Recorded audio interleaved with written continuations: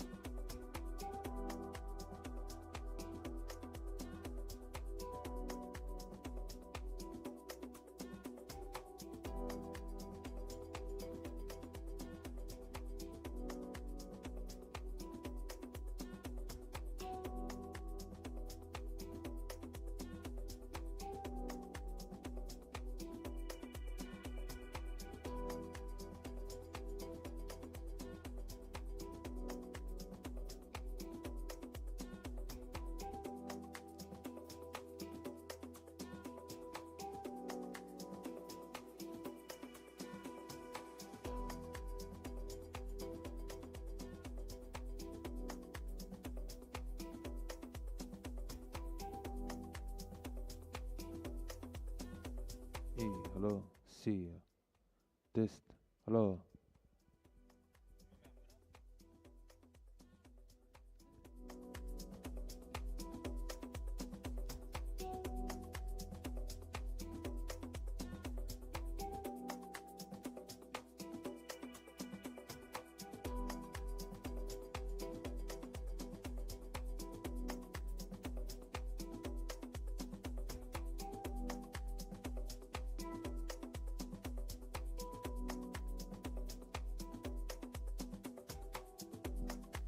الو سي تيست. الو كلنا مش سامعني.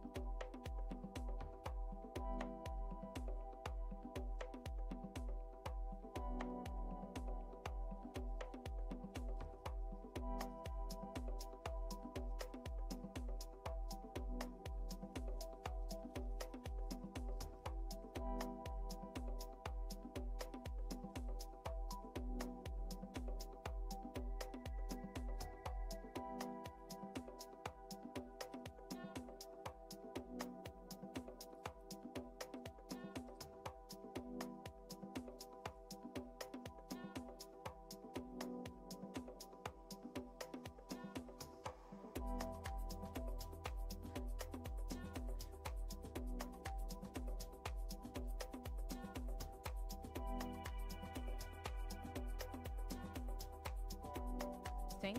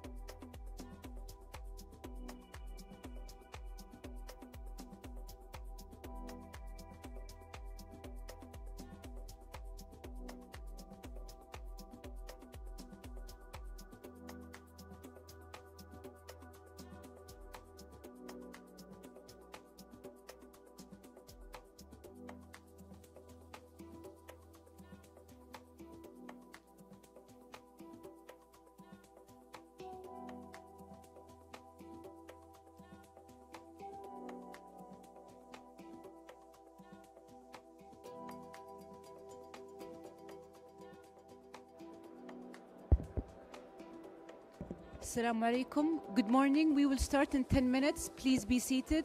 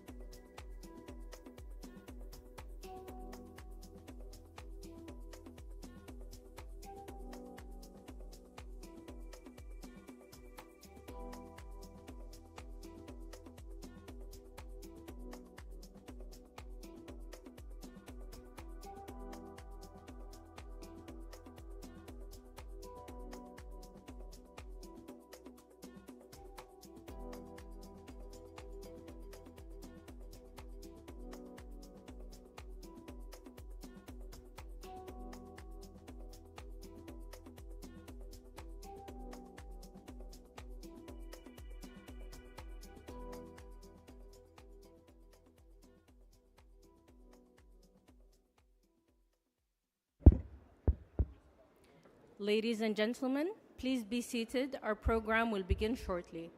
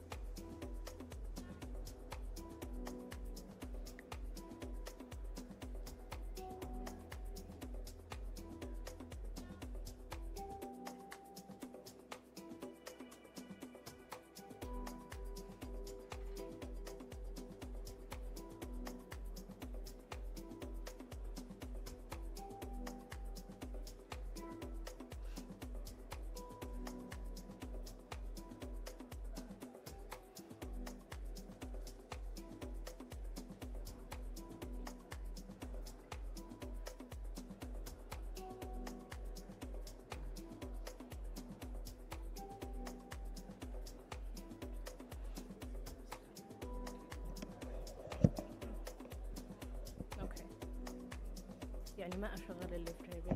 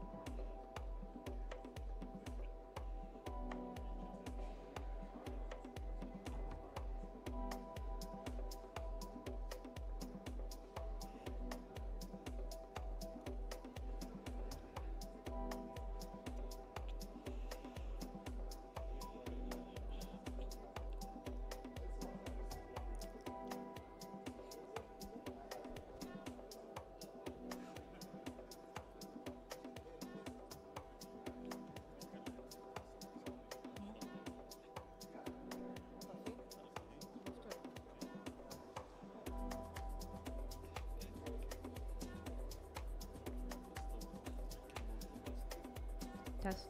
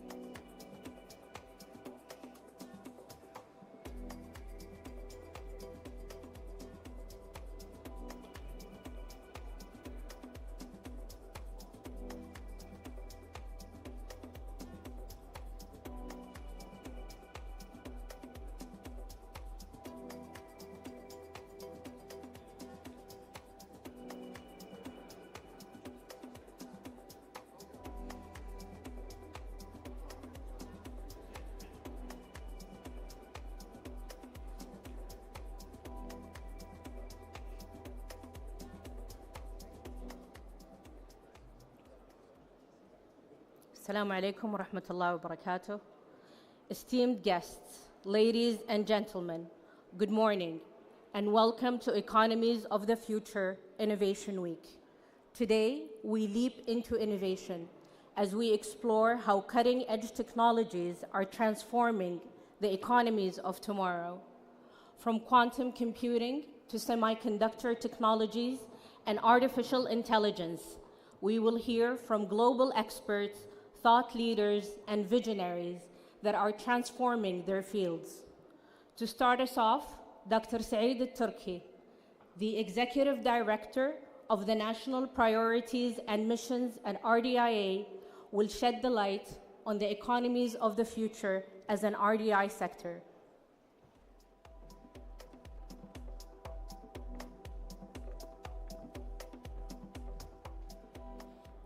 Thank you, Dr. Ghadir. Assalamu alaikum wa rahmatullah. Good morning, ladies and gentlemen. It's our great pleasure to have you today with us. And I'm very excited to welcome you in our first Innovation Week in Future Economies. This is going to be an annual event where in the first version of it, we will discuss the baseline, align our strategic goals, and converge the ecosystem toward achieving the national aspirations. In the next year, I hope, after we develop together this year the roadmap, we will review next year the progress and align together on how to adjust every year the North Star for us.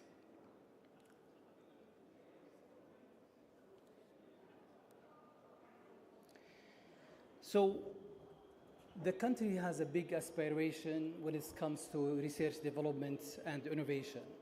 We are going to climb the ladder of Global Innovation Index, and to do so, we need to increase the talent pool by 4 times, moving from 40,000 researchers today to 140,000 researchers by 2040.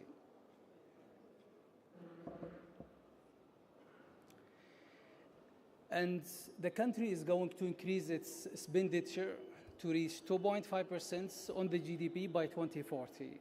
And to do so, we will also work on big missions when we are reaching and trying to solve the national problem. Next, please.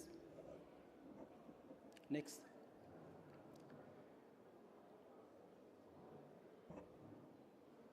Next slide. Thank you. So RDIA is moving toward mission-oriented in 4 focus areas where we selected moonshots in the health, sustainability, energy and industry, as well as economies of future.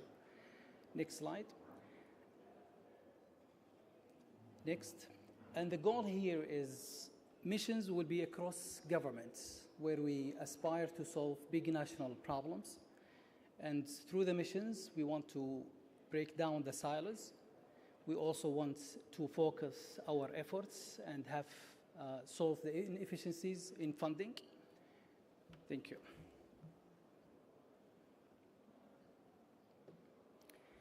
And as you can see, each mission will not all be solved by RDI itself. It will be cross-government from funding agencies, research center, innovation district, as well as SMEs and accelerator and innovator and incubators.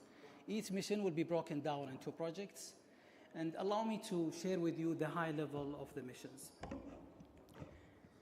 So the mission here represents the challenge space, which is the national problem. And we are going to develop a roadmap for each mission where we use the technology space to select from technology readiness 1 to 9. And we are trying to cover the discover, develop, and deploy. There will be multiple technologies and RDI domains where we want to prioritize along with our ecosystem and stakeholders together what are the most important, impactful technologies.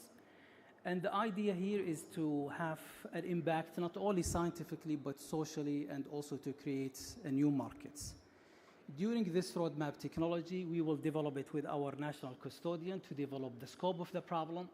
Then we will work with our stakeholders, academia, research centers, startup, and multinational companies to work on the research domains and the technologies. And we will also need to start helping national champions, those who will actually start deploying some of these innovations in the market. So to do so, we are working to create sandboxes to build this innovation to the markets. And as you can imagine at the bottom, this is not just the government's work. It has to be a collaboration between private and the government, where the government will start pushing forward and the private sector will work in the deployment sector and trying to create new markets. So we are really pleased today to represent and invite thought leaders from 15 different organizations, local and international, to share their perspective, what they are thinking about these really exciting domains from quantum, Gen AI, cognitive cities, semiconductor, and space. And we are looking forward to share our knowledge and build our collective wisdom. And RDIA would love to hear from you how you think you will contribute to these 5 areas. And I'm looking forward for an exciting talk. Thank you very much for attending, and please welcome our speakers who came, some of them internationally. Thank you so much, and looking forward to discuss with you.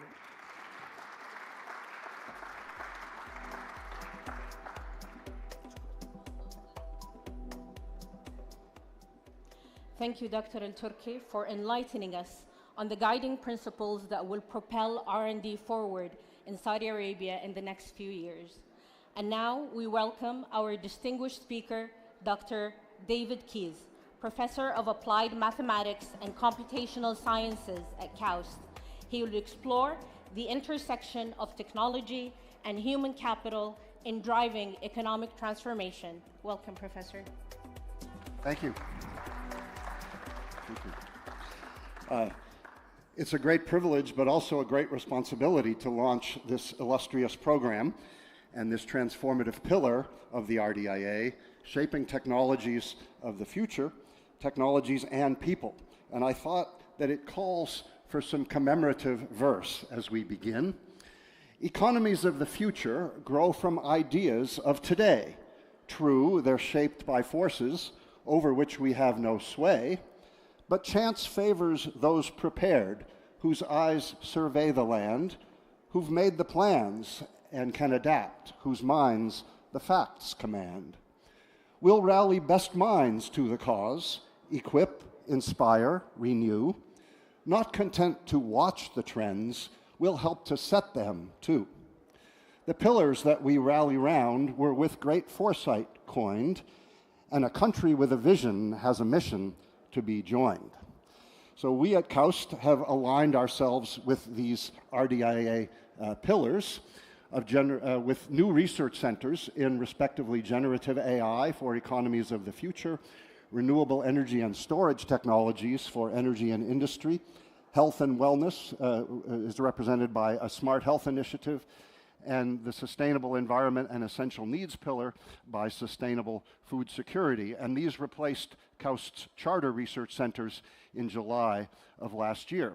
Now, I'm asked to put together all 5 of the topics that have just been announced, and in some sense, I think cognitive cities is the fruit at the top of the pyramid, which is supported by 3 of these technologies, AI, quantum computing, and space, all of which rest on a pillar of excellence in semiconductors. So I'm here to show connections between these technologies, feature some people, and then seed the panel discussions. And I have to make it fit by going very fast, but the slides are available. Now, you've noticed I left a hole in the middle of this pyramid, and I'm going to fill that hole with high-performance computing in the next few slides. Why HPC? Well, in part because of AI. If you were watching the news 2 weeks ago, you noticed that a startup Chinese company called DeepSeek shaved $600 billion off the value of NVIDIA in a single day and became the most popular downloaded large language model app, surpassing ChatGPT. It did that using NVIDIA GPUs. So how did it erode NVIDIA's value? It eroded it by showing how the GPUs could be used much more efficiently.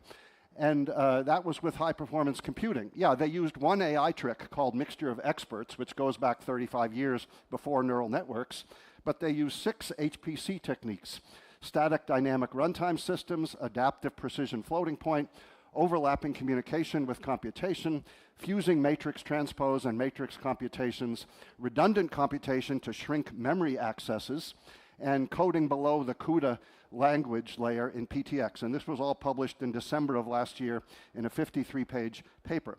But we also need HPC for quantum, because quantum doesn't stand by itself. Even if you have a full quantum computer, it's going to read its state at the beginning and offload its quantum state at the end with a high-performance computing system. But we speak really more of the initial use of quantum, which will be in a hybrid context, where data is passed back and forth between a quantum processor unit and a conventional computer, just like with GPUs today. Why HPC? Because of energy. This is a forecast from Lawrence Berkeley National Labs of the amount, the percent of energy in the US devoted to data centers. And you see that for up to 2023, it's history, and the next 4 years is a projection. And you see that the projection is up to 12% of total energy. Up until about 2017, it was growing at 7% a year, and then it took off with the advent of AI in data centers, and now it's growing at a combined annual growth rate of 27%. And we need HPC to tame this monster, because a 100 megawatt data center is equivalent to the electricity needs of about 65,000 people in an OECD country. And so for this reason, many hyperscalers are making alliances with the fusion energy industry. Microsoft has just joined the Fusion Industry Association and expects 50 megawatts from Helion by 2028. Another reason to include HPC is because the kingdom is ready for it. This is a group from, led by KAUST that won the Gordon Bell Prize last November in Atlanta from the ACM, the first time in 37 years that any institution from the Middle East has won that prize for a weather forecasting model. So we're ready to go. Now let's look at the 3 HPC methods of simulation, data analytics, and machine learning and how they interrelate.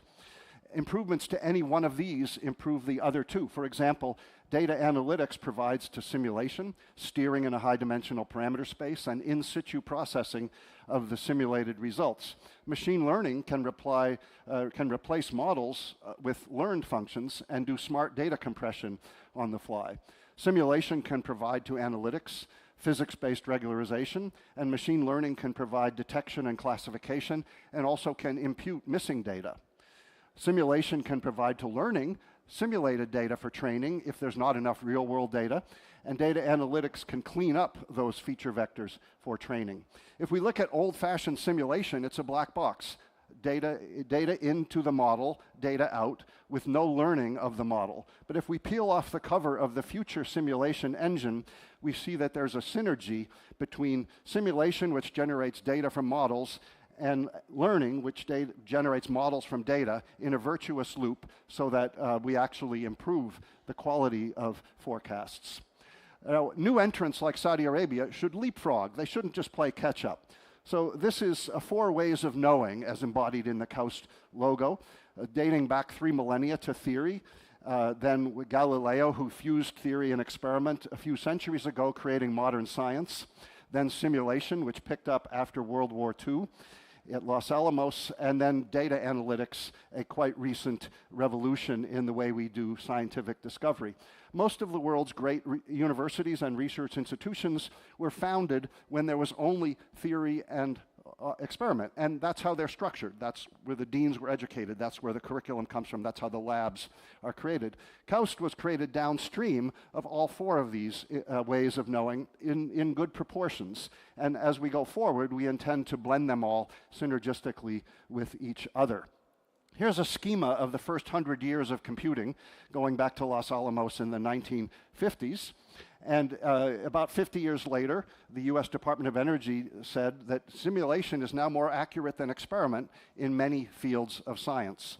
And then KAUST was founded downstream of that revolution, so as where most institutions discover the traditional way and then try to understand with computing, modern institutions try to predict with computing and then confirm with experiments.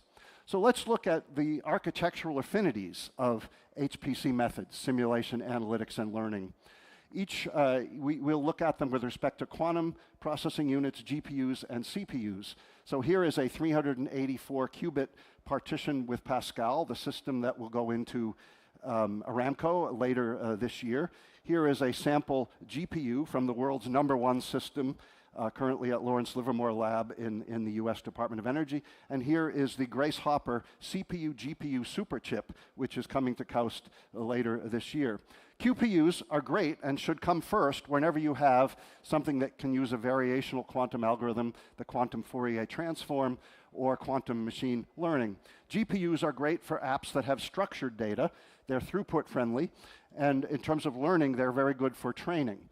CPUs are very good for unstructured data, which doesn't fit the GPU matrix paradigm. It's latency tolerant for those things, and it's increasingly regarded as good for inference. So let's look at a cognitive city scenario that blends some of these technologies. You're driving to a lecture, and your clothing detects that you're about to have a heart attack. So it tells your car to find the nearest cardiac suite-equipped hospital and drive you there. And while you're on the way, a computer downloads your medical history to the hospital and diagnoses you and plans your therapy. And your preventative surgery is so minimally invasive that you get to your lecture on time. So this is your shirt, which is instrumented to detect irregularities in your heart. This is Watson, which is trained on 25,000 medical cases and a lot of clinician hours and outdiagnoses human doctors. This is your car that drives you to the hospital.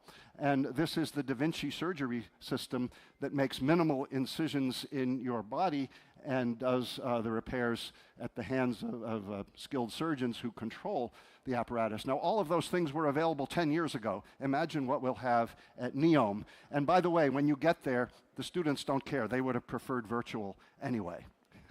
Let's try another scenario from space. So there's an insect infestation in date palms that we discover is associated with certain optical signatures that can be observed by low-orbit satellites with hyperspectral imaging. So the radiation-hardened GPU on board the satellite is retrained without having to launch a new satellite to detect this hyperspectral signature as a new data product, and plantation owners are proactively warned to adopt mitigations. So MIWA already employs satellite-based sensing with many imaging products to monitor natural assets in the kingdom. The red palm weevil causes $1 billion of damage worldwide to date palms. The new radiation-hardened cases for GPUs allow actual computing and reprogramming in orbit, providing such things as classification and training on new kinds of images. So here's this space scenario. And yes, one of the RDIA pillars is to go to Mars by 2050. But hey, let's first use space technology to save the date palms. Now, technology and people. A few years ago, I was invited by the Association of Computing Machinery to contribute to their monthly magazine an article on what they detected was an infusion of Arab-trained scientists to the US Department of Energy as new hires because of the exascale training that they got here. And these are the headline and the table from this multi-page article. And I just like to feature 5 of my recent Saudi grads and what they're up to now. You can see where they came from. And Mohammed is now at Hewlett-Packard. And Amani just became an associate technical fellow at Boeing here in Riyadh. Noah has brought quantum computing into NEOM with an Orca system that we'll hear about shortly. Tariq al-Turkestani was offered a CS faculty position at KFUPM, but he preferred to continue with the startup that now has 700 Saudi employees. And Rabab is currently at MIT on a postdoc working on a high-performance activity that will lead to improved new materials for semiconductors using molecular dynamics. The other side of the people story, where did these wonderful students come from? Well, of course, they came from Saudi universities, but they were trained by the international faculty that was brought to KAUST, largely because of supercomputing. 63% of the KAUST faculty supercompute. I think at Columbia, where I came from, it was 5%. That's the way that the supercomputer has transformed the university and the country. So whether you're impressed with the hardware or whether you think that the soul of the machine is the data structures, the task graphs, and the communication patterns, we are here for you. Can all of the economies of the future combine in one scenario? I asked this to an LLM, but before I did so, I decided I'd create my own construct. So semiconductors, advances there support more efficient high-performance computing, which is the host for the next generation of quantum computers, which will improve AI training and inference, which will make it portable for space, which will enhance cognitive cities. So I asked Poe, and you can do this on your own. I won't read what it wrote because you can access this for free. I asked it the question in blue, and it gave me this scenario linking the 5 technologies. And it gave me that the year 2035 would be when these would be operable. I asked DeepSeek, the new Chinese startup, the exact same question, and it was a little more conservative, pointing to the year 2045, but also a very coherent scenario, harvested, of course, from web pages that we have, as scientists and engineers, made available to them. So my last comment is that this is the 100th anniversary of quantum mechanics. Schrödinger wrote his first equation back in 1925. It was published in 1926, and by 1927, these 29 people got together to ponder the new discipline, 17 of whom went on to win Nobel Prizes in physics, and the UN has proclaimed 2025 to be the International Year of Quantum.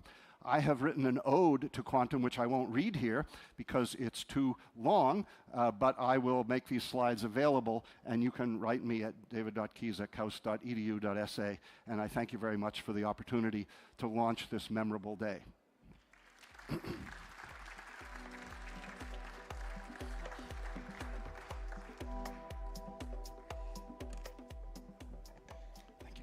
Thank you, Dr. Keys, for this wonderful talk and insights on high-performance computing. It is now my pleasure to invite Dr. Ibrahim Al-Musallam, Executive Advisor to His Excellency, the Vice Minister of Communication and Information Technology at MCIT. Dr. Al-Musallam will help us separate the hype from reality when it comes to quantum computing.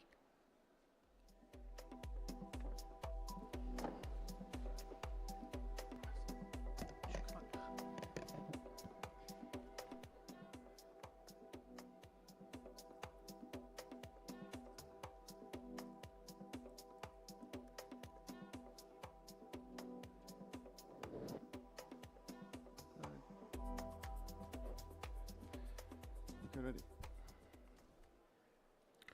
Assalamu alaikum. Good morning, everyone. First of all, I would like to thank the Research and Innovation Development Authority for the invitation, for their hospitality, and the excellent organization. Thank you all for coming. Second, I would like to apologize in advance if after the talk the title seemed a bit misleading. You see, the plan was originally to try to convince you that using data-driven evidence that quantum isn't a hype, by presenting VC funding, history, government funding, the startup ecosystem, the initiative, and projects around the world. Then the plan was to try to convince you that by demystifying some of the quantum technologies, and that the clearing the fog part of the title. So, but I only have 15 minutes, so with that being said, this is my best attempt. So let me present to you the Exhibit A. This plot shows the amount of VC fundings and quantum startups over the years, up to 2022. It's 2 years old, but I believe the trend still holds. And you can clearly see the upward trends in the last few years. In fact, the last year alone, the amount of funding in quantum startup almost amounts to all previous years combined. And to put that into perspective, I've compared it with two other transformative technologies, namely AI and cybersecurity. And in quantum, by 2022, the amount of investment, this is the cumulative plot, by the way, cumulated up to $3.8 billion in investments. This milestone was reached by AI in 2013 and by cybersecurity in 2006. So think about it. Quantum today, or 2 years ago rather, was in the same spot that AI was in 2013 or cybersecurity in 2006. So ask yourself this question: what would you do knowing what you know now about AI in 2013 or cybersecurity in the early internet age? I think that's the same question government have been asking themselves, as Exhibit C here clearly shows, with the billions of dollars in investments in quantum tech, with China and US and UK leading the race. This, ladies and gentlemen, is not a sign of a hype. This is a sign of a global race. And why the excitement, you might ask? Allow me to explain with a simple example, with something I'm sure you're all familiar with, timekeeping. Take, for example, a mechanical clock. Even the most accurate mechanical clock with the most advanced movements in the likes of Rolex and Patek Philippe or whatever, their accuracy is about plus or minus 1 second every 4 hours. Going from mechanical to digital, the accuracy jumps to 1 second every year. Now, going from digital to quantum, if you have an atomic clock, The error rate is plus or minus 1 second every 30 billion years. That's 30 billion X improvement over digital. That's, ladies and gentlemen, is not a simple jump. That's a quantum leap, pun intended. Another miracle of modern science is, if you think about it, MRIs. MRIs allows doctor to pierce through tissues to reconstruct a 3D image of the brain without touching you, let alone poke a needle. That's the promise of quantum computing. That's the power of quantum computer that enables such technology. And these are examples of quantum sensing devices, but the real excitement is in the next frontier, quantum communication and quantum computing. So what is a quantum exactly? Well, it's third of physics, or third of reality, as I like to call it. We're all familiar with classical physics. We've all studied it in high school and undergrad. We've studied phenomena such as the laws of motions, electromagnetism, gravity, etc. And you can argue that the more we understand physics, the more we understand reality, the better technology we can develop. You couldn't develop a car, for example, if you don't understand the interaction of forces, the laws of motions, gravity, etc. And as you scale up, the laws of physics change. You start exiting Newton's territory, entering Einstein's world of relativity, and you encounter new phenomena like time dilation, constant speed of light, length contraction, the interstellar realm, if you will. And these can only be explained by Einstein's general theory of relativity and special theory of relativities. And again, the more we push the boundaries of our understanding of physics, the better technology we can build. Take GPS, for example. GPS depends on accurate timing signals, and time depends on speed, special theory of relativity, and gravity, the general theory of relativity. And believe it or not, if it wasn't for Einstein correction factors, the error rate of GPS would accumulate at 10 kilometers per day, deeming GPS basically useless. So you can argue that relativity physics enables much of space technology we have today. And similar, as you zoom into the microscopic world of Schrödinger, Heisenberg, Bohr, you encounter new phenomena that neither Newton nor Einstein can explain, such as superposition, the entanglement, the wave-particle duality, etc. So in a nutshell, what quantum technology is basically utilizing quantum phenomena to fill in the blank. To measure data, that's quantum sensing. To transmit data, that's quantum communication. To manipulate data, to process data, that's quantum computing. So in the next few slides, I'll try to demystify each of those phenomena and provide a computational example. So our first culprit is superposition. We're all familiar with how classical information technology represents information in a binary form as 0 and 1. Physically, it's implemented as a transistor, either passing a current or blocking it. In the old days, it was vacuum tubes. There can be either on or off. You can use any binary system for that matter, even coins, 0 or 1. But you can also use subatomic particles. You can use the spin of an atom to encode as 0 or 1, spin up being 0, spin down being 1 in this example. But what's different about quantum objects is that they can be in a third state, a superposition state of 0 and 1. And now, instead of having a classical bit, we have what is called a qubit, the smallest unit of information in quantum information science. And when this qubit is in this superposition state, any operation on it will affect simultaneously the 0 and 1, right? So, and by extension, if you have 5 qubits in a superposition state, effectively you have data that represents all possible 5-bit strings, from all zeros to all ones and everything in between. And every operation you do on it, it will affect all possible combinations at the same time. Let me demonstrate with an example. So say you want to multiply 2 numbers together. Okay, in a classical computer, you would have to do it sequentially. You would multiply 0 by 1, you get the result. You get multiply 1 by 0, then you multiply 0 by 1, and then you multiply 1 by 1, and you get the result for each. In a quantum computer, what you do is you put the qubits in a superposition, let the quantum computer run the calculation, and it will multiply each possible combination together at the same time. But what's interesting, the result is another qubit, which is in a superposition state of 75% 0 and 25% 1. You might ask yourself, what does that mean? Well, it reflects the classical result, because the classical result is 75% 0 and 25% 1. So this is not the end of the story of quantum computer. After the processing, you need to measure the qubit, and that's the realm of quantum algorithms, basically. Sometimes it's scaled linearly, sometimes scaled exponentially, so it's not always a single-step process, unfortunately.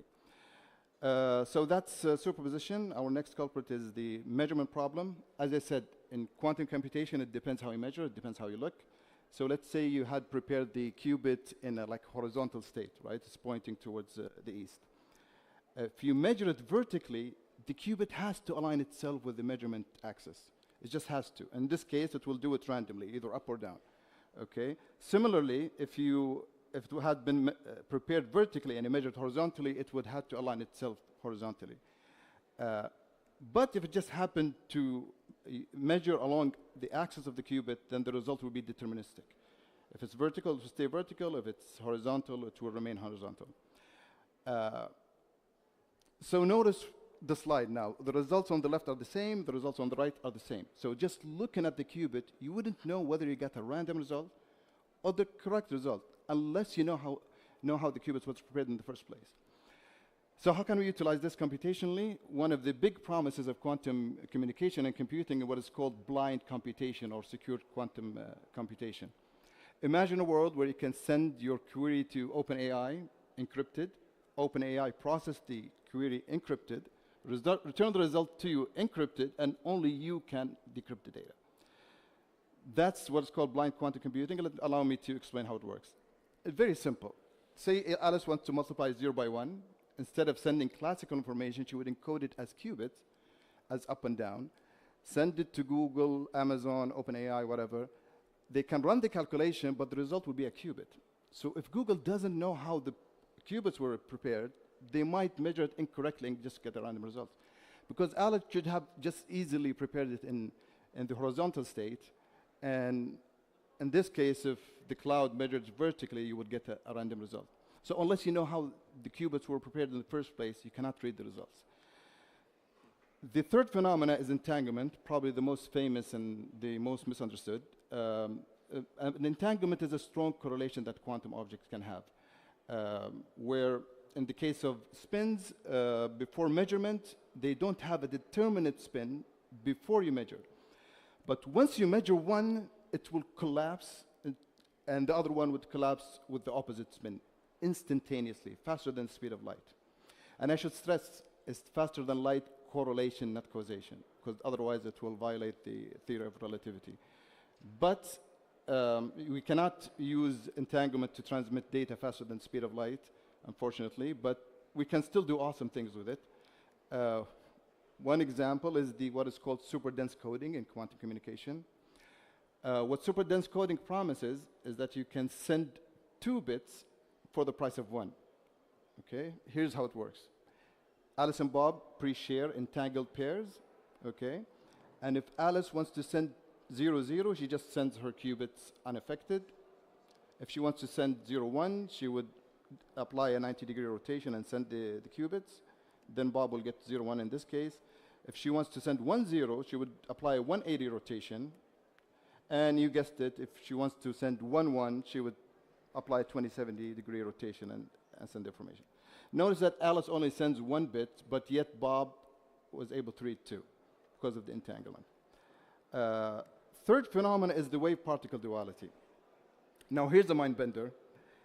You know you can let less light in by opening more windows because it makes sense, it's counterintuitive, but it makes sense if you think of light as a wave, because waves interact with each other and cancel each other out, and which is beautifully demonstrated by the most famous experiment in physics, arguably, the double slit experiment. If you bring a light source and shine it to a double slit, what you get is an interference pattern. Intuitively, you would think you would get 2 straight bands, but actually the brightest spot is in the one in the middle, in between the 2 slits. Which, if you think of light as a wave, makes perfect sense, because when light interacts, they either cancel each other out or constructively interfere. However, if you try to measure anyway where the photon went and which slit, then it starts to behave like particles. You would see the classical results. Here's a simple experiment where you can utilize the wave-particle duality in sensing. Here's the recipe. Bring 1 laser, 2 mirrors, 2 50-50 beam splitters, and 2 detectors. And let's apply our classical thinking first. there are 4 possible paths photons can take. They can either pass through the first beam splitter, reflect to the mirror, and then pass through the second, or reflect through the second, or reflect through the first, pass through the second, or reflect by both. 4 possible paths, 4 all equally likely, then you would expect the detectors to click with 50-50% probabilities, right? That's the classical explanation. Now let's think quantum mechanically. Light will travel as a wave, it will hit the first beam splitter, and then it will not go either left or right, it will go in both paths at the same time in a superposition of these 2 paths. And then it will re-interfere with itself in the second beam splitter. And if you do the calculations right, it can exit either the B path, and it will be out of phase, and it will cancel each other out. So you'd expect 0 detection rate at this detector. Or it will be in phase and constructively interfere and increase the intensity. You would expect 100% detection rate at detector A. And guess what? Quantum mechanics is right. That's what you observe when you apply this experiment. And if you think about it, what you have in front of you is a very sensitive quantum device that's sensitive up to the wavelength of light. Because as you change the distances even ever so slightly, if you shift by a half a wavelength, the distribution will shift from all the way in phase to out of phase in detector B.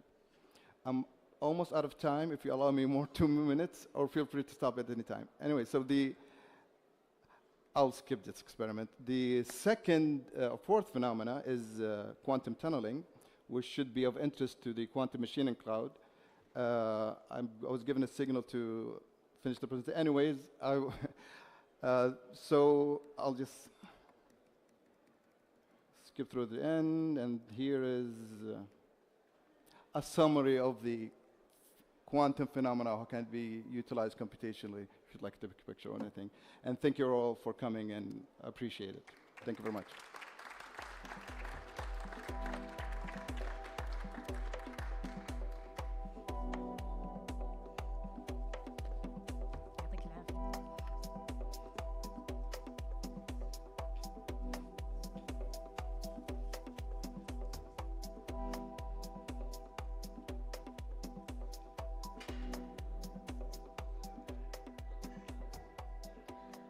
Thank you, Dr. Al-Musallam, for articulating quantum technologies very elegantly.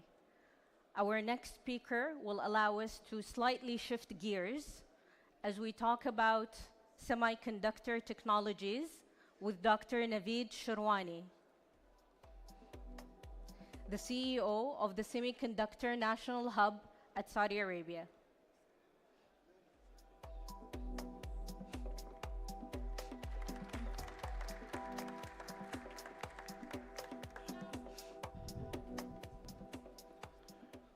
Good morning, Assalamu alaikum. I have a distinct pleasure of actually giving a report out of what we have accomplished as opposed to what we plan to do. Right? So that would be good. The great thing that Professor Keys has already done for me is that I don't have to impress on any one of you that semiconductor is a very important foundational technology. I should have taken his slides. The beautiful slide was the whole world rests on semiconductors. Thank you, Professor, really doing my job. So I don't have to convince you. Actually, what I would like to do is to give you a report out that we started this project about 6 months ago, and what we have been able to accomplish, and what would we like to do in the next 4.5, 5 years as National Semiconductor Hub. Before I go, I think it is very important to understand why we are so concerned about semiconductors.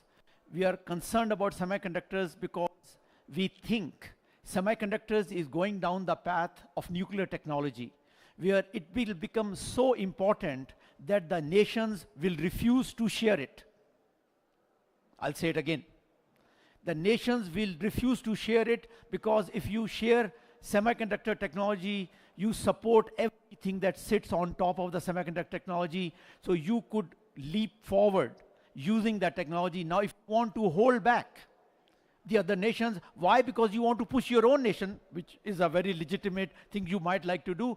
The way you could do that is to deny semiconductor technology or the latest semiconductor technology to the other countries. Is it true? What's happening now? It is being done to China. It is being done to other countries. And increasingly, the world will divide. The clubs will be formed. There will be a clubs of haves and there will be a clubs of have-nots. The question is, where do we want to be in the kingdom? Of course, we should have the best relationship with every possible club, but we must have our own capability to do as many chips as we can. So this is our policy. That's what we are trying to do, that we want to attract companies from all over the world, from US, China, wherever these semiconductor companies come here. We want to make sure that we have trained talent so that they can hire those people, but also we want to bring people from all over the world here and work. We want to have incentive schemes for them. We want to have funding for them. But more importantly, we want to join these companies in their cycle, which means not only we bring them here, give them people, help them with incentives and funding, but take them all the way to the exit.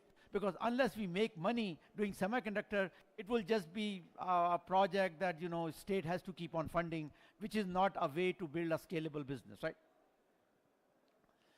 So, as I said, that in order to build any ecosystem, and I've been part of building few ecosystems around the world, it is just not sufficient to do one or the other. Like you see, people ask the question, why Silicon Valley cannot be duplicated? The reason for that is very simple. Silicon Valley, we do all 5 things together. We attract companies, we train people, we give them incentives, we do funding, but more importantly, we take them to exits. There are companies who buy smaller companies, and because of that, the cycle continues. If you look at all the other things that have been done in India, in China, and elsewhere, what you find out, they either train, they try to fund, they try to give incentive, or they do something else, but they don't all 5 things together. So this is very important. If you are building a startup ecosystem, you have to do all 5 things together. It's not very easy to do. Why? Because 5 things are very diverse. Training people is one story. Attracting companies is a different story. Giving incentives is a different story. Working with the government, you know, tough thing to do. Funding, working with VCs, another problem. Mergers, acquisitions, exits are yet another story. So this is the reason why it is so hard to build the ecosystems. It requires 5 different skill sets to bring all the people together to make an ecosystem work. And this is why I believe it is so difficult. And this is why people have failed all over the world to duplicate the success of Silicon Valley. Now, I'm not saying the people in Silicon Valley are very smart. It just so happened that we have the 5 systems together, and it was a very natural consequence of how California emerged. So here our goals are. Our goals is to bring 50 semiconductor companies to the kingdom in next 5 years by 2030. So when I presented this for the first time to Excellency Abdullah Swaha, he asked me, Dr. Shavani, how can you bring 50? How many do we have now? I said 0. He says, okay, if you have 0, how do you get 50? So I told him that I myself have built 23 companies and there was no state behind me. So I'm assuming that if there is a state behind me, maybe we can do 50 in the next 5 years. I'll give you a report in a moment what we were able to achieve. I think you'll be very happy. But again, as I said, that's not sufficient. While we bring 50 companies, we'll have to have 5,000 trained engineers. How many we have in Kingdom today? You can guess, maybe 100. We have to have 25 world-class experts from the world who will mentor these companies. They have to be here physically. And then we have to provide funding. The total funding required would be around $3.2 billion for these 50 companies, right? Another problem with this funding is this funding cannot be government funding. Why? The reason is if the government funds all of it, the private sector will never be part of that. If the private sector is never part of that, this thing will never grow. So our goal is only 1/4 of the funding will come from the government sector. 3/4 of the funding has to come. 3/4 of the funding has to come from the private sector. Okay, so let me give you an update of what we have been able to achieve.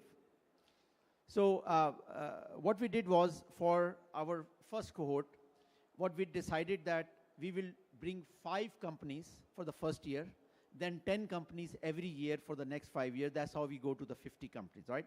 So remember, our goal for the first year is to bring just 5 companies. And we primarily focused on United States, mainly because it was easier, not for any other reason, because I spent most of my life in Silicon Valley. So here's what happened. When we said we want to bring 5 companies, 64 companies applied to be part of that cohort number 1. Isn't that amazing? That randomly Kingdom says that we want to have 5 companies and 64 companies, and primarily the 64 companies are all US companies. Why US companies would like to come to Kingdom? Isn't that amazing? This is very strange, isn't it? I would have not guessed it. Here is the reason.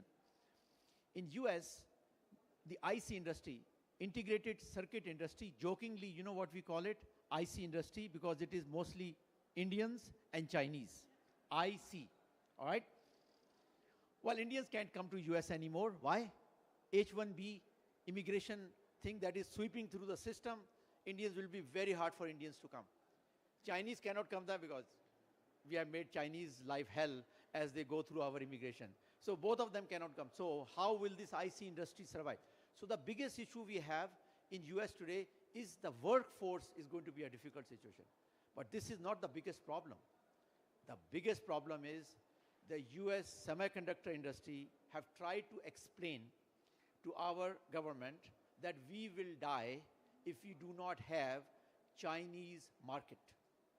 Why? China is half the semiconductor market. So if you don't sell to China, which is where we are going, then you have half the revenue. If you have half the revenue, then you have half the R&D. We can hardly make the chips that we can make with the full R&D. What will we do if we have half the R&D? Nothing. Death. This is a very serious problem. So this is the reason why US companies will try to move away from US and find neutral locations wherever they can go. Malaysia, Singapore. If we make them welcome here, they'll come here. So these are the 2 primary reasons, market and the human capital, why companies will move out of US. Well, some of our companies are also from China. Why? Why Chinese companies are becoming a technical refugees and leaving China? Slightly different reasons. China has no access to latest technology anymore because US has choked the latest technology. They cannot have 7 nanometer, maybe now even not 12 nanometer. So as this technology is not available, what will the Chinese company do? They will have to physically move out of China to access that technology. Same problem on the human capital. They have lots of Chinese engineers, but some of the very innovative engineers in semiconductor are Americans also, very important. And of course, Indians are not going to go to China, another problem. So again, this is a very interesting situation. Neutral countries like Saudi Arabia can hugely benefit from a situation that we sit here and we can literally just, Allah gave us oil. I think Allah can also give us an amazing semiconductor technology, but we'll still have to work very hard to make it happen, right? So this is what we have been able to get these companies. These are some statistics from the companies. So what we have been able to do is that we got 64 companies to apply. Remember, our goal was 5, right? But we were forced to accept 16. Why? Because they are that good. I cannot say no to a good company. So we have 16 companies in the cohort number 1 as compared to our goal of 5. All right? So this is very good. Now, all of these companies are raising their Series B, Series C money, so we will help them. So what we have done is that we have put together an incentive program. So when a company comes here, we give them, with the help of NDTP, we give them around $2 million for coming here and relocate a design center or bringing the company here. And then we work with them on getting the funding they need. So you can see the top 12 companies need around $200 million. So we are actually putting together a fund right now. The first fund we are putting together is a $500 million fund. But before I go to the fund, let me just give you a quick update on our what we are doing on training. Dr. Abid and his team is sitting right here. So we started the training at the same time. As I said, we need 5,000 engineers over the next 5 years. There are no 5,000 engineers here. So what will happen is we'll probably train 2,000 engineers here, and the 3,000 engineers will come from Egypt, Pakistan, Jordan, and the surrounding countries. So we have two efforts. One effort is to train people here, and one effort is to try to draw engineers from Egypt and Pakistan. So from training folks here, we had amazingly, when we launched our first cohort, about 1,000 Saudi engineers applied for it, and we were able to get 60 plus candidates. They are training on second floor right now. They are about 5th month in their training. 50% of them are women. We are very proud of that. This is amazing. And I think women are more hardworking than our men. This is not a racist statement. This is not a gender statement. This is just a statement of fact that what we have, the instructors have told me. All right. So I think this is our first cohort. We are going to launch our next cohort very, very quickly. We are also declaring Egypt and Pakistan as our spokes, which means we will be able to recruit people from Egypt and Pakistan. So that's how we intend to make this engineers happen. Oh.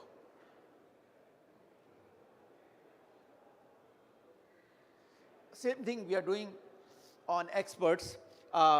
We have a goal of getting 5 experts per year. So we have been able to recruit 5 of them this year. So mashallah, that is going very well. Last update is on the funding. So we are establishing a fund called National Semiconductor Fund. The first fund, it is being registered right now by Apex, but the fund will be around $500 million. And the way the fund will work is out of the 200 million needed for the first 12 companies, we will only write a check for 50 million. The remaining 150 million will come from the private VCs. And we want to do that so that the private VCs should do more and more funding for our companies. They could be local VCs, and we have a consortium of 24 local VCs. And we'll also go out and find international VCs who should be interested in funding these companies. And the last thing, as I said earlier, is we have an incentive. This is the 5th pillar, right? You have to work on these 5 pillars together. This is the 5th pillar. And what we have done, we have worked with National Technology Development Program under MCIT. And what we have done is they've taken all their programs, combined that into a single program. And what it does is that it gives $2 million to any company that is coming here. And we give about $500,000 as soon as they land. As soon as they register the company, they hire the 5 engineers, we give them $500,000, and they have a couple of other milestones to reach, and then they can get the remaining $500,000. So as a result, in about a year, they can get the $2 million while they wait for the funding, hire their people, train their people. All right? So anyway, I wanted to give you this update. Hopefully, inshallah, I think this is our 6 months work, right? This is 6, 7 months what we have done. Inshallah, we'll be able to do much better. We are done with our cohort 1. You're very welcome to visit us on the 2nd floor. Thanks to Abu Fahad, we have a whole floor. And inshallah, in about 2 months, you'll see about 10 to 12 semiconductor companies, each with 5 to 10 engineers, doing 10, 12 different kind of chips that they will be designing. This is my hope. By July of this year, we'll tape out our first chip from Saudi Arabia. Thank you very much for your time.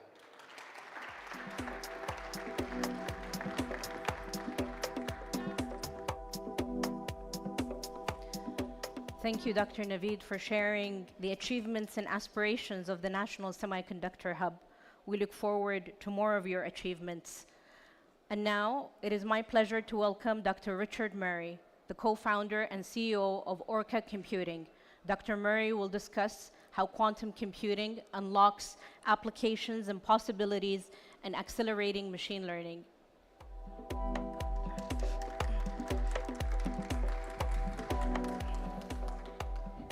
Thank you very much.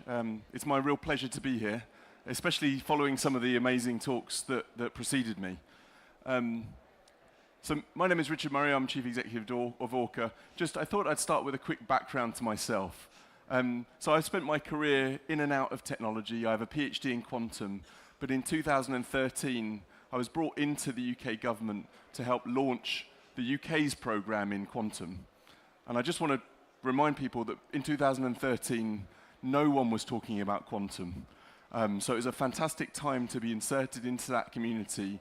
And since then, we've seen the explosion of interest and real deployments and technology progress in and around quantum. So in and out of different public roles and company roles. And then in 2019, I was one of the co-founders of Orca. So let me just say, what is quantum? So one of the previous talks really nicely elaborated on what quantum is. At this point, based on that, I would just say that quantum, it's not a new technology. It's not even a few technologies. It's a new way of looking at data. It's a new way of going back to basics and processing the very thing that the very heart of what we think is. It's a new way of looking at data itself. And what this means is that it's not just computing. It's a whole plethora of new technologies that collect data, that communicate data, and process data. So let me leave you with this one point. It is not one technology. It is a suite of technologies. It's a new way of looking at data. And what that means, and again, the previous talk elaborated a lot on this point, is it is a new, hugely exciting range of potential capabilities. So with quantum, you can revolutionize the way that you look at healthcare. So non-invasive brain measurement is only possible with quantum. We can control computers through our thoughts. It's a new way of looking at infrastructure. You can see beneath the ground. You can monitor oil rigs without touching anything, purely based on looking at gravity signals. And there's a new way of navigating. So no longer do we need to rely on satellites to move from A to B to guide us. We can rely on inertial methods to determine our position. So in each of these three areas, you can see a new, completely fantastic new capability and a new potential to revolutionize the way we do things by harnessing quantum data. But of course, I'm here to talk to you about quantum computing and what that can bring. Quantum computing is probably the first paradigm shift in computing that we've seen for many decades. For a long time, we've been focused on zeros and ones, semiconductors, silicon. That's been fantastic for us, and of course, we've seen the explosion of AI because of that. But now it's time to relook at what really what computing is. And quantum computing is really the first reinvention of computing itself to help us address these huge challenges that we face. So quantum is a new way of looking at computing that will align with our current models of computing. Many people are familiar with this image. This is the standard image of a quantum computer, a cryogenically cooled superconducting qubit system. I love to say to people, this isn't the only model of quantum computing. So you've seen outside the Pascal stand, very different way of looking at a quantum computer that doesn't need cryogenic fridges.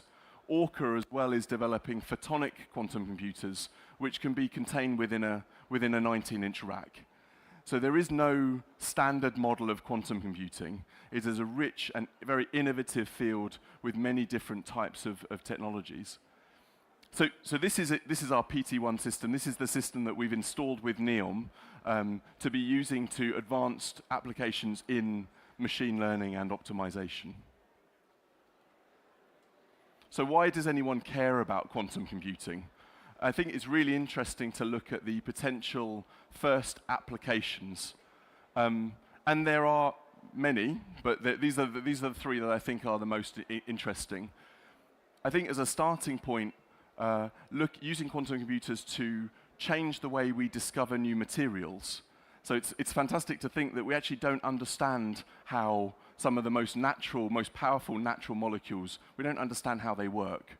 We don't understand how the blood can absorb oxygen. We don't understand hemoglobin. We don't understand how plants can harness sunlight to produce. We don't understand chlorophyll. We don't understand high temperature superconductors.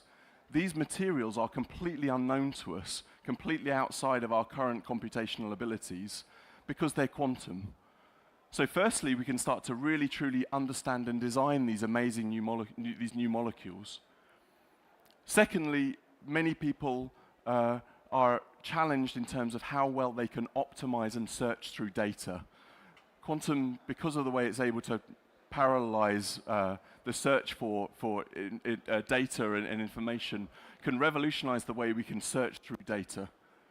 And then finally, and in my view, the real bleeding edge of what people are doing is the inclusion of quantum within future machine learning and generative AI models. So you can really look at adding quantum into those existing models to make them better. So I thought I'd just elaborate on that last point just slightly by giving a great case study of generative AI as it's currently applied to chemistry. So, by the way, this is the second fastest growing area of generative AI, the use of generative AI to predict new molecules. All companies are looking at this, but it's really limited. So the total number of molecules that you can predict with a current generative AI model is about 10 to the 80. Huge number of different molecules. But the total number of molecules that it can possibly exist is more like 10 to the 180. So if you look at these numbers, there is an order of 10 to the 100 potential molecules that can exist, which we are not accessing currently with generative AI models. One very interesting example of this is when you look at snake bite. So if you try and find a solution to snake bite venom, the solutions exist in this area of 10 to the 100 possible molecules which cannot currently be modeled. So there are real therapeutics which are not currently being discovered because of the limits of our current computational capability. Quantum can change all of that. So a little bit of a technical slide. When Orca looks at applying, and this is not just unique to Orca, when companies look at applying quantum to existing generative models, what you look to do is, as David Keyes was saying, include quantum alongside classical high-performance computing, but really at the bleeding edge, inclusion in those models to drive much better outcomes. So what does the future look like? Especially what does the future look like for some of the fantastic activities here in the kingdom? Many people are aware of these things, these AI factories being built. They are hugely exciting, especially when we consider what we can do with them.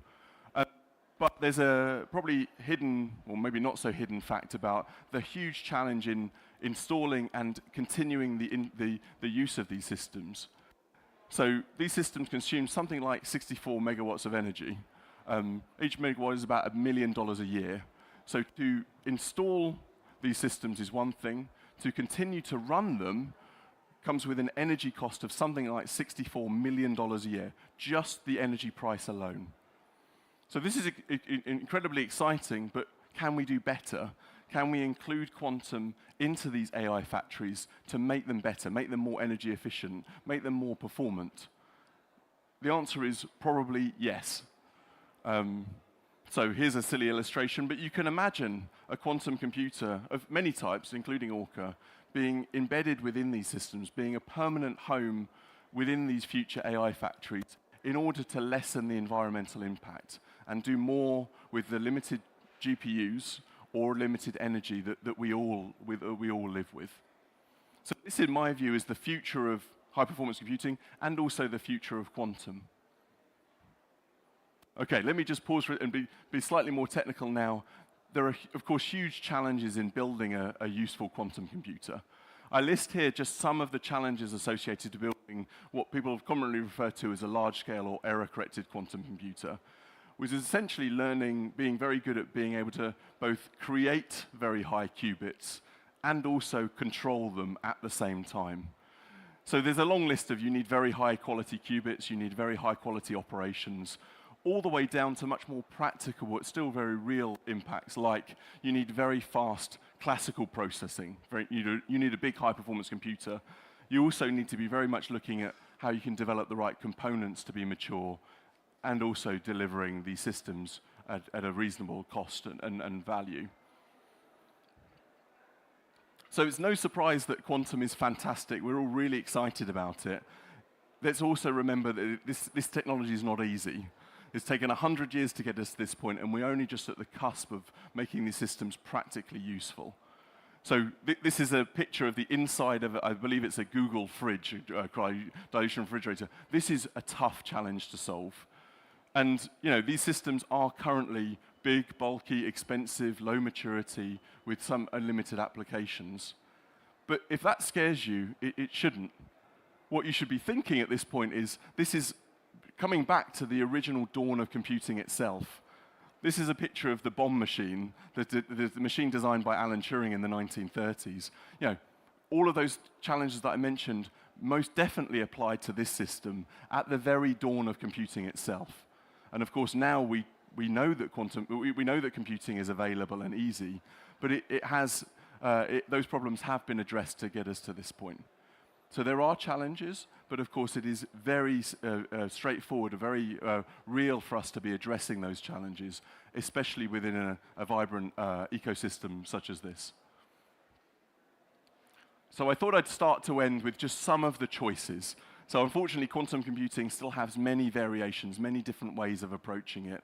If you're familiar with quantum computing, I'm almost certain that you'll be familiar with the choice of which qubit is best. I actually think it's a bit of a sort of moot point, a bit of a silly point. Every qubit is good for a certain application. But there are certain choices to make in terms to decide how to apply quantum, which qubit is best, whether you are concerned with fully quantum or hybrid quantum solutions, whether you want a system which is on-premises versus a cloud solution, how long you're willing to wait, what the timing of your solution, what the timing that how long a horizon you're looking at. And finally, whether you really want a fully quantum computer or how much you're preparing for embedding quantum with classical solutions. So this is a slide to illustrate the choices, the different variations, but also the richness of innovation that's currently happening at the bleeding edge, at the cutting edge of quantum research within companies and within governments today. Right now. So I thought I'd end with just the state of play at the moment. So the global quantum industry, the global quantum community is ballooning, it's exploding. So not only are we seeing the emergence of the very first industrial use cases for quantum, which by the way are a pipe cleaner for everything else that will come after it, we're also seeing the rapid evolution of the hardware to be making it more performant, but also more practical. And finally, the number of applications that we're seeing are growing year on year. So it's no surprise to see that the global ecosystem, the number of companies pursuing this is growing at an equal rate. And I'm excited to be here, quite frankly, because I think mapping that potential capability to an exciting and emerging economy and the Vision 2030 that's happening here today is one of the solutions to unlocking some of the first applications of useful quantum computing in industrial applications. So that was a very quick whistle-stop tour through everything. I hope that's been useful and look forward to talking to you all today more about that. Thank you very much.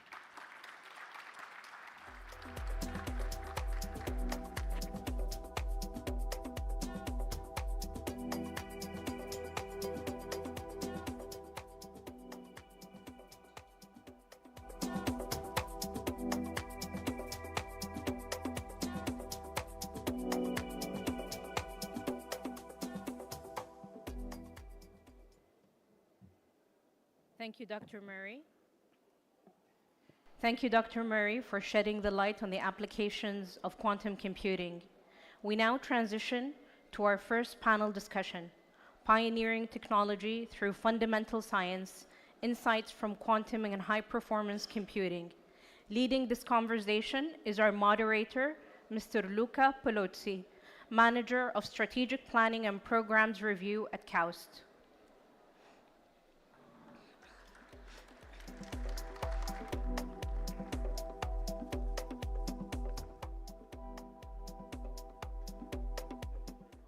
I would invite all the panelists, to join me here. Thank you. So a couple of words about myself. So I'm Luca Polizzi. I work at CAUS in area strategy and forward-looking management. I spent a few years in the Middle East as diplomat, attaché for research and innovation, and worked many years. Well, Martin, get closer. Yeah. My picture is just about. Okay, right, it's fine. And worked many years for the European Commission in the DG Research and Innovation, managing large programs in the scale of 100 billions to support research in Europe and across the world. But now let's introduce our panelists. So we have Martin Gastal. So Martin is a senior staff member at CERN, the Center for Research in the European Center for Nuclear Research. Martin is also advisor, for partnerships and the MENA region, and he also lead of the Open Quantum Institute. Welcome, Martin. So we have then Mohammad Sayari, hello, chairman of the board of directors of the Saudi Quantum Computing Association, and also head of quantum computing at Aramco. Welcome, Mohammad.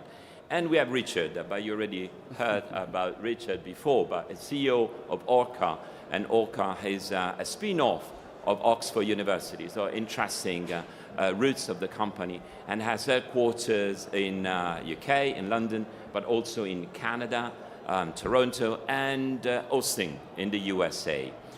Right, so we heard a lot this morning about quantum. So we heard about the importance of the ecosystem. We heard about the massive investment across the world, 40 billion.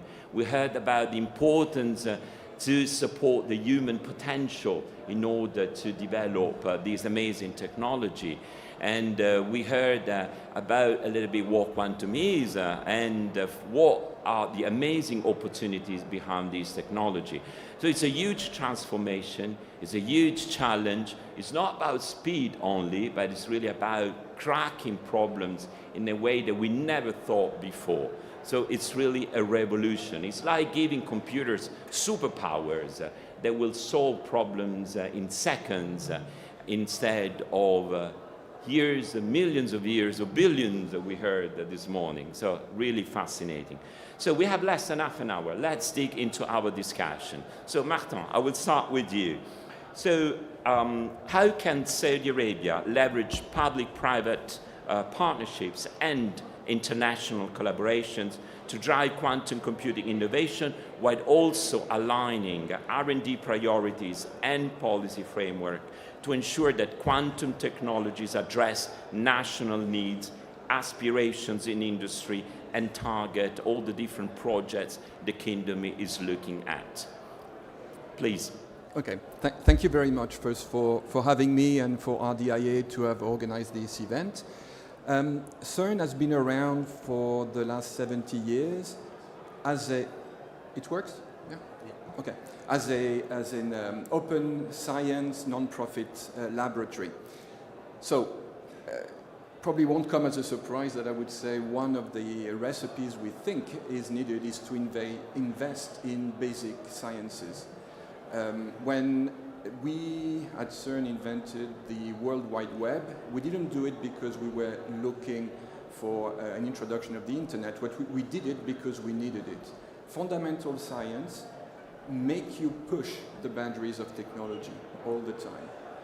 The fact that we are also open means that you are leveraging the entire curiosity and culture, but also the acumen for science that is collective. So at CERN, we got into quantum a few years ago, and we launched last year in March an institute which is dedicated to developing the skills of our partners in quantum computing algorithm. This is called the Open Quantum Institute. This was something that was highlighted in Paris last week at the inauguration of the Year of Quantum. The way it works is that we are essentially putting together teams from very different corners of the community to develop algorithms, push the technology beyond the state of the art, while benefiting humanity, which is a stronger aspect of the program. So in Saudi Arabia, you've got the academia, And at CERN, we're already working with two Saudi institutions, KAUST, so Luca is a member of, and EFET, and we're also in discussions with KU. So you have this faculty, this academic community. You have also a strong industrial community, which we heard from two speakers ago. And what we add to that mix at CERN is also a diplomatic aspect, because we feel that in order to make things move forward, you also need the lawmakers to be part of the equation. At the Open Quantum Institute, each team that is designing algorithm are teamed up with an industrial partner, so typically they are academics. So the academics do the coding, the industry leaders are providing the simulators, the quantum computing simulators, and later the quantum computers, but also international organizations. That's very important because in the end we are trying to push the technology by focusing on applications of quantum computing. Richard, a few moments ago, was mentioning many of such applications, drug discovery, new molecules. As quantum scientists, you don't necessarily appreciate the stakes of such research. But if you go to the discipline experts, they can help you to make your application even more targeted. And in that same team, we will introduce diplomats. That's not maybe intuitive, but in the end, if you want to make an ecosystem grow, you need this, we believe, you need these three different parameters so that the legal framework in which your ecosystem is developing is also understood and supported by the lawmakers. I have very little time, so maybe I'll stop here, but if you have a minute, I recommend you look up the Open Quantum Institute on the web. It is a brand new initiative, and when we do what's special is that we focus on applications related to sustainable development goals, water, air, education, poverty.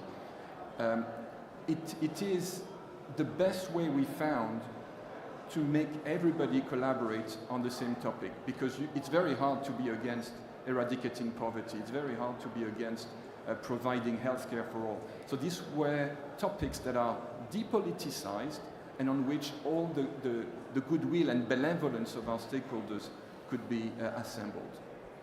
Thank you very much, Martin. So 3 main ingredients: the importance to support fundamental science, the importance to work with multidisciplinary teams, and the importance to bring together the private and the public sector. Thank you very much. So we move to Mohammed. So how can Saudi Arabia existing investment in research, education and infrastructure, particularly like through the Vision 2030 and the implementing programs, can leverage and accelerate quantum computing, but also communication and sensing in the country? Please. Thanks, Luca. Good morning, everyone. I would like to thank RDIA for the invitation. I'm very delighted to be with you today for this amazing event.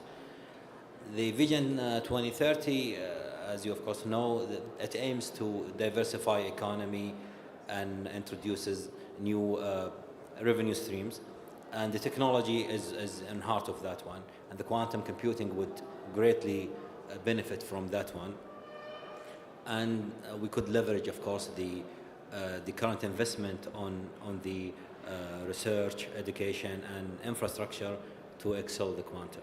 For example, when it comes to research, we believe we do in the kingdom we have many amazing research institutions and universities such as KAUST, KAXT and KFUPM, and we could leverage those ones and extend and create dedicated quantum centers, hubs. Those one would focus on excelling the development of the quantum in the field of quantum hardware, algorithms, applications and cybersecurity and others.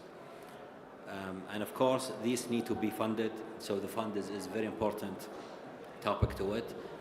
This would encourage to fund these R&D projects. This would encourage researchers and startups to jump into the field and start working on these ones. Another important thing under the research is really we need to expand the current collaboration, not just with the domestic research centers, but also international research institutions and leading quantum companies. For example, at Saudi Aramco, we have built a partnership with IBM on the Quantum Innovation Hub, and also we had an agreement. We have invested in Pascal, a French startup, and this year we will have the quantum computer here in the kingdom, and we will avail the cloud access to be the first in kingdom, the first local cloud access to the kingdom. So this is under the research. Under education, also, I believe it's very important to introduce the quantum to the university's curriculum and to the training centers. Very important. Since we have shortages when it comes to talents, we need to have sponsorship programs to help and to encourage students and researchers to enter these ones. Right now, we have some universities like KFUPM. They have multiple quantum program, undergraduate and one master program for the quantum. And also when it comes to professional training, we have Tuwaiq Academy. They provide quantum programs, and we have National IT Academy, which is NITA. They also have professional training for the industry. So these are very good, but we need a lot of those programs. And lastly, the infrastructure. We believe in the kingdom we have the multiple state-of-the-art labs, and also when it comes to the HPC, really we have, I would say, some of the strongest, the most powerful supercomputers. For example, in KAUST we have Shaheen, and Aramco we do have Dammam 7. So those ones, we could leverage those infrastructure and have the quantum part of it. And also we believe the future for the quantum will not be isolated. It will be integrated with the classical environment and with HPC also. So we can work it out right now, and this HPC can help to simulate also the quantum behavior, and we can utilize it until we get fault-tolerant quantum computer. So in a nutshell, these are the quick points to answer your question. Thank you very much, Mohammad. So 3 key words we heard. Infrastructures. So we need to continue to invest in infrastructures, but the kingdom has already very well advanced in infrastructures that we need to capitalize on. Second key word, integration. So we need to make sure we work collaboratively across the kingdom. And the third key word is, again, partnerships. So working with companies, small and medium enterprises, and internationally across the world. So let's move to you, Richard.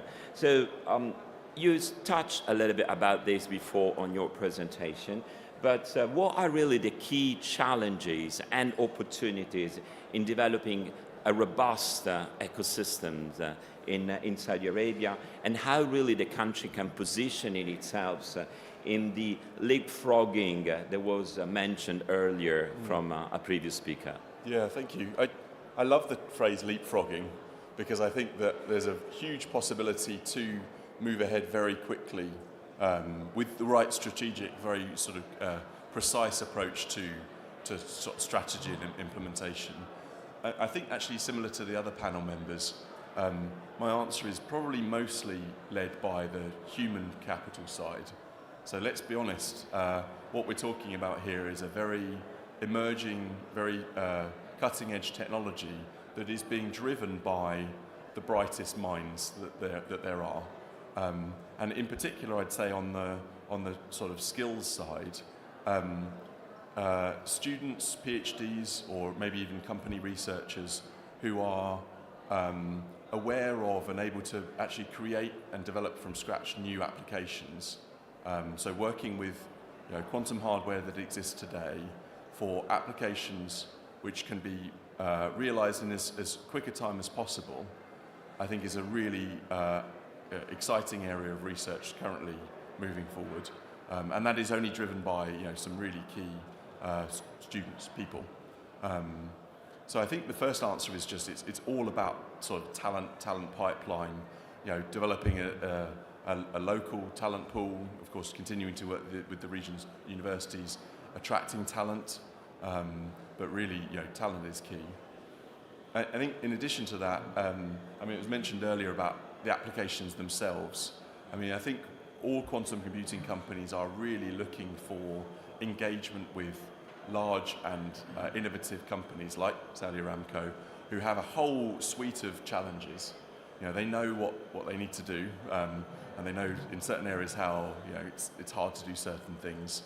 If those companies can provide to quantum computing companies their challenges, in a very detailed way, we're having trouble searching through all this data, or we're having trouble with this new molecule or new material that we're trying to synthesize.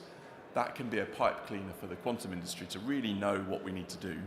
There's nothing beats anything like having a really concrete idea of a problem and a solution to that problem. And I think finally, just the infrastructure piece is important. So we're all looking at quantum computers.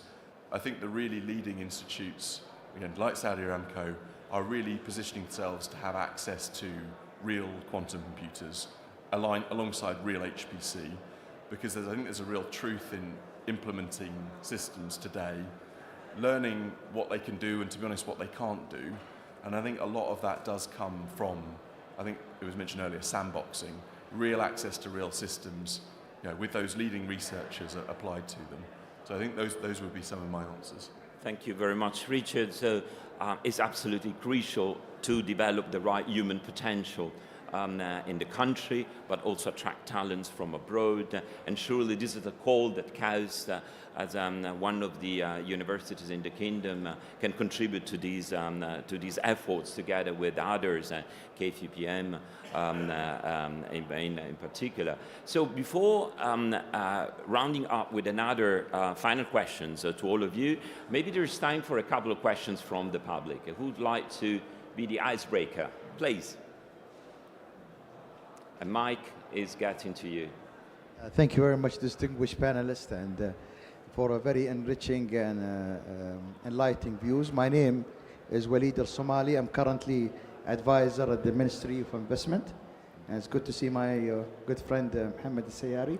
I used to work for Aramco for 41 years before I retired last year and joined 41 years and joined the Ministry for assignments and consultation on innovation, human talent development. The question for the distinguished panelist is, during Aramco's time, I used to be in charge of university Aramco partnerships globally and domestically. And one of the things that we made a success in Aramco actually during the time and until this minute is that we have a very strategic structure and a governance in managing our university and research engagement around the globe. The question for the panelists, what needs to be put in place here at the national level to establish a well-governed, they call it in the UK, triple helix, academia, industry, and government, to make a real impact when it comes to high-performance computing? I see a lot of initiatives at the national level, Aramco and many major players, yet how we establish some sort of a very sustainable, impactful partnership that make results and impact. Thank you very much. Thank you very much. Maybe Mohammed would like to start to say this. Thank you. Yes, I'm glad to see you, Walid. Yes, when it comes really to this one, the national level quantum strategy is a must to have these ones. And we have started that. In fact, C4IR, the Center for Fourth Industrial Revolution, have recently published a report for the quantum economy landscape, and that one has lots of these governance, I would say, procedures. It's really very important that all these, I would say, entities to work together to build a robust framework for these ones. And when it comes to, I would talk about the quantum, really. The governance is very important when it comes to cybersecurity, for example. very important to have some procedures for these ones, and also the usage of the quantum itself. The cloud is another problem that we use. Can we use it outside? How to avail it within the kingdom? Is it allowed to send data? All these things need to be addressed. And also, when it comes to ethical usage of the quantum, the governance is very important. So that one is under the process right now, and along with RDIA, RDIA is leading this effort also to have this national level quantum strategy. And for sure, this particular point is one of the 4 pillars that need to be addressed. Thanks. Thank you very much, Mohad. Maybe, Richard, you want to chip in? Yeah. Impact. Yes, I think it's a great question, and I suppose I'm lucky that I've seen the evolution of many national programs in their different forms, starting with the UK and then Europe and then US. I mean, I think I would start with, I think, which is probably one of the remits of the RDIA, one of the most foundational qualities is about coordination. And I think it is the case that, of course, in any country you have different entities with different remits. Quantum sort of needs to span across those different remits. So to be very clear, we talked a bit about skills. I think it's very easy to develop a skills base which isn't well connected with the needs of the industry that you're trying to build. So real coordination between skills bodies, between what you might sort of say, sort of more research providers, early stage science and late stage science, through to industry and industry use cases. I think that coordination is critical. I think, I'll be honest, maybe I'm expecting too much. I think no country so far has got that completely right, maybe with the exception of the emerging program here in the kingdom. I think, to be very blunt, I think in the US you saw huge funding agencies, the Department for Energy, Department of Defense, all with slightly different agendas, all with their own individual programs, and that, of course, that's okay, but it's not efficient because those providers aren't maybe talking to each other as well as they could. I think in the UK there's been a better alignment between sort of skills, early stage research feeding into late stage research, but still that can be a lot better. So I think maybe one of my key messages is about, as I think what I'm starting to see, very close coordination between activities. And sorry, I'm using a lot of the mic time. The final thing I'll say is just industry as well. I think I saw the evolution of the European program be quite academic, and I think quantum really needs the input and maybe sometimes very honest perspective from people really trying to derive value. Like, okay, this is great stuff, but how do I really use it? And so I think industry has a really strong role to play in setting the agenda, really being very concrete on what they need from quantum. But I think, to be clear, you have all the ingredients here, so it's great to see it all coming together. Yeah, thank you, Richard. So skills continue to be a key message across this panel, but thank you for recalling the importance of bringing in industry as part of this race. Martin, would you like to chip in and share your thoughts? Yes, so we're a bit from a different angle, being a research lab, international research lab, but one thing that I totally agree on is that in order for an ecosystem to thrive, you need to federate all the goodwill and the skills that are available. I think in the kingdom, RDIA has already signaled that they are prepared to help with that. Later today, we'll be discussing how the various universities of the kingdom could be somehow brought under an umbrella to collaborate more on research with CERN, which includes quantum. I think that's important. It can be a unifying factor that will focus the research effort. Thank you, Martin. Maybe there's room for another question. Well, the lady there in the back, please introduce yourself. Yes, thank you, dear panelists. My name is Aliane Dinti. I would like to study theoretical or do my PhD in theoretical physics. And I'm building a commodity volatility tool for the kingdom. My question is for Mr. Maton. Real quantums interact with the environment. how long will it take to prevent information loss while interacting with the environment for quantums? Okay, that's a tough one. All right, so at CERN, we have taken the strategy to study the impact of quantum on sustainable development goals. So I will take your question about environment under that angle. At the Open Quantum Institute, we are onboarding applications of quantum for biodiversity, for the undersea world, for food production.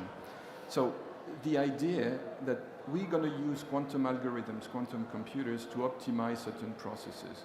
We have, for example, a specific use case in Morocco where we are trying to design a quantum material made out of phosphate to be wrapped around seeds to maximize the yield once the seeds are put in underground. With Malaysia, we have a use case on the prediction of flooding.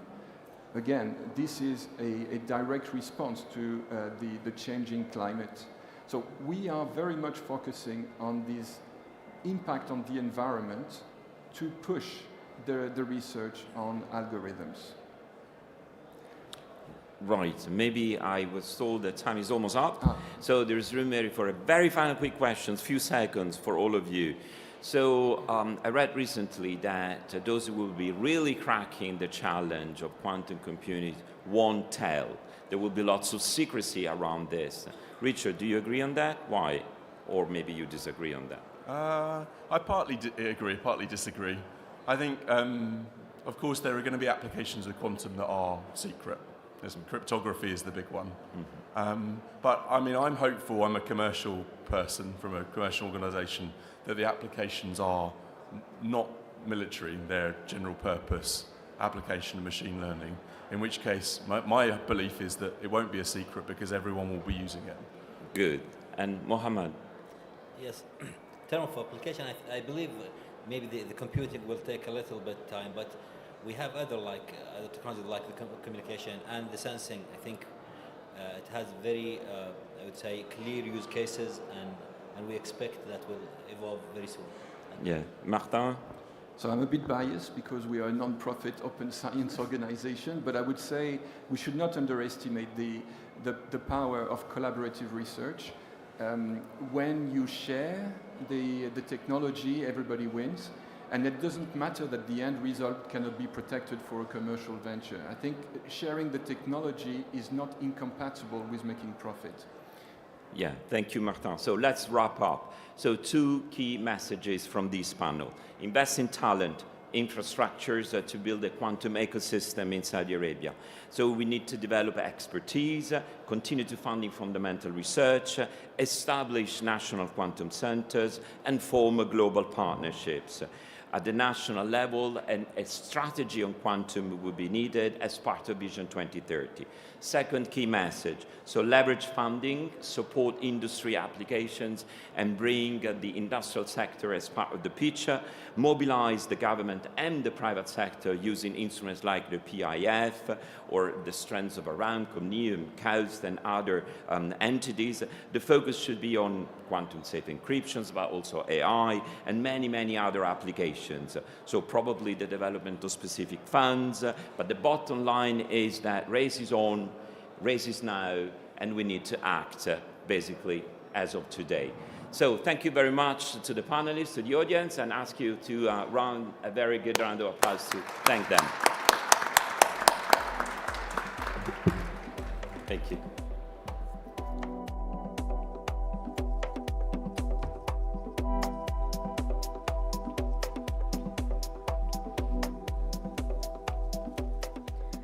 Thank you to our panelists for such an insightful discussion on quantum computing and quantum and high-performance computing, which will pave the way for advanced technologies such as generative AI.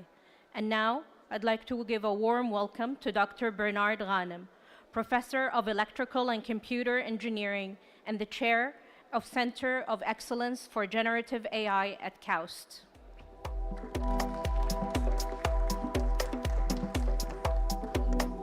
Is this working?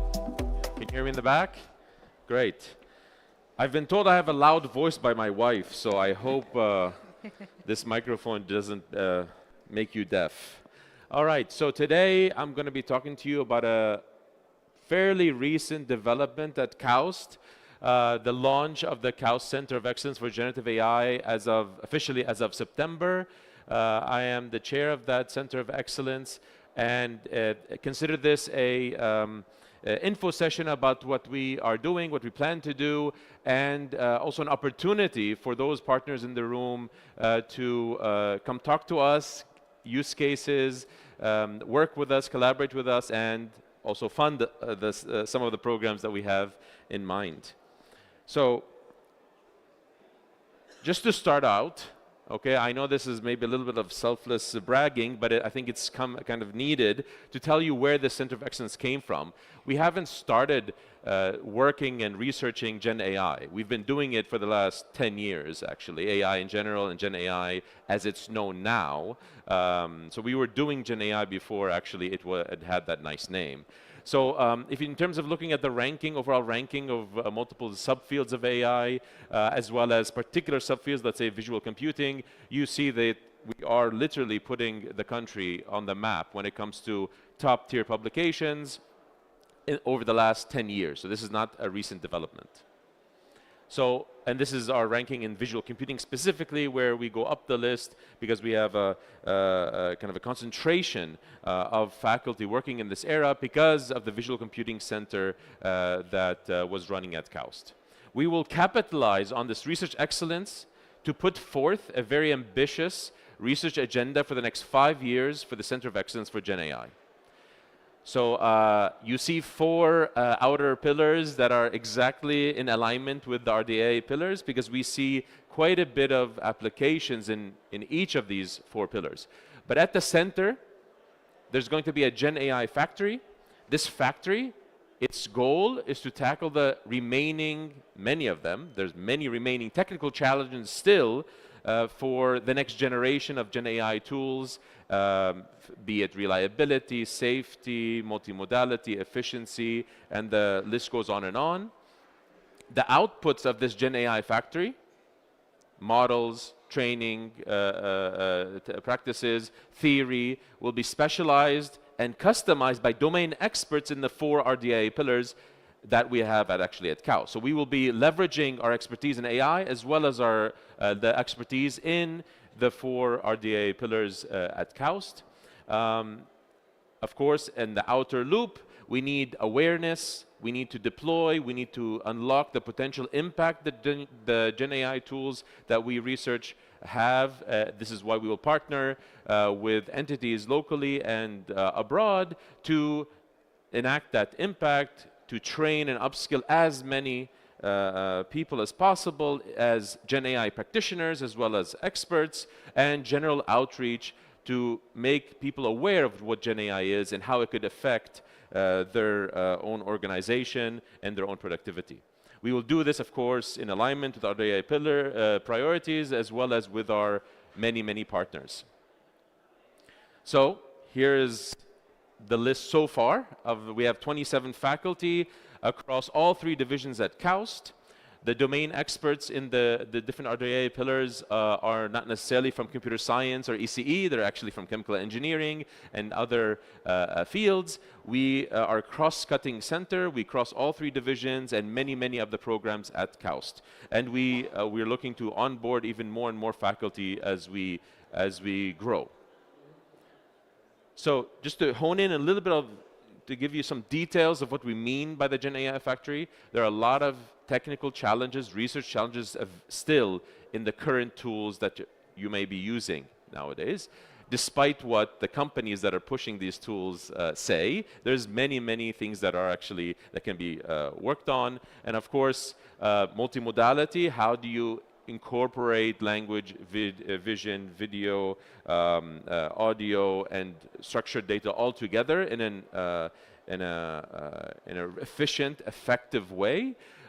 inference, so efficient inference as well as training. Again, we don't mean by that just cutting down the time needed to train a model and deploy it, but also data efficiency. Do you need all the data that companies are training on to actually get to the same result? No human, I think, here has gone through all of the internet, right? I'm sure none of you have gone through every single website on the internet. However, many of the models that we see online right now are trained on all of the internet. So why is it that we need to go down that route as opposed to being more data efficient? This is just one kind of big research problem that could, you know, if and when solved, could lead to huge impact in how Gen AI models are trained as well as inferred. Of course, we're going to take a step from Gen AI towards AGI, general intelligence, agentic multi-agent systems, as well as other topics are going to be researched. Again, a step towards AGI. We're not going to make big claims as other maybe institutions and entities are, but there will be a step towards that so that the Gen AI tools that are available right now can actually start learning more on their own.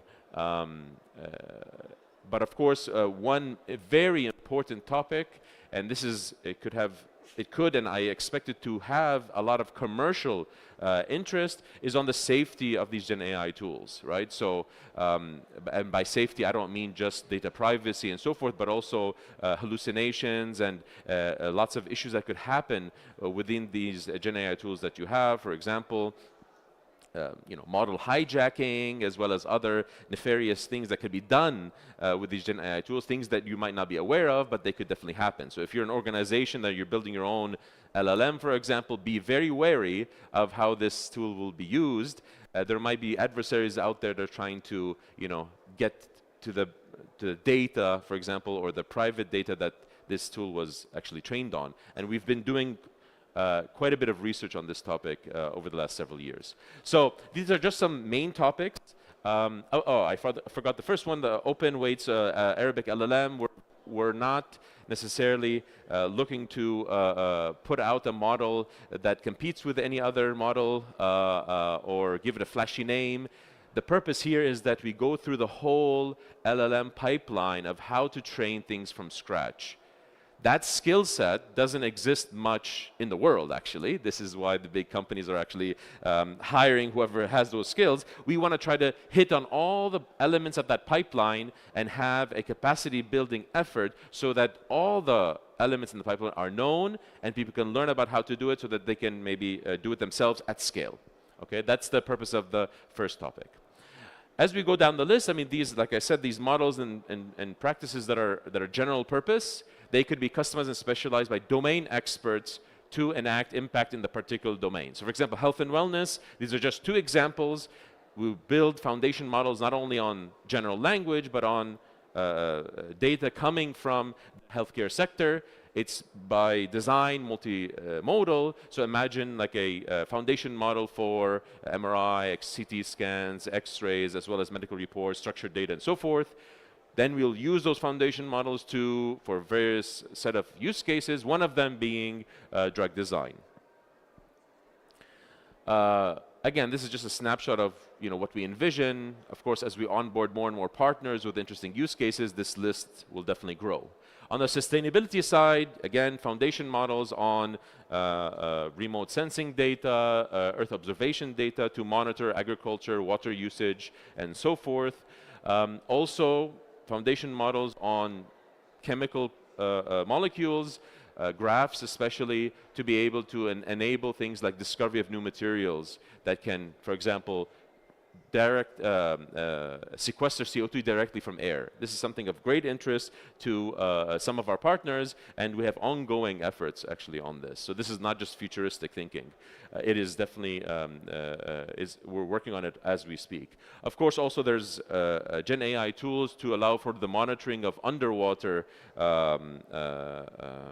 data, reefscape especially, and this ties into KAUS's initiative towards building the biggest coral reef regeneration effort in Shusha Island. On the energy side, obviously, we can build foundation models on chemistry, catalysts, and so forth for the purpose of chemical reaction optimization, as well as discovery and synthesis of new materials. One exciting point here is that we really want to enable the lab of the future. This is what we call it. At KAUST, we were fortunate enough to have a automated robotic chemistry lab. So a lab where a chemist comes in and types in the chemical reactions they want, under which conditions. They type it into a computer, okay? Click enter. It could be a set of those experiments, not necessarily just one.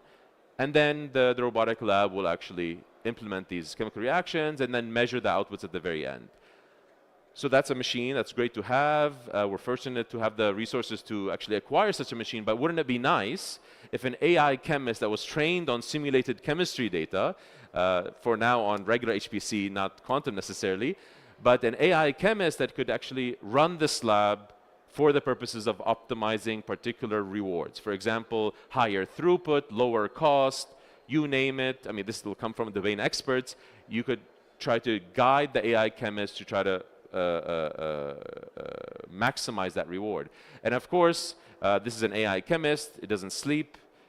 The robotic lab could run 24/7. So imagine the impact that you could have in optimizing and discovering new material at rates that blow away anything that we could do manually. Okay, this is an exciting development at KAUST, and we really push forward on this. And of course, preventive and predictive maintenance for the purposes of industrial purposes. On the economies of the future side, one important topic here is what we're calling organizational GPT. So this is like a GPT for organizations. It doesn't just mean, oh, we'll build a RAG-based LLM on your data and that's it. No, it's about how to keep it safe, reliable, efficient, trustworthy in the general sense of the word, so that it could be used safely within your organization and by your own employees, as well as if you want to open source it to the public, taking that into account. So something that organizations can actually use in a way that you don't need to be an expert really to put it together. So this is something very important for us. Another interesting thing on the education side, because we see this as a big part of capacity building, tutoring. So we are putting together I think one of the first AI tutor in Arabic. We will be focusing on mathematics in the beginning and then covering all the STEM areas.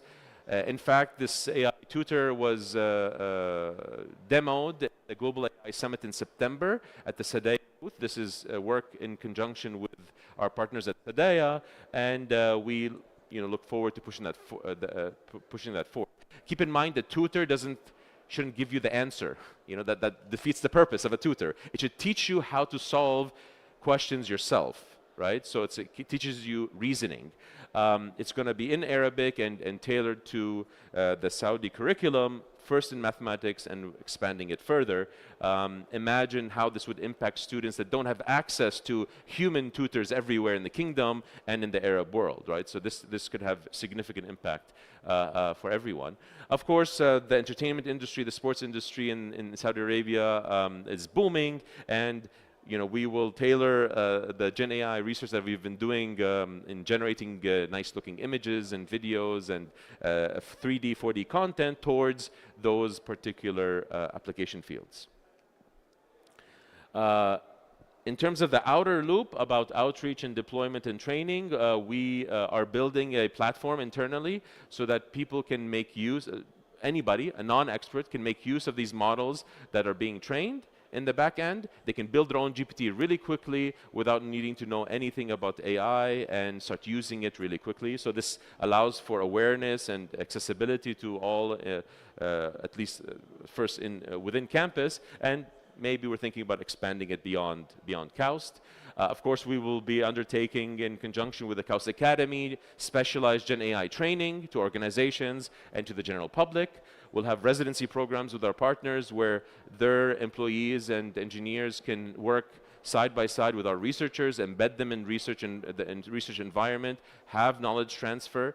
They get an idea of how research actually is pushed forward. We get an idea of what kind of use cases really matter and the impact that can be had with these partners. So it's a win-win situation for both.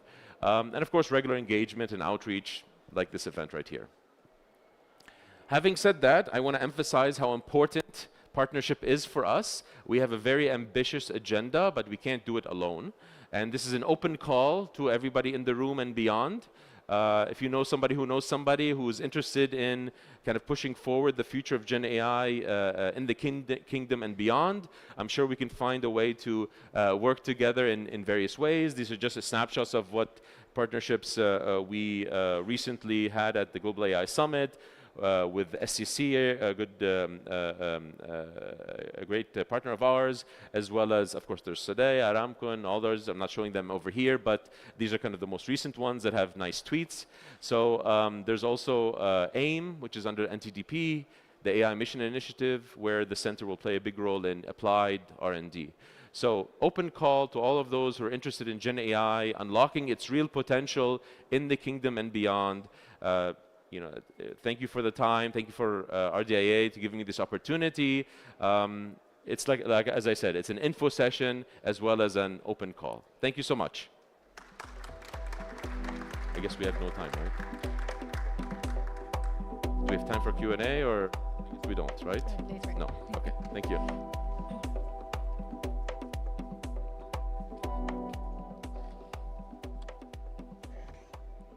Thank you, Dr. Ghanem, for shedding the light on the potential of Gen AI and how KAUST is driving its applications forward. As we continue our deep dive into artificial intelligence and computing, it is my pleasure to welcome Dr. Ahmed Abdelkarim, Chief Technology Officer at Intelmatics, which is one of the fastest growing AI companies in Saudi Arabia. He will discuss how agenetic intelligence is redefining decision-making in the modern enterprise. Thank you. Assalamu alaikum. Good morning, everyone. I love the energy in the room, and I hope to maintain that going forward. So in today's talk, I'll be telling you about agentic decision intelligence and how that can transform all of our entities and businesses into becoming cognitive enterprises.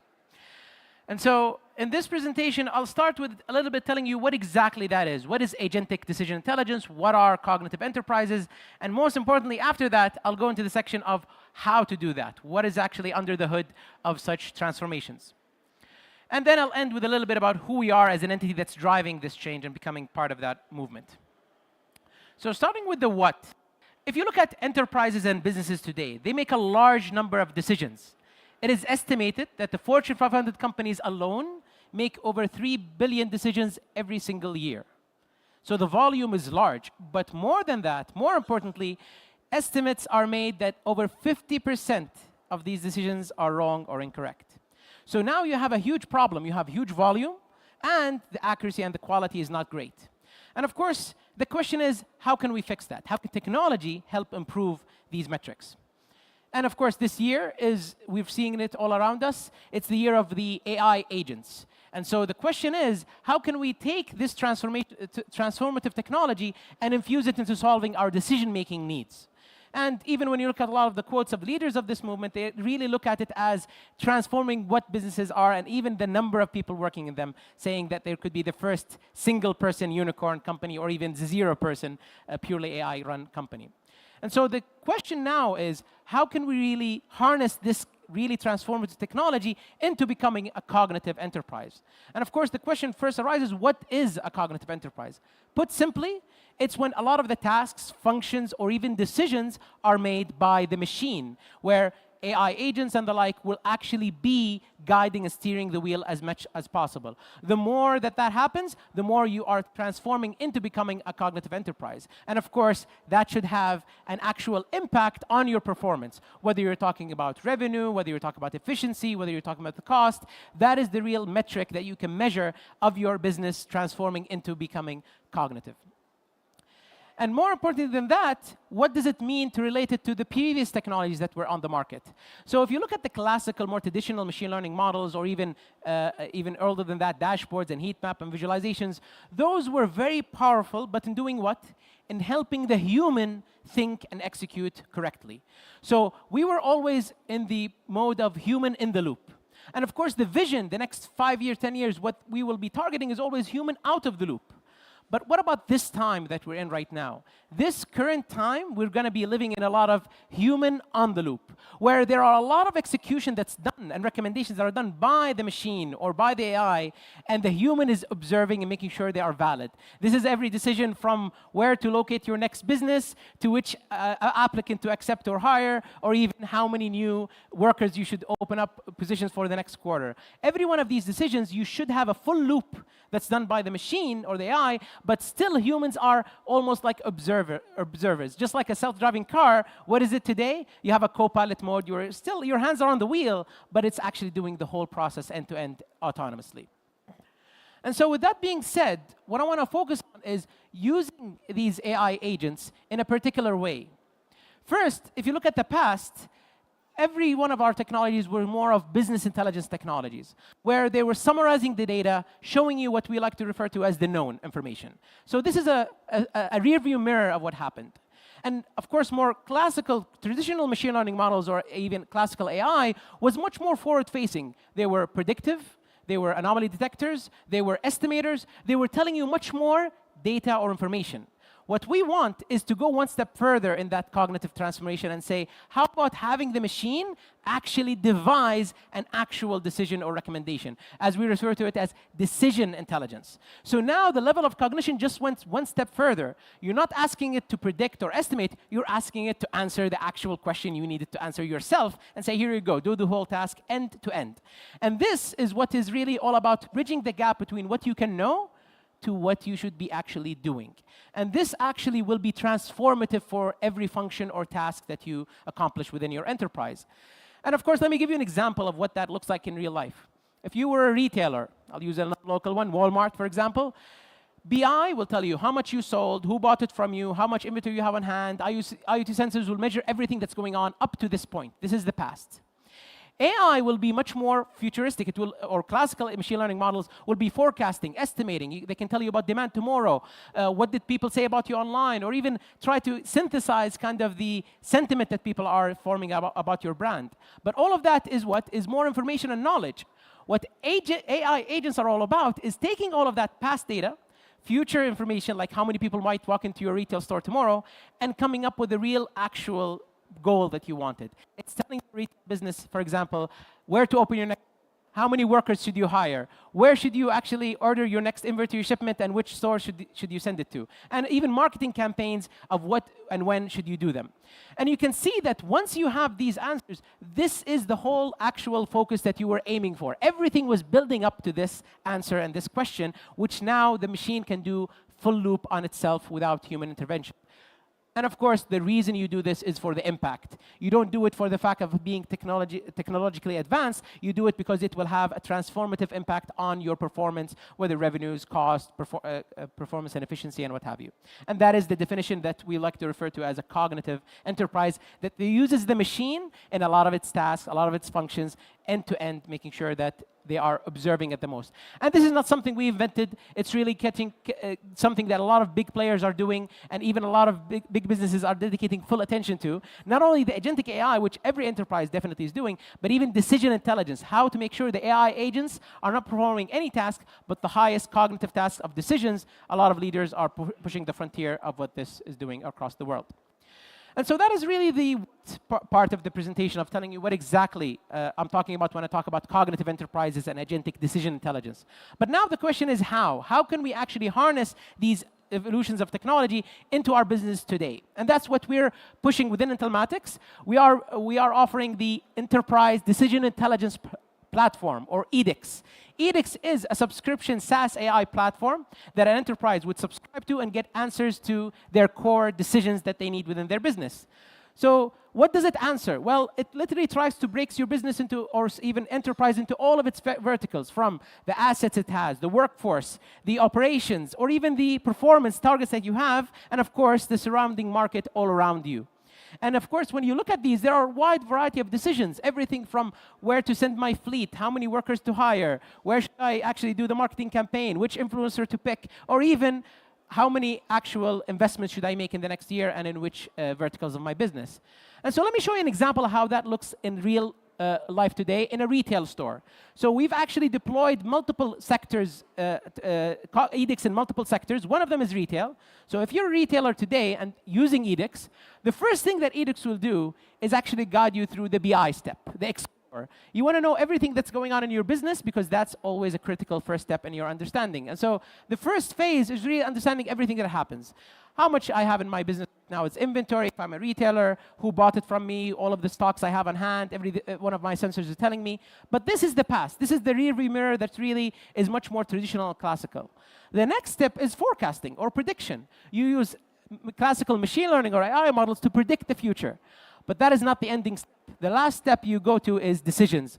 When you ask edicts to decide, it will actually give you solid recommendations of what you should be doing. Literally telling you where to place your workers, how to schedule them, how much inventory to order, should you open a next store, and if so, where it is. And the beauty about it is the value that you're getting is not just better quality decisions, the delta between the human and the machine. The beauty about it is a scalable, sustainable dynamic. It's always looking at every piece of information, collecting it for you, and explaining it. So every decision that edicts gives you has a lot of backing information that says, here's the data that I used to come up with this recommendation. Now, these AI agents are various. You have them in, as I said, in all of the different decisions and functions of your business. Let me show you a different sector in logistics. Literally, one of the entities that are using edicts are using it for managing their fleet, where to send all of their different fleet operations and trying to maximize their performance. Now, without getting into details of the entity, this is literally saving them over 10 million SAR per year based on a factor of less than roughly 20% of the cost of what they would have done using any other cutting-edge technology in the market. Now, that savings that we created was how? By making sure that the whole function of assigning and deploying your logistics is done by an AI agent that is actually trying to optimize your metrics. And this was all about cost reduction while maintaining the same level of quality and performance. Next, I'll quickly go over even examples in the workforce. This is an entity that manages over 500,000 workers. And you can imagine with that scale that they're dealing with, there's a lot of decisions. How many, which ones to accept, where to place them, how to schedule them, and more importantly, even how to manage and retain a lot of these workers. Now, within this enterprise, all of these decisions were done by the AI end-to-end, but still the decision maker says we don't want it to execute. So that last step of execution, we want the human to still be responsible for execution. And executing means they would actually review the decision, make sure it's proper, and they accept it and they agree with it. And really putting all of this together, it's all about how you do it under the hood. So I'll quickly show you the tech stack that's powering edicts of performing these agentic decision intelligence capabilities. Starting with the first layer that always pops up in everyone's mind is the data. Of course, no doubt, we have a lot of data that we need from the actual user, whether it's a business, whether it's a government entity. That is the first step of gathering that information to power the AI models. But more than that, edicts is empowered by tons of external context data. It knows about the local context, everything from mobility, census, weather, social media, even traffic. It looks at that not just to hoard data, but to actually analyze and see how all of these layers of information are affecting your operations or your decisions. Whether you're talking about logistics, whether you're talking about opening a next store, or even if you are a business that actually are managing the city and sending your inspectors to inspect different stores, every one of these layers of information relates to some metric or business impact that you might be interested in. And the AI agents will use what we refer to as the digital twin of the world around you to really make sure it's making the right recommendation. And this is really going to transform what it's actually able to pick up. It's going to relate traffic to how the marketing campaign functioned or not. All of these relationships are going to be really transformative for how businesses will be able to detect and reflect minor changes in what's going on in their business or around them. And of course, this is really the first layer. This is like the infrastructure that feeds all of the information to the AI, which is the digital twin. That's the first layer of data. After that is the the classical traditional machine learning models. This is where you actually use machine learning to forecast, predict, estimate a lot of the important forecasts that you might need. Now, this is really what has been up to 2020, all of the AI was all about. This is where you literally had all of the models estimating and telling you more information, more data that you didn't have. So instead of the raw data, you have forecasted, predicted data that you needed. This is now where the AI agents come in. They take all of that past raw data, they take all of those forecasts, estimates, and even detections that you might have made, and they synthesize an actual decision or recommendation. They might recommend where to open a store. If that example is taken, you will take the raw data of where are my current stores. That's raw data. Where's the hotspots that are actually moving in the city and people are moving to more and it's getting more attention. More other businesses are opening up, for example. That then is used by the AI agent to come up with a decision, and it actually tells you how confident it is in it. It's actually telling you what data to use that actually was more useful to come up with this recommendation. And it's not only more accurate and performing, but it's even synthesizing and relating things that you might have not even detected or even been aware of. And this step is really the answer that we were looking for. But there's one step afterwards, which is very important. It's the cross-cutting, connecting the dots. What does that mean? An answer is not enough in a silo. The marketing team doing a marketing campaign that the inventory team or logistics are not ready for is a very big disaster waiting to happen. And so what the next step is connecting the dots, making sure that every one of these agents are actually speaking to all of the other agents and sharing what decisions or recommendations or actions they want to take.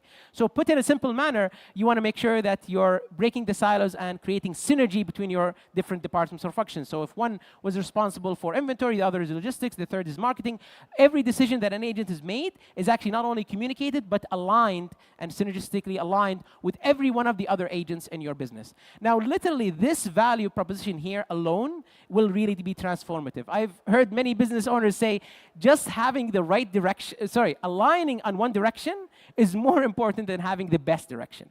It's really making sure you have synergy in your operations. Otherwise, you'll have a lot of waste, a lot of friction, a lot of bad decisions being made. And so alignment and synergy is one of the values that AI agents will be able to add value to your business and organization.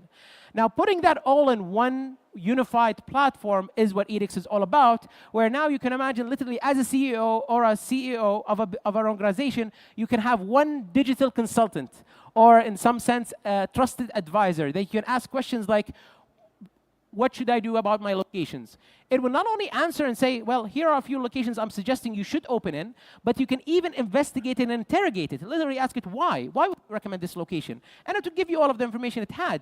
But after that, after it justifies and gives you enough confidence in this decision, you can say, you know what? I've heard your examples and evidence and reasoning for why this location is good. I checked it myself from my own psychological or strategic point of view. Now I want to approve it. Once you approve it, you even ask it, I want you to actually execute this. It will say, wait, hold on a minute. You need to make sure that your other functions are also aligned. Is this actually something that you're ready to do with regards to how much coverage or logistics coverage you can have within your current fleet? Or even your inventory plans for the next period are actually going to be able to handle this location. And so this alignment between the different AI agents is actually important, and it's literally almost like a guide rail, making sure that you're not going to do something that will actually harm the business or enterprise instead of improving it. And with that being said, I hope that this gives you a very good understanding of what agentic decision intelligence is all about. They are AI agents that are focused on answering a very particular powerful decision within organizations, and they're making sure that you are really performing at a much higher pace and powerful manner than before. Ending with one last section, which is who we are, very quickly. So Intelmatics was founded by a group of MIT scientists and engineers in Boston, in the US. And we are a Saudi group of founders that then expanded to have the headquarters in Saudi and Riyadh, but also a technical hub in Boston and London. And we're very proud to have had amazing talent from all over the world, from top institutions that really joined our mission to really transform every enterprise and business into becoming cognitive. And we're very much proud of many accomplishments and awards that we received over the years. And last but not least, a call to action for this great audience is we also have what we refer to as Intelmatics Labs, which has already partnerships with top universities around the world. And we're always looking for advancing our R&D arm to make sure that we're always pushing and building the cutting-edge technology of the future. With that being said, thank you so much for Lydia and the invitation, and thank you so much for your time. Thank you.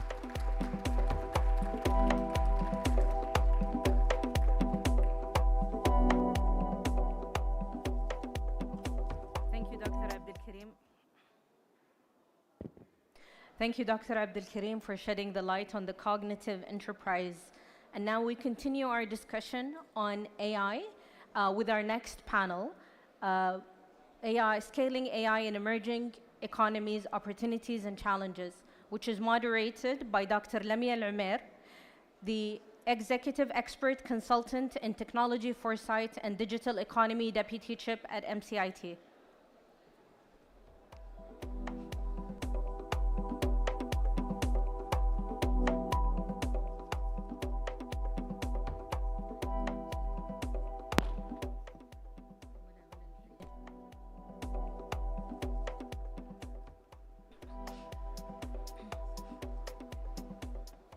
Assalamu alaikum. Hi, everyone. Emerging economy is very important subject that we'll talk about it. AI advancing and pushing the emerging economy. By pushing that, it's pushing the innovation and improving the quality. But to say the truth, there is some challenges we didn't highlight it. So today we bring together key experts to discuss this matter. We're trying to see the roadmap, how we can scale up AI in emerging technology. Today we have Dr. Najwa Al-Ghamdi from STC, Director of Analytical Innovation, AI and Data Protection. We have Dr. Mu'tasim Aswadi, Advancing Technology Innovation from King Abdul Aziz Medical City for Science and Technology. We have Dr. Arib Al-Mugushi, Assistant in NCAI for Research and Development Sector in Sedaya. We have Mr. Walid Al-Balla, General Partner, Venture Capital Investor. So welcome everyone here today. To discuss this, we have to start from the beginning. We need to understand how AI drive economic growth. I will start with Dr. Najwa from your expert. How can AI play essential role in supporting our Vision 2030 goals? We know our vision, we need to drive the economy, reduce dependent on traditional sector. Thank you so much, Dr. Lamia. I'm extremely delighted to be here to talk about this exciting topic. I think definitely AI is at the cornerstone of the 2030 vision. Nobody can disagree on that. But from what I'm seeing, how AI can help big time in diversifying the economy for Saudi, I would say it in three main pillars. For the first pillar, and this is a very, I would say, personal observation, we've seen basically more innovative, more disruptive business models that have been emerged in the current ecosystem, as well as more monetization opportunities. If you went to Leap, which started yesterday, you could see AI is being celebrated heavily across the different corners within the corporates, within the different organizations. And the best scene I had was when I entered the lounge for all the startups. You could see a huge number of startups, endless number of startups who are competing in offering different type of AI products, an API-based data analytics, a complete product. It's a whole complete offering of AI. And that scenes can give you a hint about how new business models have been introduced just because of an AI. And this is one key observation. Maybe the second pillar we could see on the existing industries, in which we see AI help big time into streamline and more optimize these industries. I can talk from my side, which is where I work in STC, and telco, and in telco domain, we've seen AI has done a lot when it comes to optimizing the internal processes, improving the customer experience. We can see the impact directly in monetary. We have more revenue generation opportunities, revenue protection, also cost optimization by just improving the customer experience using AI. And the third pillar that I've seen is basically how AI can help to boost the citizen experience. You could think about how AI could help which is our daily struggle, the traffic, or help to optimize the energy, or for example, help to optimize the waste. You could see that can help big time to increase the citizen or to enhance the citizen experience. That would definitely reflect back on other domains, like, for example, tourism, entertainment, fintechs. All of that can generate more revenues and help big time to diversify the economy. Thank you very much, Dr. Najwa. You highlighted three pillars. I can link this to one subject we were talking today with Dr. Mu'tasim about the experience of these entrepreneurship, these startup, how they AI support more startup, support more entrepreneurship, and there is some initiative like Garage and Code. They are helping this. We can see how AI boosting this. Do you have any successful story you can share it with us, Doctor? Yes. Thank you for this question, Dr. Lamia. Let me begin by saying that there are great inspiring examples in emerging markets that clearly illustrate the transformative power of AI. One remarkable success story comes from the healthcare sectors. In the several emerging markets or emerging economies, the use of AI in medical data analysis that are enable early detection of disease and personalized treatment plan. And that will lead us to enhance the outcomes from the healthcare sector and at the same time reduce cost significantly.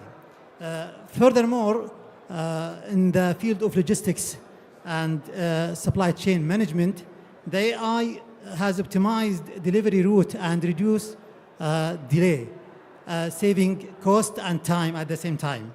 In advanced countries such as Saudi Arabia with our Vision 2030, and as you said, we have a Garage, many of startups using AI to enhance the innovation business model, not only to improve efficiency, but also to drive sustainable and economic growth.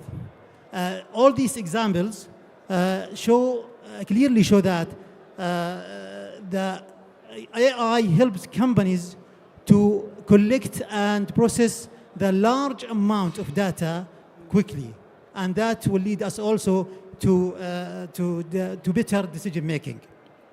I can say the lessons learned from all these real-world examples demonstrate by using AI, the emerging market can unlock significant opportunities for innovation and economic transformation. Thank you, Dr. Mu'tasim. So from your perspective, AI in health especially, which is the innovation that happened, it can success not only economy, I can see the human here in our kingdom and around the world. Yes. Dr. Arif, from your experience, now we know that from our colleagues here that AI can apply in different sectors. Dr. Mu'tasim, he talked about AI in health, which is very important, and innovation. From your experience, which sector that can affect more in affecting more and push the emerging technology? Health sector, energy, fintech. Can you tell us more about that? Thank you. I think AI is going to revolutionize whatever sector it goes in. It's been changing our lives every day. We wake up with ChatGPT or whatever your variant you prefer. It's been changing a lot how we think and interact with the world. Health sector, it's already changing a lot of things that's been done with drug discovery, personalized healthcare, medical imaging, and so on. All of these things are being pushed hard and invested in by companies and governments to widen the reach to health sector. You have also for education, personalized learning, having a teacher for each student has been a dream for everyone. And with AI, you can go and have lifelong learning with these LLMs, and that can adapt to what you need and even do advanced research with you. And you can there is no limits to what it's been. It's been what's been achieved right now. And I'm always amazed about the next big thing that's going to happen with these LLMs currently that have changed a lot of how we used to think about AI and its capabilities. The team that I'm working with is training Allam, the Arabic large language model, and it's been an absolute privilege to work on these advanced technologies and see how they, how the team here have managed to do real technology transfer and understand the mechanics of how these LLMs work. And in terms, I think the most important thing is as these LLMs go and AI becomes more pervasive and entwined with our lives, there is also a question of our culture, our beliefs, because these LLMs will do things on your behalf. They're not only interacting or answering your questions. The next step is for them to go and act on your behalf, be intelligent agents, finishing your work, doing things that you were making decisions before. And if these LLMs don't understand our culture or cannot comprehend the different nuances that we have, this is going to be a huge, I think, threat to who we are and our identity. So it's very important to, for any economy and for Saudi Arabia to have its stamp and to know how to leverage this new technology while also maintaining its rich culture and heritage. Thank you. From what I heard, it's specific to all sectors, not specific one. We have Mr. Walid Al-Billah here with us from private sector.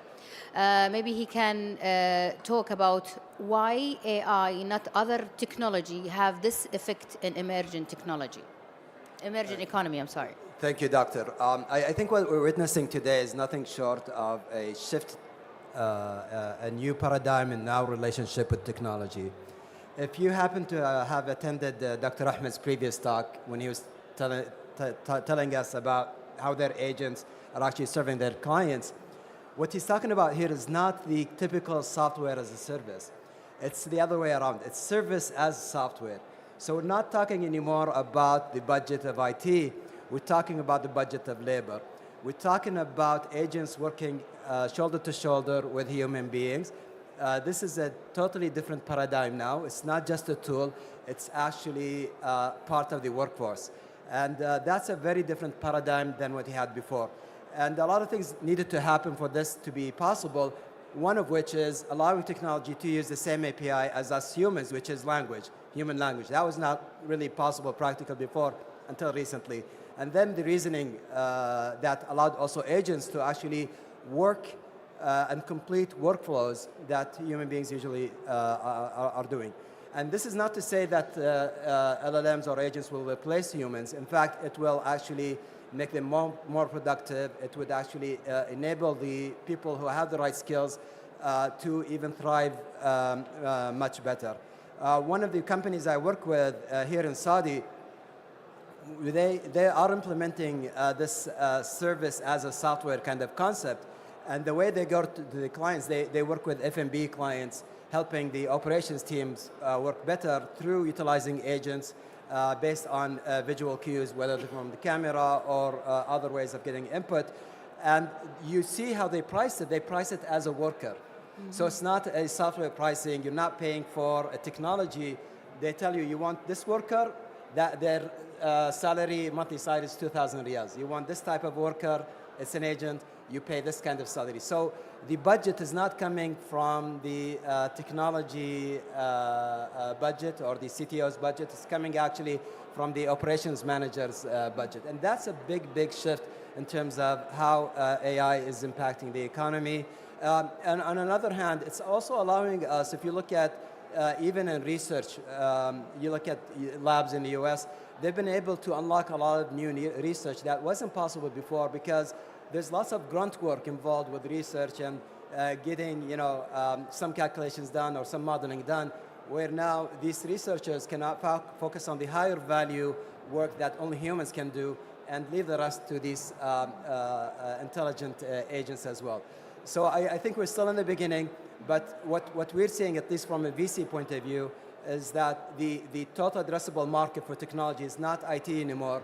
It's a whole labor market, which is a magnitude of order bigger than whatever used to be there before.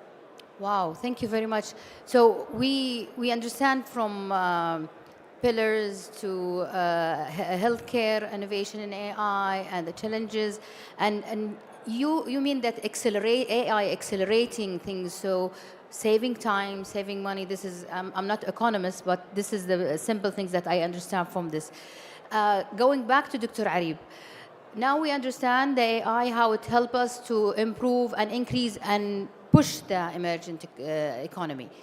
Where is the challenges that we should highlight it and we should take care, and what do you think the solution for these challenges, Dr. Arib?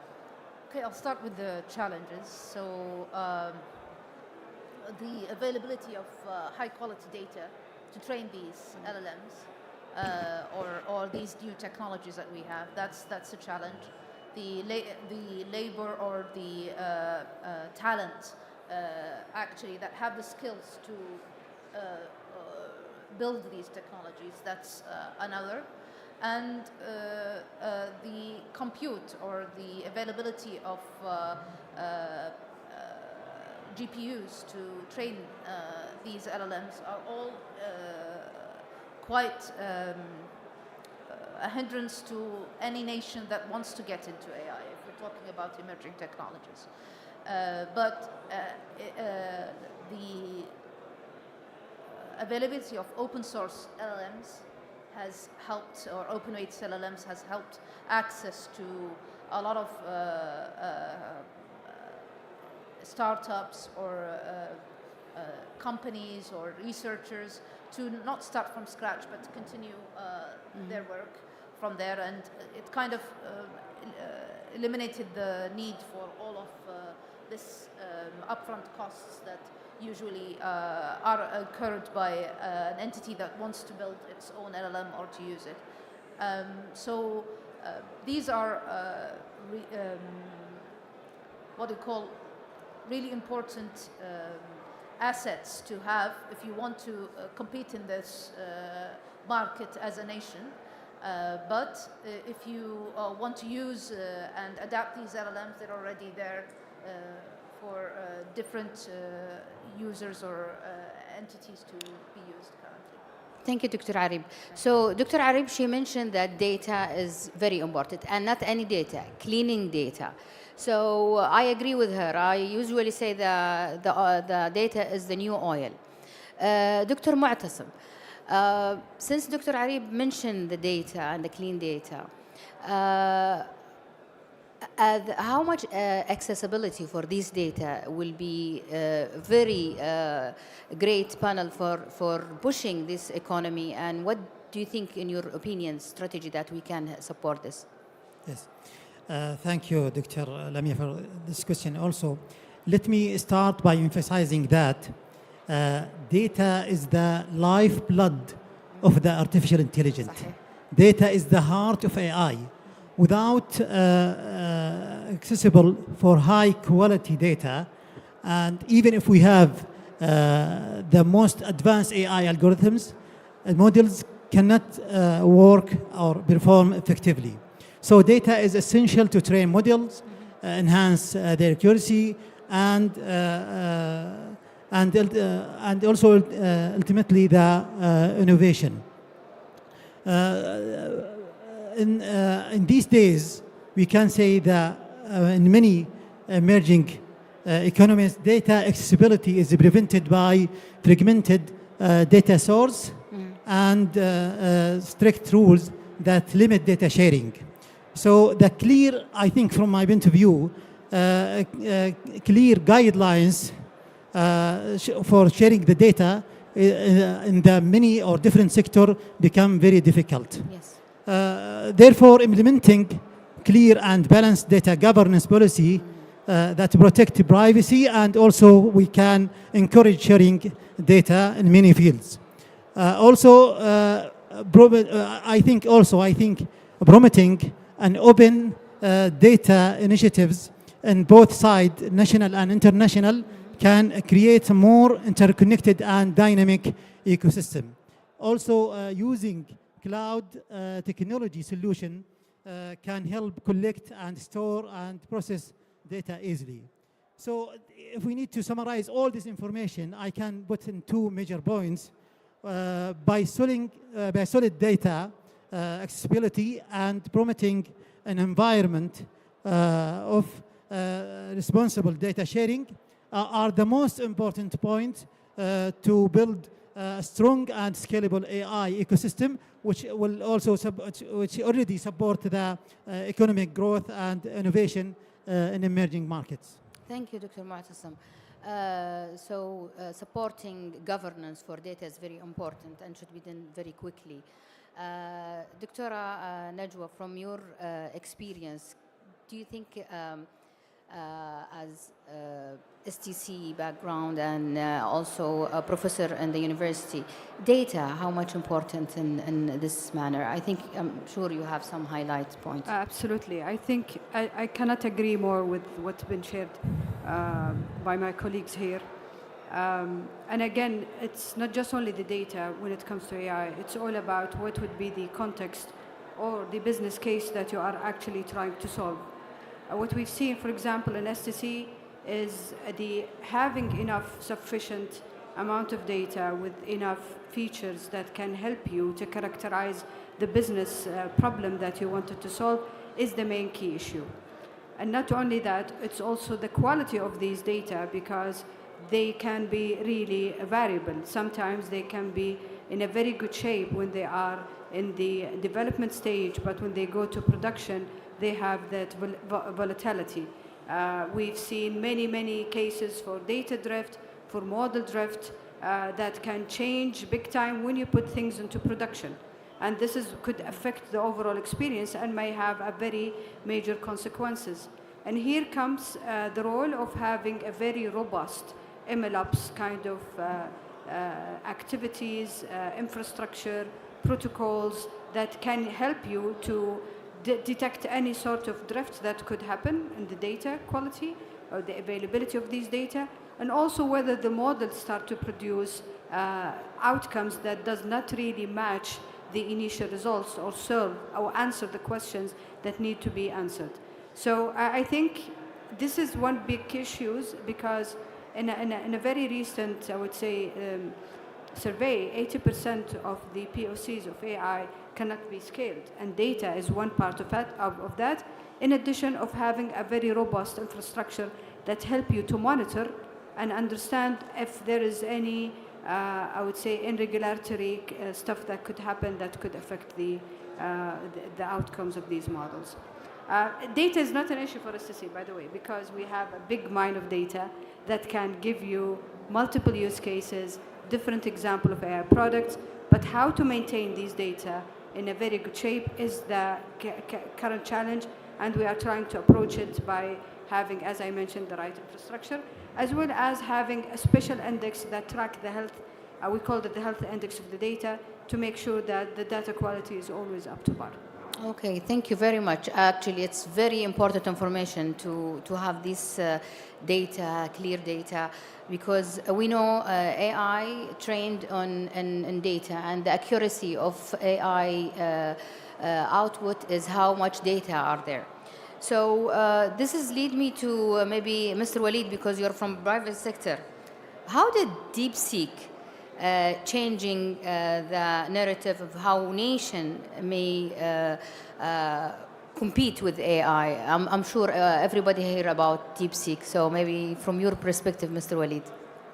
Right. So, a lot of people will expect me to say DeepSeek, means, reduction in cost of AI, and now everyone, is going to have AI in their oven or fridge, but that's not the case. If you look at the analysis that's coming from the semiconductor space, you'll see very different points of view that I think we got the wrong lesson from what happened in DeepSeek. The lesson wasn't about cost. It's about the democratization of AI that is not limited to a certain region in the world. This is a race that all nations will be participating in, including us here in Saudi. That's the real lesson. The innovations that were done by the DeepSeek R1 team and the new techniques they introduced are really fundamental. They're very interesting.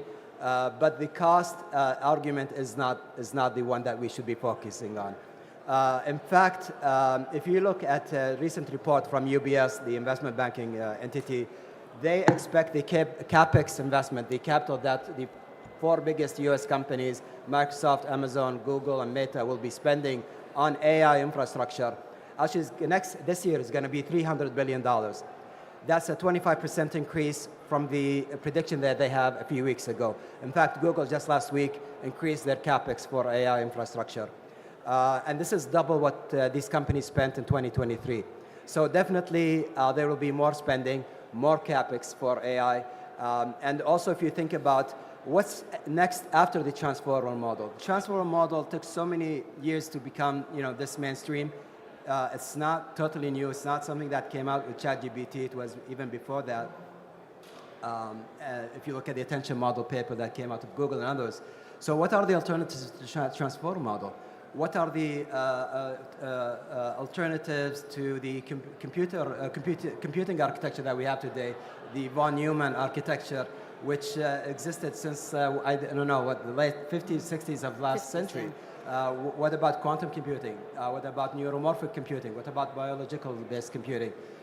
So I think a lot of people need to focus on that.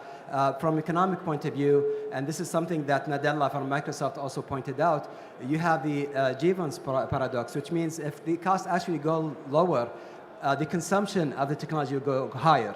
So overall, in aggregate, we'll be spending more. So think about AI, large language models on edge computing. What kind of spending will be happening there? So I think in terms of the DeepSeek moment, as a lot of people call it, we need to actually focus on the right lessons. It's not cost. It's actually that the race is accelerating. The race is open to all nations. We need to think about our own local context. I really feel, uncomfortable when we talk about safe intelligence, utilizing values of system of Europe or the US. We have a very different value system here. We have different priorities. Technological sovereignty is an issue that is actually very worrying for every nation in the world. So we should not be limiting ourselves to the same kind of mindsets that are there. We should be thinking about our own priorities. And in fact, if anything, we should be accelerating spending on AI and infrastructure rather than slowing down. Wow, you are very right. We have to accelerate. I mean, I was reading a book, The Future is Faster Than What We Think. The future really is faster. So we have to accelerate in this. I will give you floor, but I'll have last word from Dr. Arib before we have question, if you have something to conclude today. I cannot agree more with what Mr. Walid said. We should learn the right lessons from DeepSeek. It's about homegrown technologies, homegrown talent, and being on the cutting edge of research. And as soon as we invest more in that, which we are already doing, we focus on that, our priority, I think, will excel as a nation. Thank you. Dr. Mu'tasim? Last conclusion of today's talk. I think we have to put, as we said, clear guidelines to sharing data and also to support our startups, what we can create it from our organization like Raj to become how to build a bright future for our economics. Thank you. Dr. Najwa? Quickly, I think AI will inevitably disrupt your business. So you need to be very careful and very ready for that phase by looking into your AI strategy in your organization, your investment options. It's a very nice discussion that we heard today from Walid and Dr. Arib about DeepSeek and what happened today. And definitely the story is completely different when you do the testing. So generally speaking, you need to have a very clear AI strategy. How do you want to employ it? Do you want to build it from the scratch? Do you want to rely on proprietary models or open source? Do you want to have that built by strategy and all of that? And then look into the people side as well. Do you need to uplift the team that you have? How do you maintain your talents? So looking into the whole ecosystem that's going to AI, that make AI thrive in your organization, because AI is here to stay and even to grow. It's not a bubble. It's basically something that would disrupt and change the face of the things that we used to do in the current age, and we have to be ready for that. Thank you, Dr. Najwa. I can't agree more also. Great session, great panelists, all of them believing in AI and how much it's important and how much we should accelerate it and adopt it. We have the talent, we have the power, we have the support from our leadership. So I'll leave the floor for you for any question for the panelists.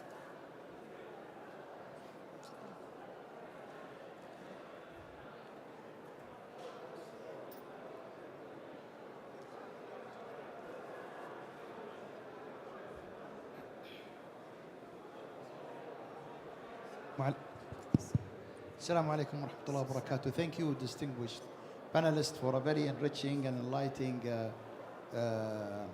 views and perspectives. My name is Walid al-Somali. I'm currently an advisor at the Ministry of Investments on Human Capital and Innovation. I would like to solicit the views of the distinguished panelists on a concept as we are moving toward AI deployment. There is something which I think could really enhance the impact of AI at the national level, which is establishing some sort of a learning organizations.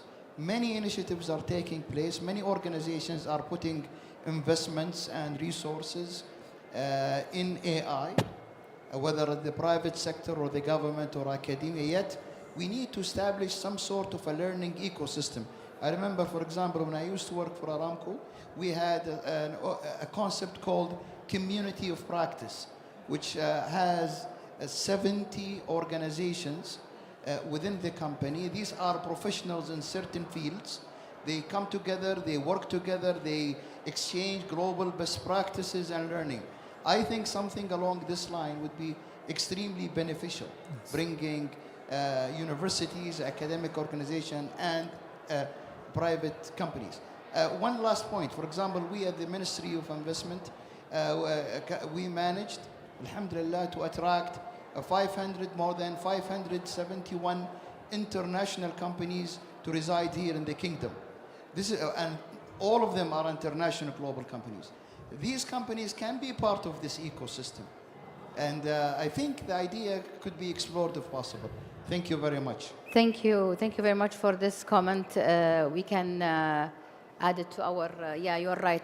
Talent is very important, and upscaling them is also very important. Thank you very much. Question here. Assalamu alaikum. Thank you very much. I'm very happy today to be here. Very excellent talks and very elaborating discussions from the panels. I have two questions. Basically, they are linked together.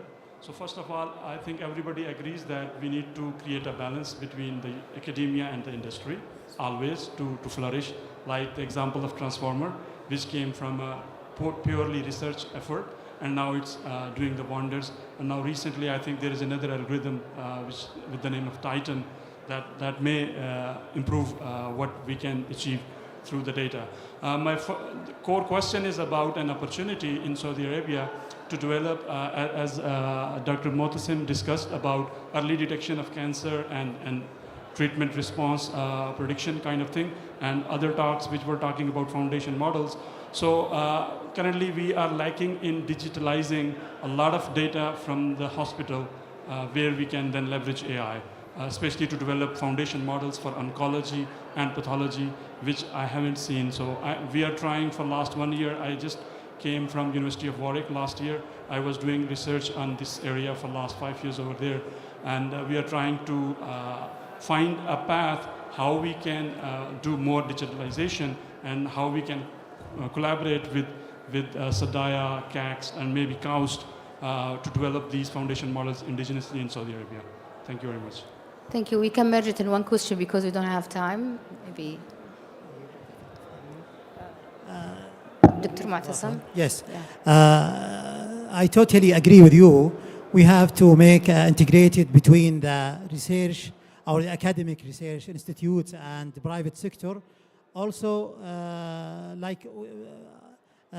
from my point of view, many initiatives we can launch it like workshops and scholarship opportunities to just solve this problem. Regarding of the sharing data, recently we are suffering from the policies, how we can sharing data between many sectors. And this is a problem. This is why we need to discuss today in order to build very high, clear guidelines how we can sharing data between the sector in order to push and the AI models to be better and better. Thank you, Doctor. Thank you, panelists. We are run of time. We'll try to see you again in next occasion. Thank you very much.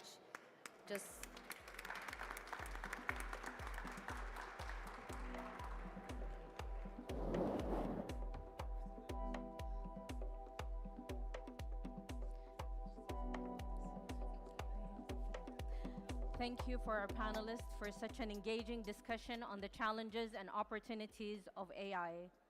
Ladies and gentlemen, now we move to our special segment of the day. Today, we recognize groundbreaking innovations in next-generation connectivity. Launched in July 2024 under Economies of the Future National Priority, a collaborative effort between RDIA, STC, MCIT, and Aramco. The 6G and Open RAN Challenge highlights Saudi Arabia's commitment to sustainable 6G technologies. I am now honored to invite Dr. Yazid Al-Askar, Executive Director of Institutional Funding at RDIA, to the stage to give the awards to the challenge winners.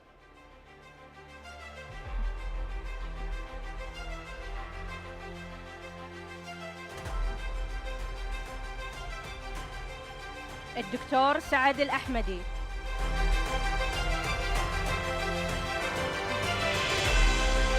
المهندس أحمد راضي.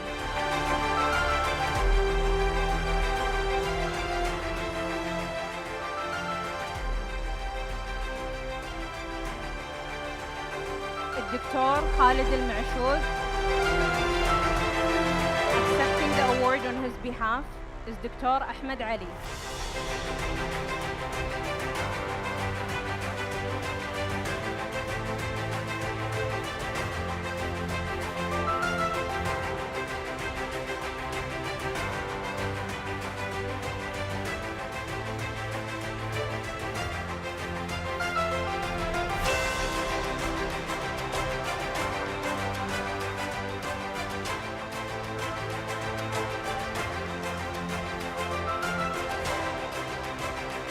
المهندس عبد الرحمن المعيقل.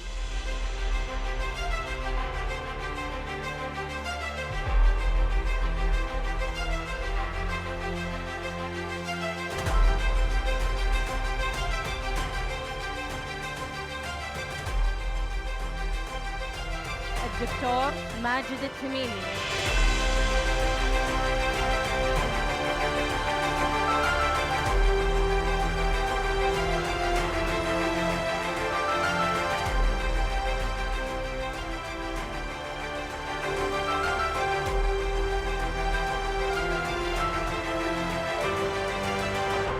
الدكتور أحمد بدر, accepting the award on his behalf دكتور سليم العويني.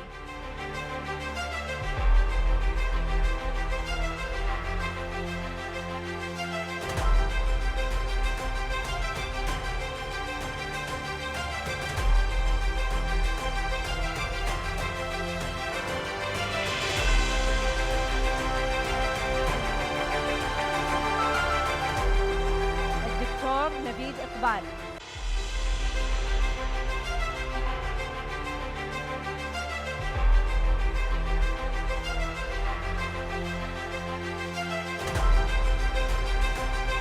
الدكتور محمد الأفندي.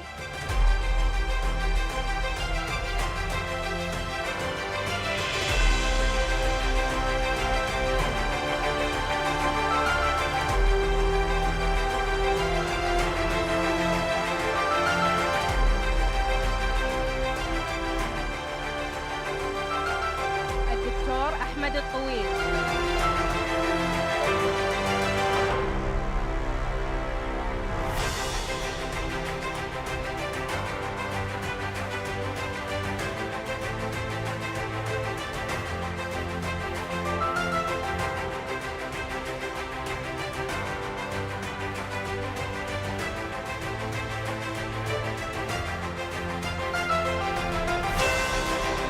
Congratulations to all our winners.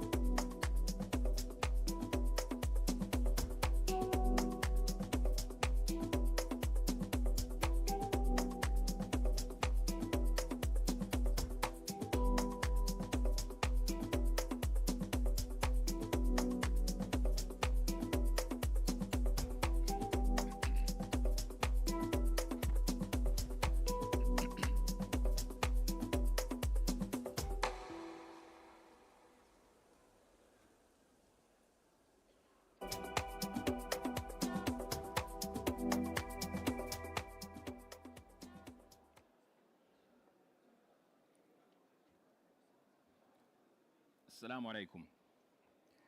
And now, I'd like to announce the signing ceremony of the Memorandum of Understanding between the Research, Development and Innovation and Phytom Life Sciences. This MOU is to launch a venture studio in Saudi Arabia to drive sustainable biotechnology and accelerate the commercialization of innovative biomanufacturing solutions. Please welcome Dr. Mohammed Al-Ataibi and Phytom.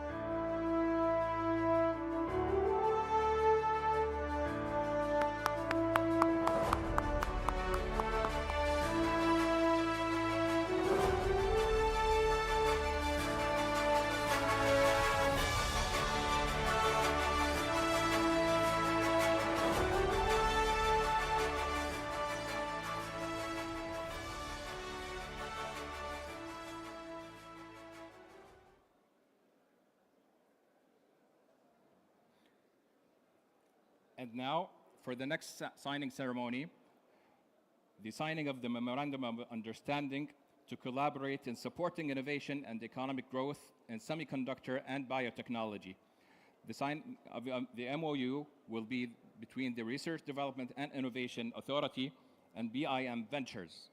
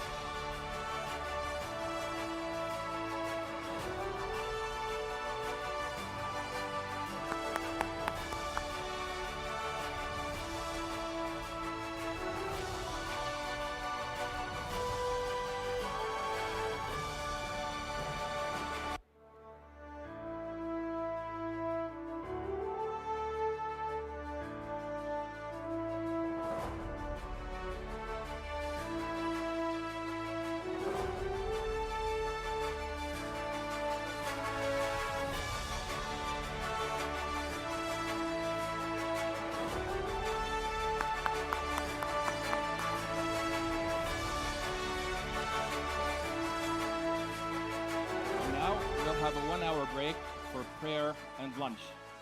Lunch will be in the Innovation Park across the street. حياكم الله تفضلوا.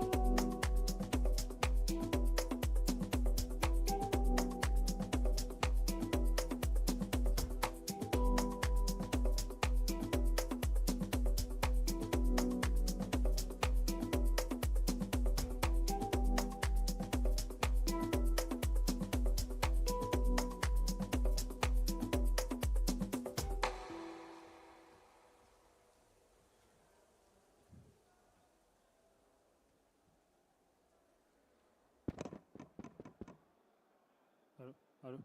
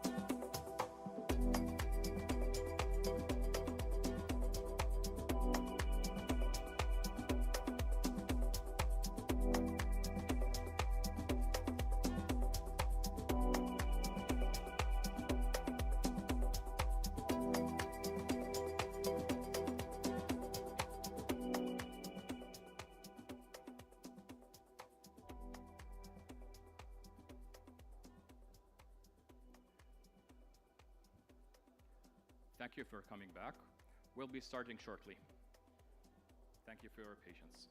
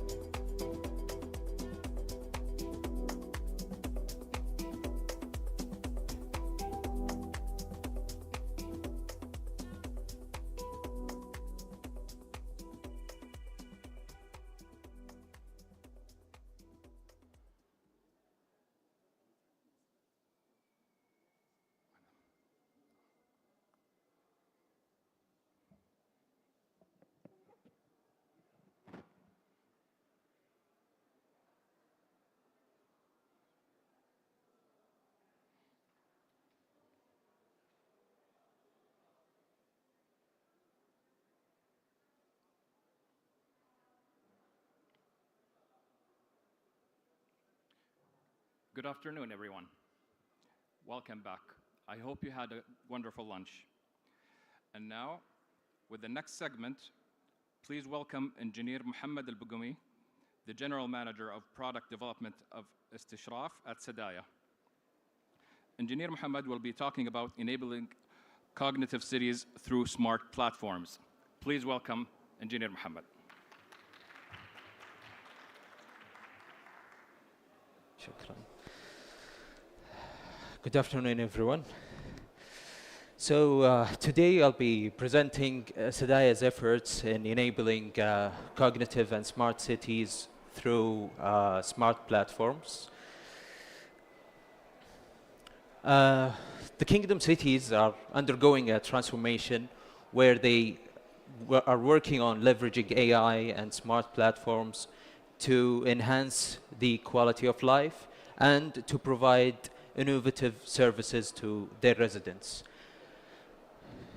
The Kingdom is very big, many cities with different environments. Riyadh is very massive. It's the city that undergoes the biggest growth. We have coastal cities like Jeddah and Dammam. We have mountainous cities like Taif. Every city has its own unique urban challenges that needs to be catered for and customized solution for it. So developing the platform is let's say, complex solution that needs to integrate all these unique aspects. What we worked on in Sadaya is to develop a comprehensive platform to help city stakeholders at different decision makers levels to manage the city, to understand the city, and to provide insights and understanding of it. We worked with various governmental entities to build this platform. We called it Smart C. The C stands for Smart Country, Citizen, and City. Our aim was to at least we have three main objectives while developing this platform. The first one is to achieve situational awareness, so that we have a real-time feed of the state of the city to enable decision makers and operators to act fast whenever an issue happens and even be proactive in solving these issues. The second one is enabling decision makers, using these massive real-time data that is gathered to build KPIs, indicators that helps them understand the progress toward our objectives and goals, and tools to simulate actions to understand their impact before implementing them, and enabling them to capture the change of the actions after doing them. The last but not least is to improve the service levels, to build more efficient, more interactive and effective services within the city. The massive growth that cities in the kingdom are undergoing right now leads to many challenges. Challenges in many sectors like congestion, safety, urban landscapes, and so on. These challenges, we at Sadaya worked to, let's say, solve them, or at least enable governmental entities to act into enhancing them. I'll be presenting a sample of cases that we worked on in Sadaya on these sectors, starting with congestion. We developed a platform to understand the state of congestions within cities, to enable to optimize the operations of the city and to allocate resources efficiently. The platform helps decision makers and operators to understand the traffic congestion at the city at the moment, to understand the time lost by commuters within the city, and to understand as well the length of congestions within the road network. The platform also enables drilling down until street level information to see historical information. Also, it gives you the ability to get anomaly detection and notification on these anomalies, to act on them and to solve them as soon as they happen, and sometimes even before. The second solution or use case that we worked on is a use case to manage events, the congestion around the event, to understand the area, and to measure the impact of this event on the major roads around it. This solution also enables the event organizers to understand the visitor experience and how much does it take commuters or visitors of the event to come to the event from various areas of the city. Actually, this platform is currently utilized to manage the traffic in Leap. The second sector that we worked on is safety. We developed a use case to understand danger zones within the city, to continuously compute them and to present them to authorities to take action on them. Danger zones are areas where accidents frequently happen, especially those with injuries and fatalities. This tool enables them to plan the infrastructure investments and place them where it's most effective. The platform also enables them to understand the seasonalities of these danger zones.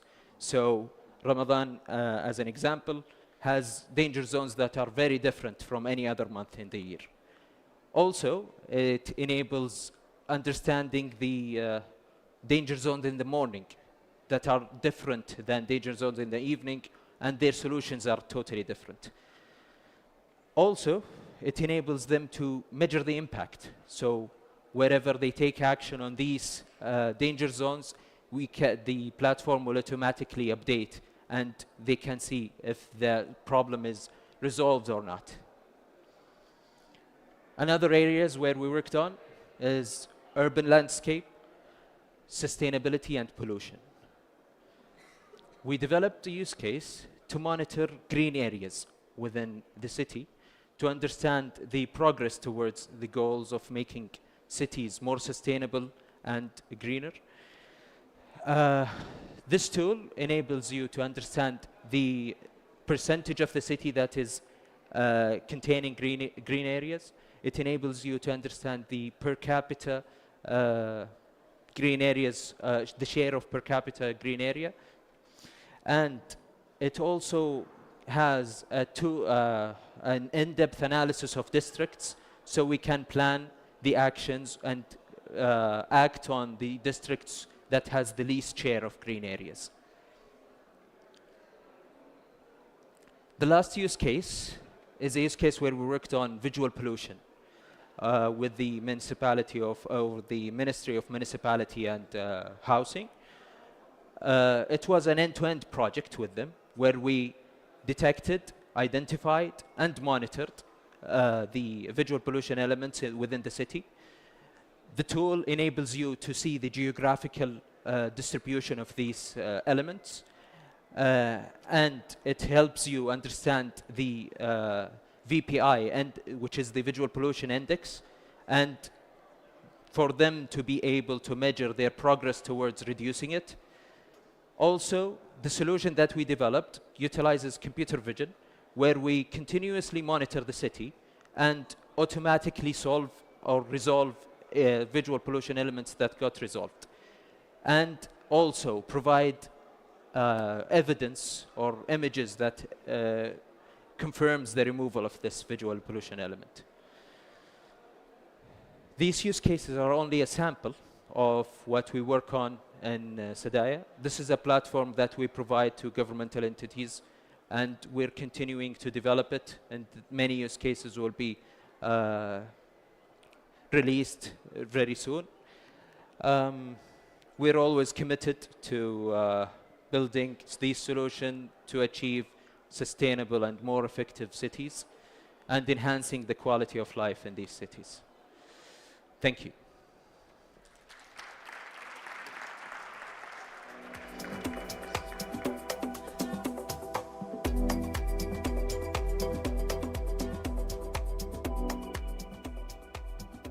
Thank you, Engineer Mohammed. Insightful, and I hope it sees the light soon with better solutions, inshallah. And now, for the next keynote, it's about the Line Cognitive City, a vision for the future. Let's welcome Mr. Michael Chi, from the head of Cognitive and Digital from the Line, from NEOM.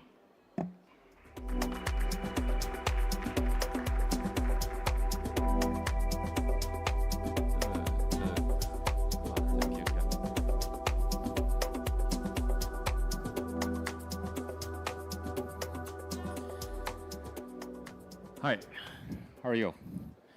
First of all, I'm really happy to be here and thanking, I'd like to thank RDIA for inviting me here. Very excited. Excuse me.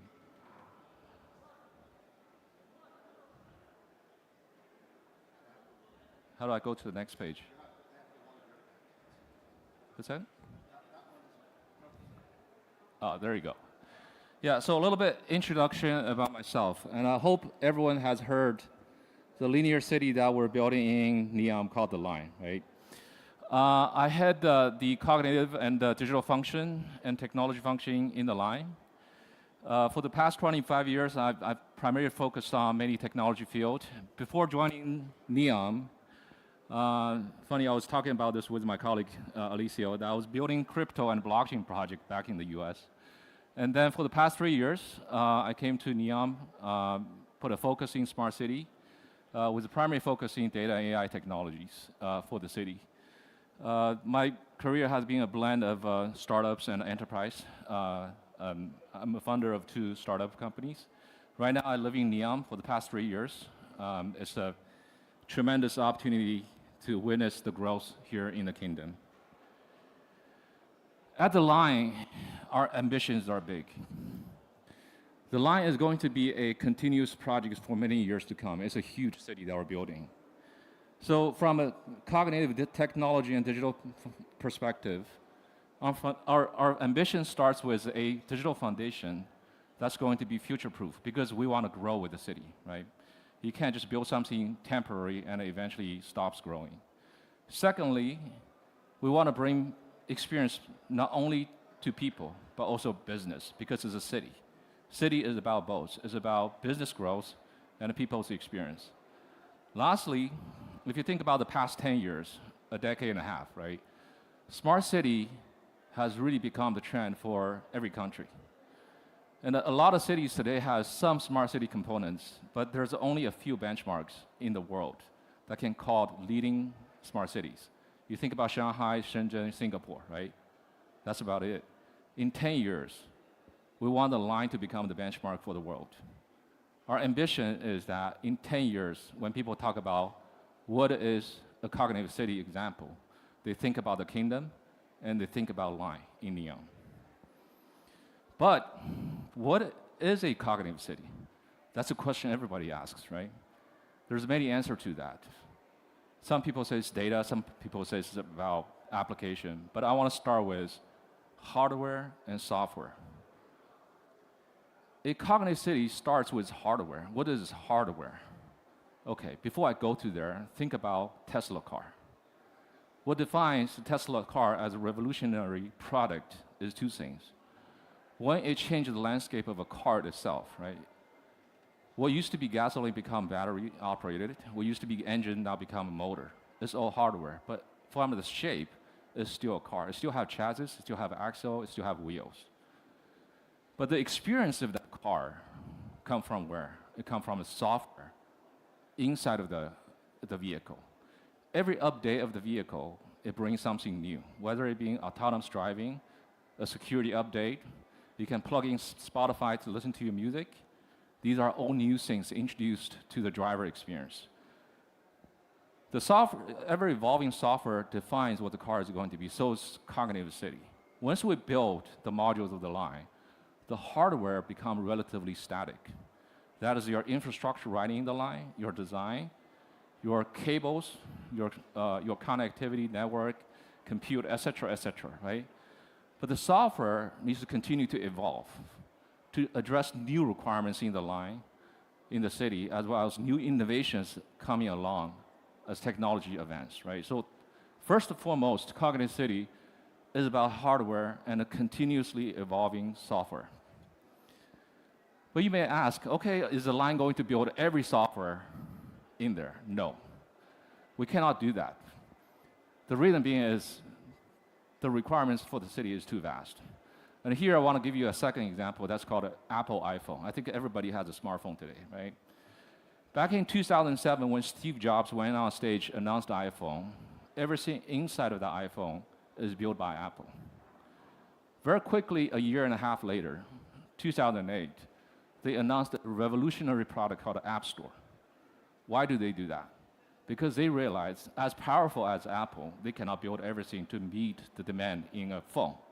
And today, if you use your iPhone and an Android phone, what do you use the most? Do you make phone calls, or do you use WhatsApp the most? Do you use just listening to, do you use YouTube? Do you use Spotify, et cetera? These are all expanded functionality brought by the ecosystem to iPhone itself. Therefore, it becomes a habit. A cognitive city is about the same. We have to innovate together like iPhone, which means that you have to rely on private sector innovators to innovate with you, right? But we have to behave like an app store. What does App Store give to you? It's a trust of the application coming out from me will serve you. It's not malicious, right? It will serve the best interest of the people and the business. It's aimed for productivity. That's what we want to aim towards. A cognitive city is about building a brand of a digital ecosystem together and grow with that ecosystem. But what do we build into a digital ecosystem? So you think about what a city is for. A city is the equation of demand and supply. Because there's many demand in the city, right? And there's many ways to serve that demand. So it's a gigantic function of demand and supply. So the last example I want to throw you is Uber. What Uber did successfully, Uber did many things revolutionary, but one thing they did really revolutionary is digitize that demand and supply. That's called mobility, right? And then what they did is they digitized that demand and supply, they put it into a platform. Then the next thing they do is do that intelligently, of connecting digital demand and supply and putting the best outcome to the end user experience. That's what we need to look for. We, the line, and the digital ecosystem that we create together, right, is about to address various different demand and supply in the city. Digitize them, then eventually address them. But so far, what I'm describing is just really smart functions. There's nothing cognitive in there. So how do we bring this to the next stage? That's called the cognitive city. It's AI, right? I mean, the answer is very obvious. And we're very fortunate in a stage of time where agentic AI and AGI has become a reality. Last year, Sam Altman said 2025 is about AI agents. And Jensen Huang said, in the future, every corporate is going to become an AI company. And I would say in 20 years, every city is going to become an AI city. And we're going to set the trend on that. So what does the AI agent do for a city? Is to satisfy what I just described, digitized demand and supply. I'll give you one example. A new family moving to the line. If you move into a new city, what's the first thing you want to solve? Finding a place to live, right? In the past, what do? You find a human agent. You give them the requirement, they go out and find something, or you go out to the market and you find the corresponding rooms, apartments, house that you would like to live. In a smart city, what do? You go to a platform where listings are available. You spend hours and days, etc., to find the appropriate place for you to live. In an agentic cognitive city, you employ a thing called an AI agent for yourself. Every business is going to be represented by an AI agent. So now imagine this, right? You go into a cognitive city, you can hire an agent to represent yourself. It knows your requirement. You give it a task. Find the apartment that fits my taste, my income, and where my family of four can live. What it does in the milliseconds of a time, right, is going to go out there, discover the providers of the supply. That's called a room availability. Instead of a platform, just let the AI agent talk. And what you used to spend hours and days in finding a space available for you is probably going to take you a minute now, right? Imagine the time saved and the productivity come with that. Imagine you can spend 2 days of time, right? Think about idea, creating a startup. Imagine the time you can take your kids to a movie, buy popcorn, etc. It eventually translates to what? It translates to GDP for the city. Because now you have a productivity coming from services to address something that used to take your time. And that time now you saved, you can do something much better. That's the relationship that we want to define in the cognitive city. But besides demand and supply, right, the intelligence, again, is to be provided by the city as well as a digital ecosystem that we want to build together. What the city is going to do is provide a long-lasting digital infrastructure to support that. And on top of that, just like App Store, right, it has to provide governance. Because coming with AI is something that you don't understand. There could be malicious intent, right? Just for the basics, hallucination, data poisoning, et cetera, it could cause issues. But it also, there's going for, I believe this, for every good actor, there's 2 bad actors. We'll scam something out of you. So we'll have to provide that governance to provide the trust while we give the intelligence and cognitiveness within a city. In the long run, in the beginning, just like Apple, right? We're going to build a lot of applications, a lot of AI agents to serve the city. But in the long run, we will rely on a digital ecosystem to provide that. The city's role is evolving into infrastructure play and governance play to provide that trust. So to achieving there, it doesn't stop. We have to give citizens and business the choice. It's not going to be, hey, you know what, we'll provide this, so you have to use it. No, that's not the case. Because you, every one of us, right, is still at the center of decision making. Earlier, I said one keyword, you hire an AI agent.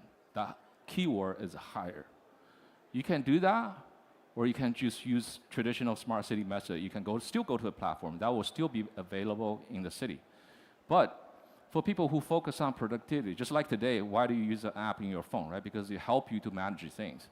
Hopefully in tomorrow, when the city is fully functional, people will be open-minded and focus on more how these things are going to help me so I can do other things better. But again, business and people are at the center of the decision to use that service. We don't enforce on you. Again, the city and the private sector is to grow those agent network and address different demands and supply those demands in the city. And the city provides a platform and foundations to ensure the success of the operation. So what is a cognitive city? I suppose to do this from ground up, but we're going to do 1, 2, 3, 4. First of all is about the design itself, right? Your city has to design well enough to support the cognitive function and livability focus and so on, right? And secondly is about a future-proof infrastructure. That's making sure as the city grows, your infrastructure can take the load and satisfy the demand. Then it's about the adaptive software system that continue to evolve to meet the new requirement innovation that will bring to the city. And then a dynamic digital system together public sector and private sectors to address these demands. And it has to be AI driven, right? Because this is where we go from smart to cognitiveness. Lastly, is empowered for the community. Residents and business are at the center of a decision. You are empowered. We provide the service at the line, and you are the one that making decision whether or not you want to employ them. How do we get there? It's for the line. This is roughly the plan. Obviously, the real plan is much more sophisticated, right? First of all, we will have to develop a resilient infrastructure. Like I said, this is the fundamental. You don't have the infrastructure, everything else is empty. Secondly, I'm so glad earlier there was a panel that my colleagues was talking about how AI and the data are a one-two punch, right? They're connected. You cannot grow AI without data. But in a city, it's a lot of data. And it's a lot of data coming from public sectors and private sectors.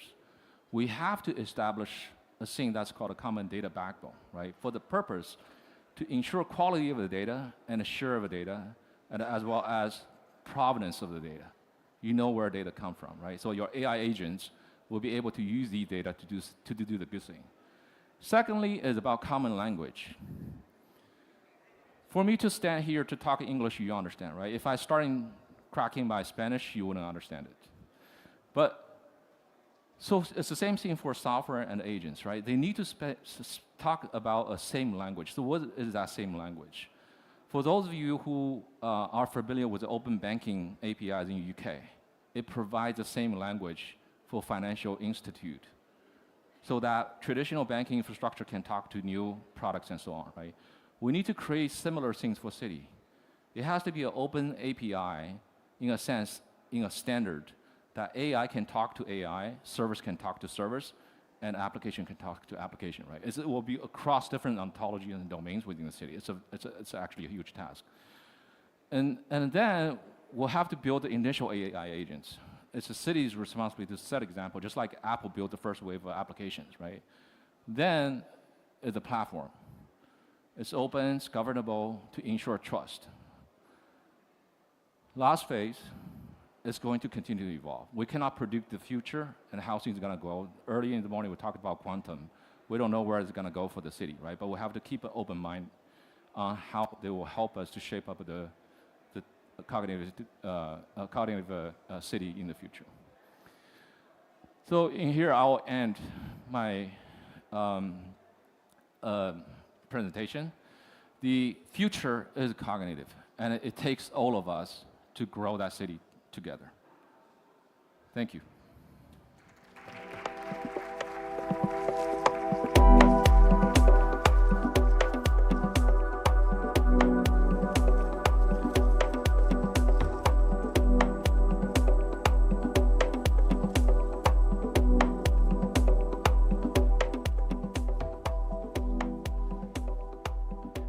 Thank you, Michael. That was very insightful. And now, for the next segment, we'll have the panel discussion about smarter, more human-centric cities, rethinking public-private collaboration for impact. This panel discussion will be moderated by Dr. Basma Al-Buhairan, the Managing Director for the Center of the Fourth Industrial Revolution. Please welcome Dr. Basma.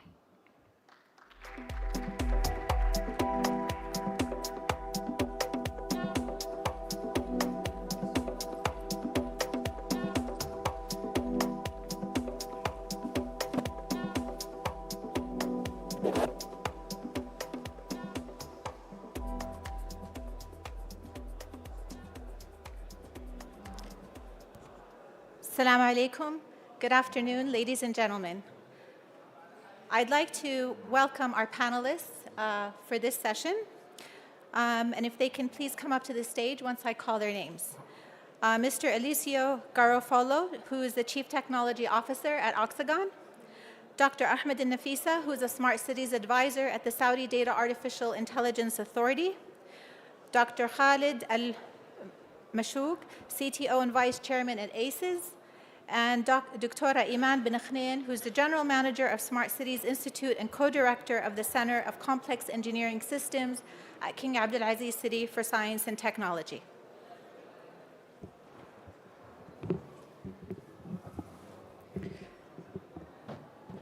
Thank you. So today we're here to talk about the future of cities, but not just smart cities. We're going to be talking about cognitive cities that don't just collect data. Cognitive cities actually learn, adapt, and evolve to serve people better. Smart cities have laid the foundation for urban digital transformation by integrating sensors, Internet of Things, and automation to improve efficiency. But the future of cities will likely be cognitive, where artificial intelligence, data-driven learning, and real-time adaptation make urban systems more responsive, more sustainable, more resilient, and more people-centric. However, this shift isn't only about technology. Its success depends on three key elements. The first is governance, the second is public trust, and the third is ethical deployment of artificial intelligence. So in today's discussion, we're going to talk about the enablers of cognitive cities, from public-private partnerships to scalable investment models, to development of local talent, and national strategies that can actually turn ideas into reality. So before we delve into our discussion, I'd like to ask each of our panelists, what is the biggest misconception about cognitive cities that we need to clear up today? So Eliseo, if you can maybe tell us what you think the biggest misconception is in 1 minute? I think is about thinking that cognitive city is all about AI. Okay, actually, there is much more to it than the AI itself. If we think about all the core backbone of things that you need to get right before getting to be able to start the work for cognitive city, that is extremely important, right? So infrastructure, data. Those two core elements are at the base foundations of everything that comes later on. So, AI is coming later. Most of the things of cognitive city start with automations, heuristic decisions, and making the base core foundations right, and then iterate on top of that. Thank you. Dr. Ahmed? Thank you, Dr. Basma, for leading the panel. And thank you for the organizer, actually. So when we talk about cognitive city, it's actually a combination for three elements: the infrastructure, the data, and the capability buildings. all this combination is gonna generate a proper or solid cognitive city. So these are the three elements of the main cognitive city. Thank you, Dr. Khalid. So we heard AI, data, and talent. Okay, thank you. I think the most misconception about cognitive city is that it is a project, that you allocate budget, you execute it, you finish it. This is not the case. Cognitive city is a journey. It already started, but slow. It will never end, simply. Thank you. Dr. Iman. First of all, thank you for having us here discussing our future of cities. I think the biggest misconception about the cognitive city, as my colleague mentioned, that thinking that cognitive city is an advanced version of smart city, where more sensors, more data, more automation. But the fact that is the cognitive city should go beyond that. It's about being proactive and predictive. So, for example, learning from patterns, anticipate the challenges before they arise, and dynamically adapt the solution to serve the human needs. Thank you, Doctora. So I'd like to first address the topic of public-private partnerships, because we know that public-private partnerships are going to be fundamental in the area of cognitive cities. And I'd like to address my first question to Doctora Iman.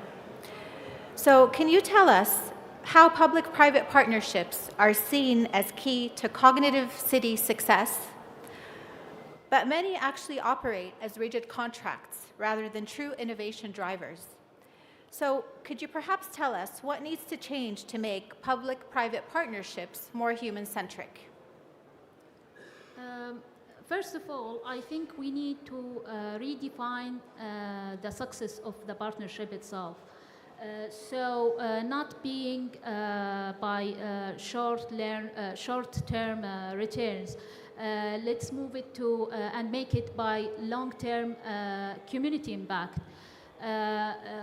Then we need more flexible, adaptive agreement that allow experimentations and iteration, and also involve the citizens and people and local stakeholders from the beginning of developing the system itself, to make sure that they add this solution, this technology solution, actually addressing a real problem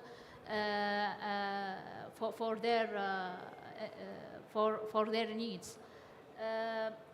And also, so we can move from public-private partnership to what we can call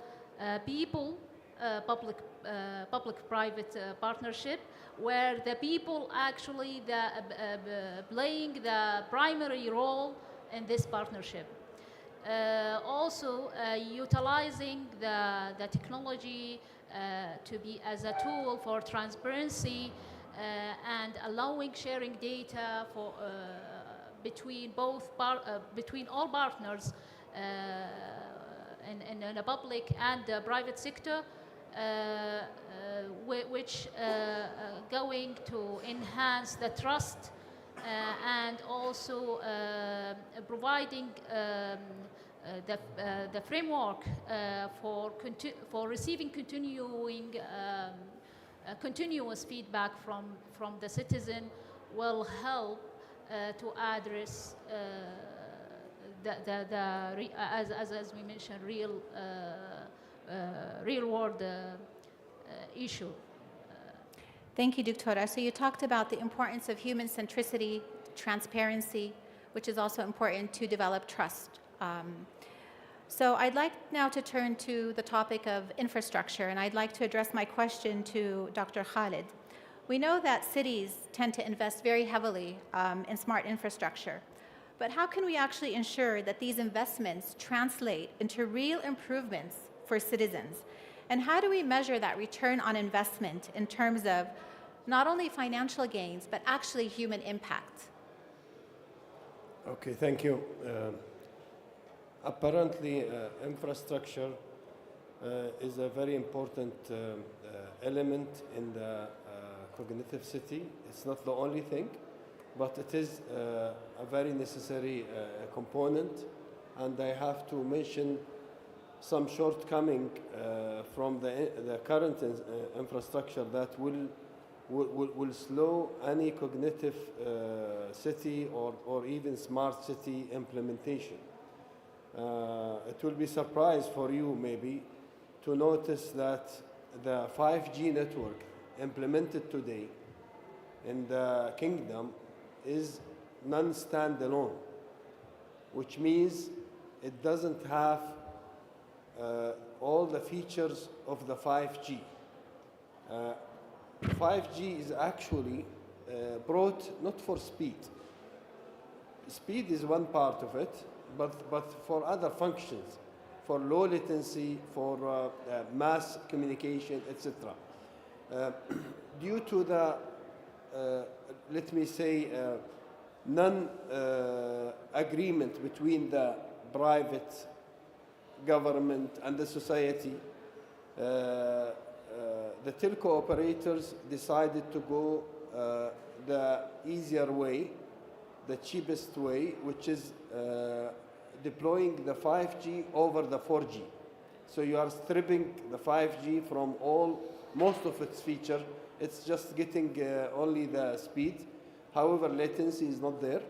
So no matter how much 5G nodes you are putting on the streets to detect, for example, speed, to give you warning, to give you advanced warning, to implement it even in the surgery room. This delay is substantial. It will block you from going into actual benefit of this infrastructure. Apparently, the Wi-Fi is worse than that, but I'm talking about going into smart, then cognitive city. You need to adapt the sensors. You need to adapt the technology that accommodates all requirements. And to start, I think it's wrong to start bottom up. You have to start top down. Top down means what's the objective of your cognitive city. And I think we're lucky in the Kingdom of Saudi Arabia that we have clear objectives. We have Vision 2030. This is defining the KPIs that we want to reach. What kind of health, what kind of quality of life, what kind of emission of CO2, what kind of, all these things are there. It's well defined. So you can start from there. Going down into what it takes to implement it. What it takes to implement it, what kind of subsystems, who is doing what, how to coordinate it. And I think we are lucky in Saudi Arabia also that decision making is not very complicated here. We can make decision after thorough study in matter of limited time. And we have a very giant database in Sadaya. We have information about the real estate. We have about the health. We are digitizing many information in the country, so we can integrate it. But it needs to be top down to control all that and to lead to the KPI that we want to reach. Thank you. Thank you. Alicio, we know that many cognitive city projects tend to start. And they tend to start off as really small pilots, but scalability can often be challenging. So could you perhaps share with us what are the challenges that may hinder scalability of cognitive city projects? I think there is at least 2 or 3 main factors that we need to consider in a very critical way, being extremely critical to the current situation. So first of all, when we are speaking about cognitive city projects or smart city projects, they're triggered from very big realities, right? Very big industrial or corporate realities. Now, these realities, they are not normally very segmented, very complex by nature themselves. So a lot of POC or starting points, they come really as silos somehow, so they can't evolve in a more scalable project just because they didn't have all the alignment from all the different stakeholders, right? Maybe someone was pushing this through faster, but there was not complete alignment. So I think this is what most commonly we seems to see across the industry for like a POC that doesn't evolve, to the next phase. But I think a lot of other initiatives, they're just not engineered to scale, in the sense that you start with in mind a specific project, right? Oh, we want to do this specific deployment for these specific solutions, but you don't create the evaluations boundary at the beginning of the project to say, if this is a successful project, actually, how do we bring it to the next level, right? I mean, this level of evaluation is normally done when it's too late, after that you actually did a POC, and this is like a big issue. And I see there is a good example around the world is Copenhagen. Copenhagen as a city actually have deployed a framework that does this for any initiative that they need to do at scale. I think probably the last reason why we don't see POC getting up to scale is because they're not, sometimes they're just not procured to scale or sourced to scale. And let me try to elaborate maybe on this. We tend to always follow budget cycles by nature, in big organizations. And these tend to create contracts that are more shorter or more project focused, while instead, forecasting that this can be a successful project, and then it may change what you need through times. Maybe you need, a more flexible contract with lower rate, later compared before, right? Maybe you need a set numbers of solutions that change through time. So we are not used to procure and source things in this way, and that potentially become a scalability issues later on. Thank you. So, Dr. Ahmed, Alicio spoke about some of the challenges, such as procurement, the siloed efforts that tend to happen, and proofs of concepts. So the Kingdom is pioneering a number of large-scale cognitive city projects. So how can we ensure that we overcome these challenges and perhaps other challenges, while also ensuring that cities remain interoperable and that our initiatives are not fragmented?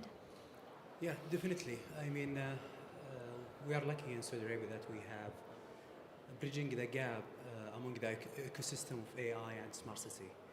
For example, under the umbrella of Sadaya, they have 3 arms. The first arm focusing on the innovation part, which is the National Center for AI. The second arm, which is the NIC, the National Information Center, which they operate and maintain the governmental services, and they host the governmental cloud computing to make sure there is no fragmented efforts among the governmental sector. The third one, which is the National Data Management Office, which they focus mainly in setting the regulation, policies, and governance of the data and AI. I'll give some example. I mean, here in Saudi Arabia, we do have the governmental cloud computing. It's called DEEM Cloud Computing. This governmental cloud computing consolidating more than 270 governmental data center and only a single cloud to make sure that there is no redundancy and there is no fragmented effort among the country. I'll give another example. We have one national platform. Actually, most of the platforms that developed in Saudi Arabia, especially within Sadaya, it's a national platforms. We do have a platform that supports the decision maker among the governmental sector. It's called Istishraf, trying to predict the future. This a single platform. It's generates a cutting cost and profit for the country for the last 3 years, almost 52 billion Saudi riyals, by consolidating all these kind of efforts and make sure to provide an insight from this single platform to the decision maker within the country. One example, my colleague, Engineer Mohammed, he presented the national smart C platform, C as he mentioned, from citizen, city and country, providing services for provide more than 110 services to the governmental sector. Yes, Dr. Thank you, Dr. Ahmed. So now I'd like to switch gears. We spoke about enablers, and now let's talk about how can we make these solutions scalable and sustainable. So I'd like to come back to you, Dr. Iman. Could you please tell us, what does a people-first, public-private partnership model look like? And could you also please give us an example of a public-private partnership that truly inspired citizen well-being? Thank you, Dr. Basma. I think making the people an active collaborators rather than passive beneficiaries. Also, instead of a simple technology handoff, the government and the private entities working together with the people to create the solution and share the responsibility, share the risk, as well as they sharing the rewards. A good example here, the Saha Virtual Hospital initiative that led by Ministry of Health. They, in collaboration with private tech firms and also local healthcare providers. They working together to create a model that give a platform to involve the people and the citizen and provide healthcare services to everyone, even those one who is in remote region. So by involving the people, the citizen, by let them providing a feedback on their needs, on the services they want from a virtual hospital, in addition to the contribution from the private sector with providing the cutting-edge technologies and expertise that create together an integrated telehealth ecosystem that can dynamically adapt the feedback from the users and addressing the real needs of the patients. Thank you. I'd like to turn back to you, Dr. Khalid. If we go beyond infrastructure, can you tell us how the Internet of Things use cases can actually be designed to create real value for everyday life? So for instance, in mobility, safety, healthcare. Okay. I think you listened to the gentleman who talked before this session from Sadaya about the value they're providing to the different government agency in traffic, in green coverage, etc. I ask privately, are you getting this information from the mobile network or from the car itself. Apparently, they're taking it from mobile network, same way Google doing it. I think today, not today even, long time ago, all machines coming to country, cars, air conditions, all kind of appliances, it has its own smart module. It has its language also to communicate. Cars today, they communicate with each other. They have their own language. Any car that's been entered to Saudi Arabia after, I think, 2004, it has this kind of ability to talk. I wish, as you mentioned, Dr. Basma, to generalize the standardization so we can have homogeneous language, homogeneous infrastructure to apply not only on NEOM line but also everywhere. And this will happen if we start standardizing, number one, this machine language, or not machine language, the language of the machine, and also to make sure 1000% there is a privacy issue and we are protecting the privacy of individuals. Take for example today the Google, again, the Google example. Google is collecting, because they are giving you service, you have to allow them to take your information. And they acquire this information, put it on the map, give you the traffic. And this is part of the cognitive city. When you go morning, you choose your best route, etc. However, we need to generalize this in a better way, and maybe in a way that's very brave and very revolutionary. Today, everyone in Saudi Arabia, he has application called Baladi, Madinati. I use it a lot. If I see any violation in the street, I just report it. Trash or problem in the road, I just take pictures. Imagine 30 million people are sending every day 30, 40, 100 million pictures. And it's accessible by some agency to analyze the whole situation. It's not only the traffic. It is a picture, maybe live picture. You align it, you detect. Actually, if you do that, probably your dependency in IoT will be much less. It's a cooperation between the society and the government and the industry. We can report things live. We can detect things live with reduced cost. Thank you. So, Alicio, you mentioned earlier that one of the challenges for scalability of cognitive cities is the procurement models.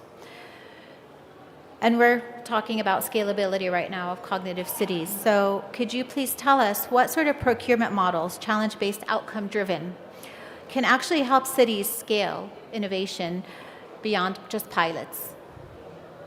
Sure. I mean, first of all, you need to get to the miracle to convince your procurement team to change the mentality and move out from somehow the low-cost estimate award or the scope of work model. Once you achieve that, I think there are a few different things that can be done. First of all, because the market and the technology is evolving so much, I think one of the new way of approaching procurement would be just for a challenge based, right? It's a solution based. It says, I'm looking for a solution for this thing, and let the market propose you what is the solutions that better fit from their point of view. Now, why this is different and important? Because somehow the market always adapts. Okay, your company may not always adapt. Okay, so in this case, you are letting the market influence your decisions, but this means that somehow you will have to evaluate proposals that may be completely different one from each other, right? So you need to handle that. Another kind of procurement that I can imagine, and I actually see something of this kind very recently, is shopping for impact. So saying, I want to achieve 30% saving on energy consumption, okay? So you are giving a specific KPI to achieve. And then, again, letting the market decide for you. In this case, I saw, for example, recently a company, they were very innovative. They were doing like temperature conditioning, leveraging quantum entanglement, right? So something very extremely futuristic.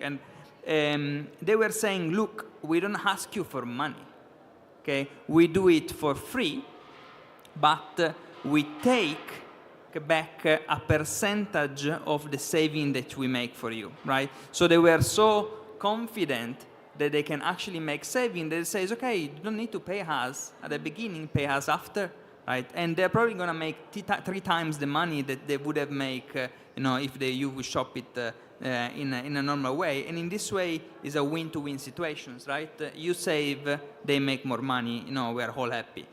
I think these are the 2 main models that I would envision as challenge and outcome-based. But probably there is a third, more commercial model that we can think about that is really get more into the co-innovation, co-commercializations approach. Right? So working more with, I can decide to work with a partner, maybe it's an industry partner, and develop something together. Okay, I make some investment, they make some investment, then they can sell it on my behalf. Okay, I can pay some of that of the development with the revenues that is generated together. Right? So that is another things that can become a commercial model more diffuse, but that we now are not taking much advantage of. And there's also the World Economic Forum's innovation-friendly procurement model policy that was developed by the G20 Smart Cities Alliance. And essentially that policy focuses on how do we not stifle innovation and also promote SMEs to also be part and parcel of these different innovation procurement models as well, which is, I think, going to be fundamentally important also as we move forward. I'd like to turn to you, Dr. Ahmed, again, if I may. And we haven't touched on this yet, and this is very important to our discussion, which is the focus on governance and policies. So can you tell us what sort of policies, for example, AI governance, open data, digital rights, etc., are important to ensure human well-being in cognitive cities? Yes, sure.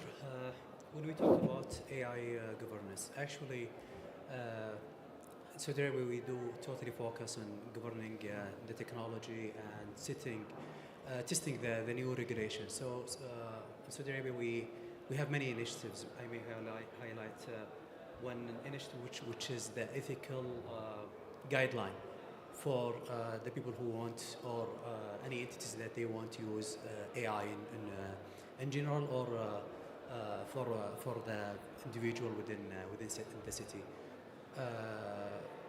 Today they announced before, 3 months ago, the international center, which we call it iCare, under the umbrella of United Nations. They are tackling actually the issues related to ethical AI. Another sandbox that has been announced as well, which related to the regulation and the privacy of using AI within the smart city. To make sure also to allow all the people to contribute to the smart city project and initiatives that may positively impact the communities and the citizen. Today they announced the open data platforms. So anyone want to test or try to develop any AI model, they can use a sample data and actually a hashed data that they can develop their initial models. So this is some initiatives that already announced within Saudi Arabia. Thank you. Now, I've been told our time is up, as much as we'd like to continue this conversation, I'd like to thank all of our panelists for this discussion. And we've seen that cognitive cities are not just about technology. They're much more than that. They're about governance, investment, and design choices that make life better for people. And so the future of cities isn't just smart, it's human. So thank you, and a round of applause to our esteemed panelists.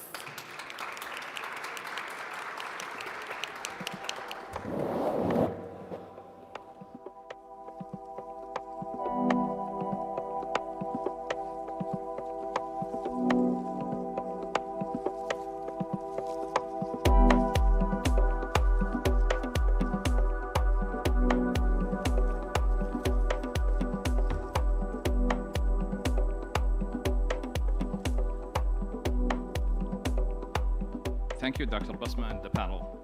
It was a very interesting discussion. And now for our next segment, it's a special segment led by CERN.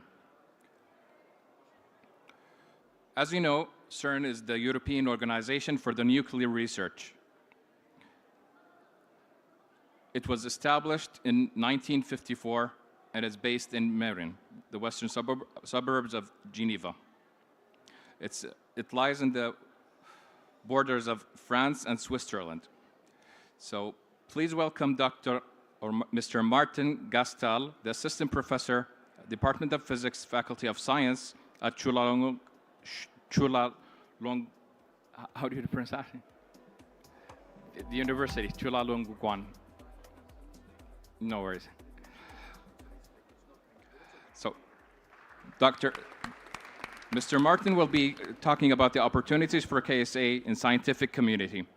Welcome, Mr. Martin. Thank you. And do I have a clicker? Excuse me, do you have a clicker? Like a... okay, thank you. Okay, so hi everybody, thank you very much for having me. Just for me to judge, how many of you know what we do at CERN? Fantastic. So my communication colleagues do a good job then. Very good. So this is a picture taken from inside the Large Hadron Collider, which is our flagship research facility. As you can see, it is a tunnel, and you can see that at the end it bends to the right. That's because our accelerator is actually a circular collider. So the job that we're doing at CERN is to collide protons, but it is a fairly big accelerator. If you know a little bit about Geneva, you've got here Lake Geneva. This is the airport. In red, you've got the border between Switzerland on that side and France on that one. And this line here is the footprint of our accelerator. It is 27 kilometers long, and it is buried 100 meters underground. And so what we're doing in this particular tunnel is accelerating protons to about the speed of light. So you have to imagine one beam of protons going clockwise and another one going counterclockwise up to the point where we collide them. The CERN campus is actually on the border with, between France and Switzerland. So it is like a little entity, independent entity dedicated to the field of particle physics. So we are the largest lab in that field, and the goal of the organization is very fundamental. It's to understand the fundamental laws of physics. So I'm going to touch on a few topics. First, the research at CERN. So first of all, when we talk in our jargon about experiments, this is what we call an experiment, right? So this is one of my colleagues, and this is the Atlas detector. So you're looking at something that is very, very big, which is not intuitive, because what we are trying to detect are particles that are very small. However, these particles are very hard to stop. Therefore, you need to put a lot of material to have a chance for this particle to leave a signature of their presence into our detector. So in a nutshell, what we're trying to do is to investigate the laws of physics deep into matter, even smaller than quarks. To do that, like if you remember, there was a discovery of the Higgs boson a few years back, we need three things. We need an accelerator, which is going to accelerate the two beams of protons. You need a detector, or like a 3D camera, but super fast. And then to analyze the data or the pictures taken by this camera, you need a very significant computing facility. So just to illustrate how this field of fundamental research actually yields a lot of innovation, let me take you through this slide, which is about one of the 3,000 or more magnets that we have installed in the LHC tunnel. Each of these is a dipole magnet. It is keeping the particles in orbit around the 27 kilometers of the accelerator. Inside it, you have the two beams, and you've got these coils here that are bending the trajectory. These are superconductive coils. The entire volume of these blue vessels is actually filled with superfluid helium, so minus 273. So for people in engineering, you already have a lot of exciting topics to research here. Once the beams are accelerated, they will collide, and they will collide in 4 locations. On the Swiss side, they will collide in Atlas. On the French side, they will collide in 3 different places, but today I will really speak about the CMS collision point, because it is in that location that Saudi universities have been working with us. When the collision takes place, you got the famous E equal mc squared, so the energy of the incoming particle is being redistributed to give rise to new matter. And this is what our detectors get as an output when they take a picture. So here is the collision point. You see the trajectory of particles as lines, and you see little cubes like this that represent the energy that was deposited in the detector. When you compile all this data together, you get a data set. A data set is about 2 megabytes. What is, I think, very striking is that we are creating 1 billion collisions per second. And each collision, each event is 2 megabytes. So you understand immediately that we can't possibly store or analyze that amount of data, because we are running 24/7, right?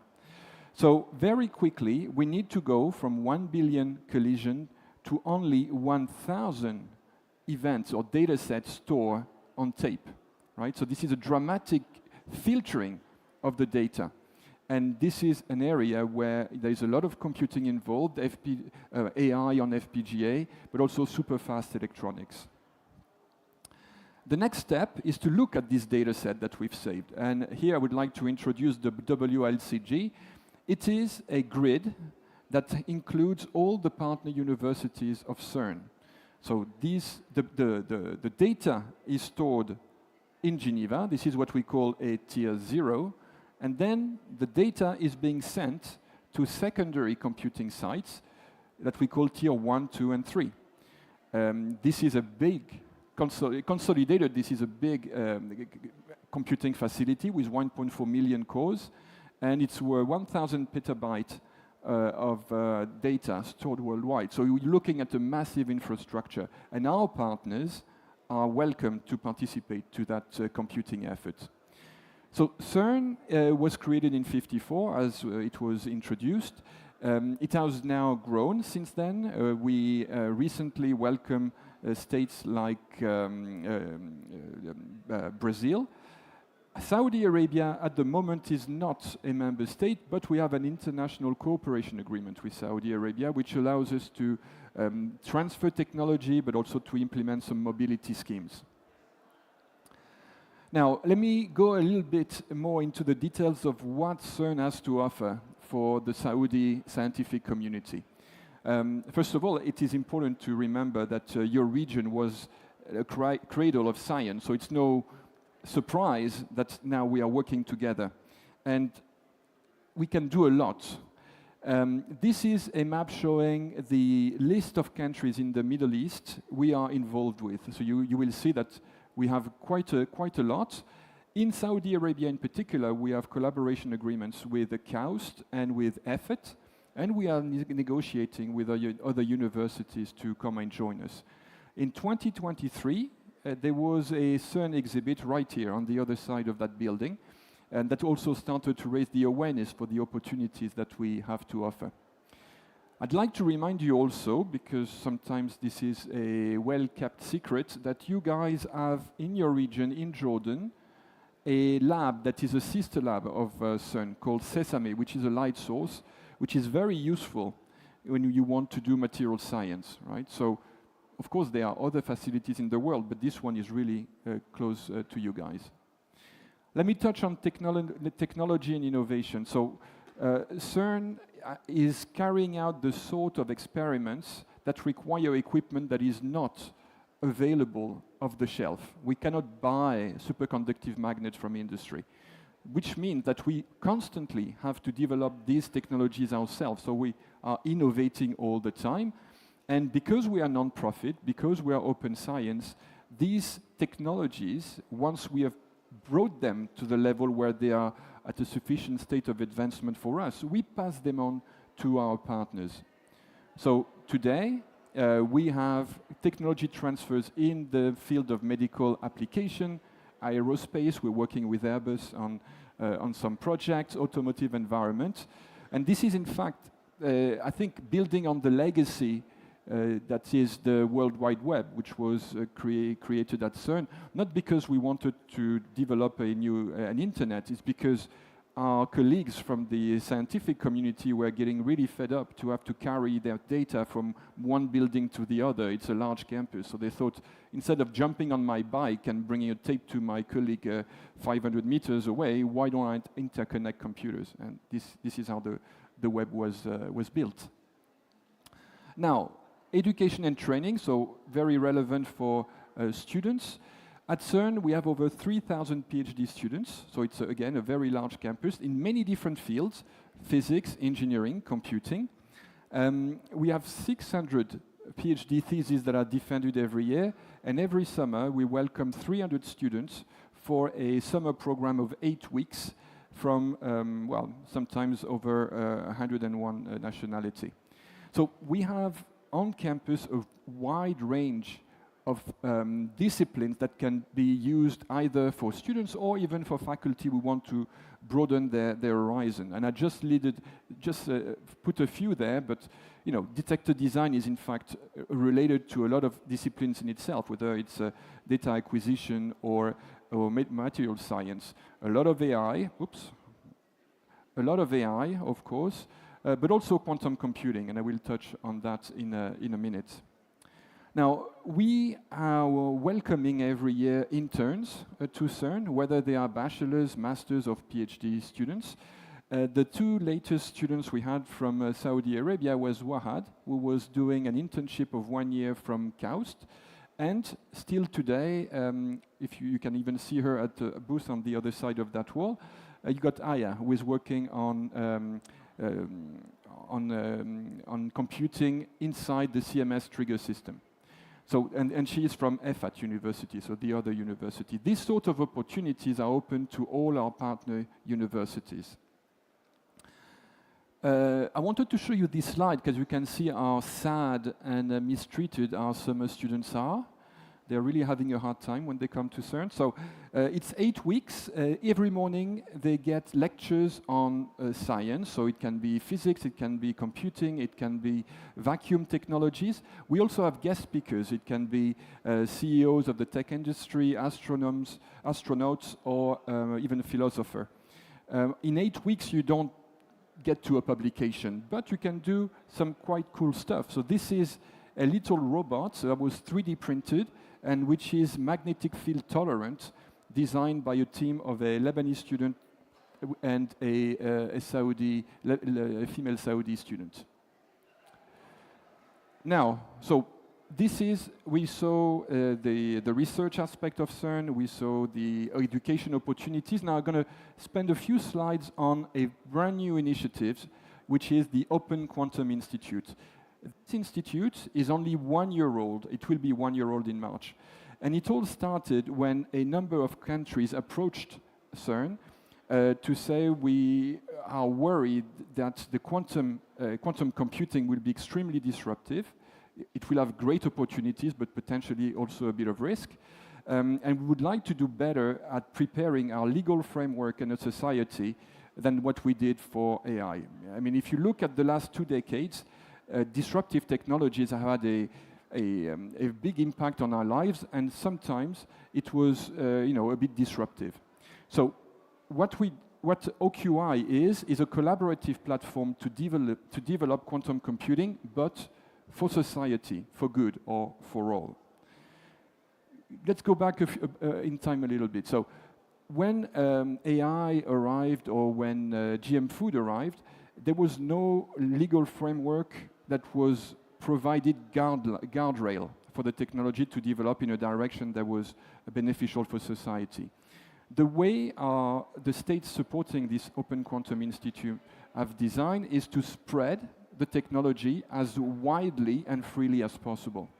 So these are the values that we promote. So first of all, we absolutely value a partnership between the private and the public sectors. And this is something we touched on this morning on the panel. Now, of course, when you have actors from these two fairly separate fields, you need to find common ground for good collaboration.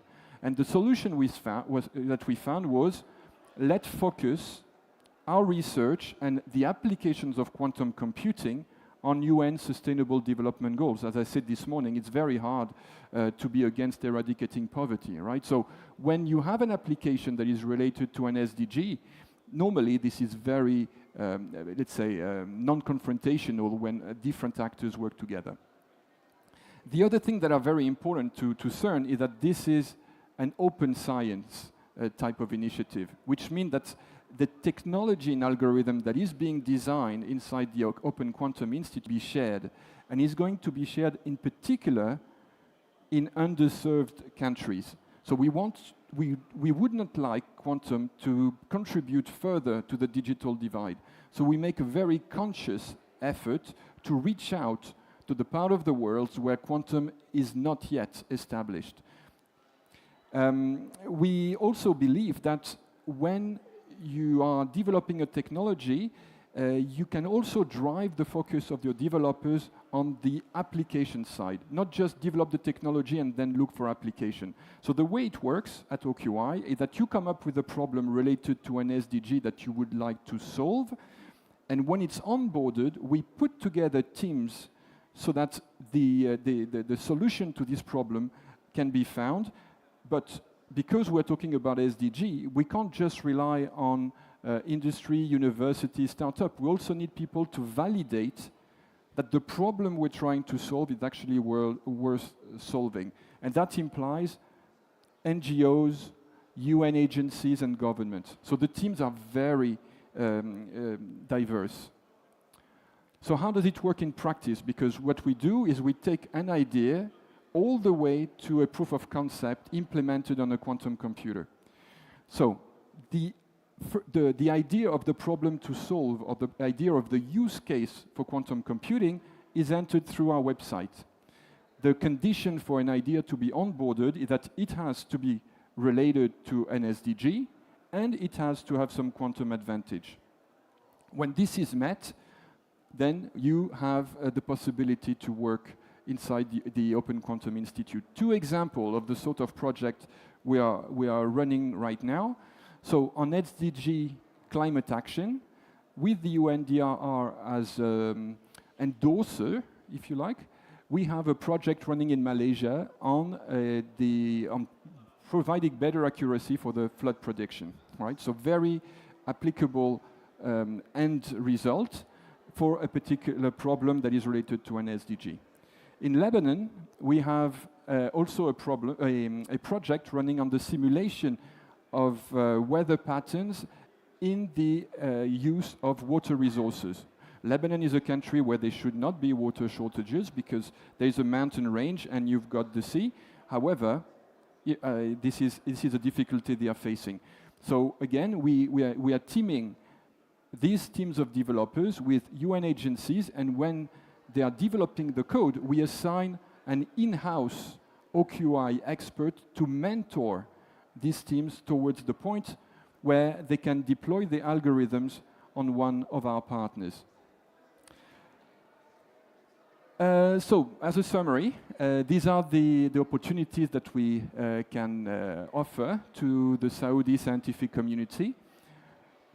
Research and innovation for your faculty, your students alike, in a very wide range of fields. We have also internships, typically 12 months, in areas of high technology. We can even set up dedicated PhD programs. I can really recommend our summer student program. They're really having a blast, and it is like a teaser so that they can choose to dedicate their lives to research in science. And finally, something that the Saudi community could be wanting to do is to join our high-performance computing network. Thank you very much for your attention.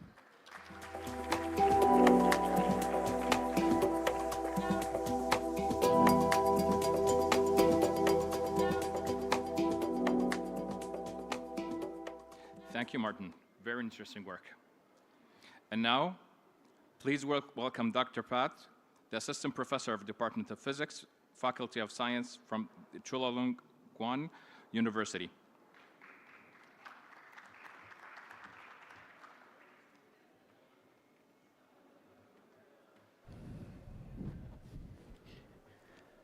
Hello, everyone. So first of all, I would like to thank the organizer who organized the event and invite me here. So I would like to talking about from the high energy physics to the high performance computing. So I think this is one of the key keywords that we are talking today. So let's go to what we are doing. I think this is what Martin already tell you the story. So we are particle physics experiment. So basically we are statistical experiment. So we need to collect the data, and our data is quite big. So we have the collision beam crossing every 25 nanoseconds. So it means that in 1 second, we have a collision about 40 million events. And that's super big, so we cannot really manage that. So we have to trigger or select the event of interest and make the physics result out of that. So that's why we need computing resources in a big infrastructures, also powerful software to analyze this data. So what I will tell you, it's about how we use the HPC and what is the opportunity from Saudi Arabian to join and doing the person powers improvement developments. So let's start from the Monte Carlo side. So from the collisions, so we need to first collect the data. We need to compare it with the computer simulations. So in our challenge is that how can we do this one and represent well the data that we collect. And that's giving our chance to, the current technology giving our chance to go deep into that one. So including the quantum computing, including the GPU accelerations, and including also the AI and the machine learning developments. So let's go a little more on that. So when you collide the protons, so at the point at the collision, so you can see from the red one, so that point is what we call the perturbative calculation. So that one, it's basically explain the real physics content that we would like to get from. And that can be used with the classical computings, but it can also improving with the quantum computing to speed up the calculations. This is one of the bottlenecks we have because now this process takes 20% of our computing resources. After that, when the proton collide, it starts to be hadronized. So you can see on the green one. So it's real shower that you see on the picture of RSC experiments. So that one is a non-perturbative calculations. And that, we need a quantum computing for that. The current classical one can do only the approximations for this one. So basically, we want to use the quantum computing to compute the quantum process. So that is the key point that why we would like to develop the quantum computing for these experiments. Next one is opportunity with the GPU. So nowadays people talking about CPU, and also this morning talking about the GPU. So how can we accelerate the full event processing? Because if we can do the computing faster, it means that we can process more events. So if we can process more events, it's possible that we can apply the rare physics process, right? Because some physics is rare, very, very rare, like 1 in the billion. So that we need to go with that. So with the GPU currently in CMS, we can offload about 50% of CPU calculation so that we can have more output of data from the current trigger systems. So next challenge is that can we offload more to GPU? So targeting that we can process about 100,000 events per second with the full event size at the computing centers. So this is our targets. After that, when we try to do the simulate really what happened in our detectors. So we do step-by-step walking of the particles. However, we try to make it fast because this simulation process takes 50% of CMS computing resources. And with the machine learning and AI, we can make it super fast. Instead of 20 seconds for one event, we can do 1,000 events per second. So it's 50 times faster with the machine learning technique that we learn from the full simulations. So this is very challenging for us. And this is what we target for what we call Run 4 LSC experiment, which is going to start in 2030, so 4 years from now. So what is the size of data that we are talking with, right? So this is from 2021 source, so you can see if the big circle, it means big data. So you can see that the LSC raw data, it's super big in that way. But we can, because we cannot analyze that, so we need to squeeze it out to be this small green one. Okay, so there's a lot of data that we need to throw away. And that is maybe the physics that we really need to discover the new physics. So that's why we are really eager to improve on this calculation. So from the data processing and the data storage point of view, so this is a projection that we had from 2022. We're going to update a new one maybe in the next few months. That when we upgrade the machine to what we call the high luminosity LSC, we can collect more data. And to collect more data, we need to make sure that we have the computing resource enough to do that. As you can see, if we don't do any developments, the solid blue line gonna blow up, and it's more than 20% that we need to buy more computing resources. But with the AI, with the GPU stuff, we can lower it down within the budget of 20% increasing of the resources. But this needs a development, and this is person to do that. Okay, the AI that we have today cannot really do it for us. We need physicists and we need computer engineer to help us for this step. And this is how the CMS data processing look like, but maybe I can script this one to go to the features of what we are looking for. So when the machine is collecting the data, we really need to process the data quickly, because this it's when we finishing the process of data, physicists can analyze that one and release the result quickly. So if we collect it today and we don't have the computing resources, physicists may need to wait another year because there's top up of the event that we are collecting. So today, what we are doing is that our computing resource itself is the green one. So this is the resources that we can process at CERN. And then the yellow one is also what we can process at CERN using the all resource we have. But you see that this is not enough. So what we have to do is that we need to distribute the resource to our tier 1 computing centers, which is in Europeans and in US, to help us to do the processing, so that we can make 7 kilohertz, so 7,000 events per second of data that we collect in one shot. Okay, so people don't need to collect and waiting for another years for data to process this one. And this mechanism works very well. So we use the whole resources we have.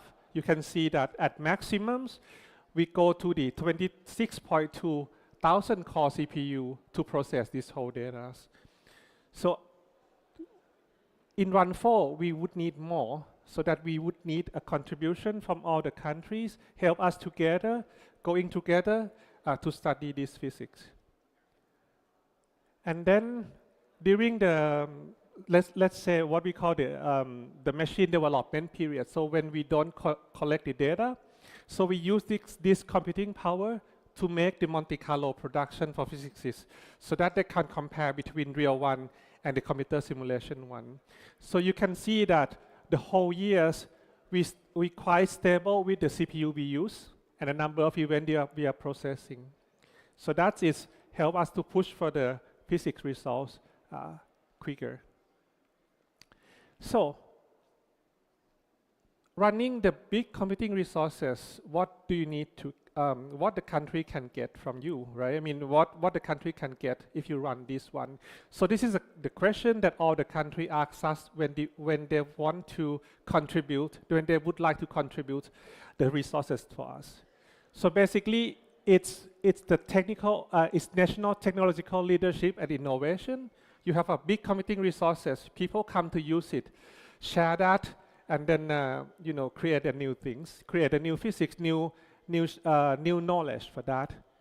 It be strategic national infrastructures, because when you have a big computing resources, you gather all, it's not only physicists but scientists in the country to come to work together using the single infrastructure.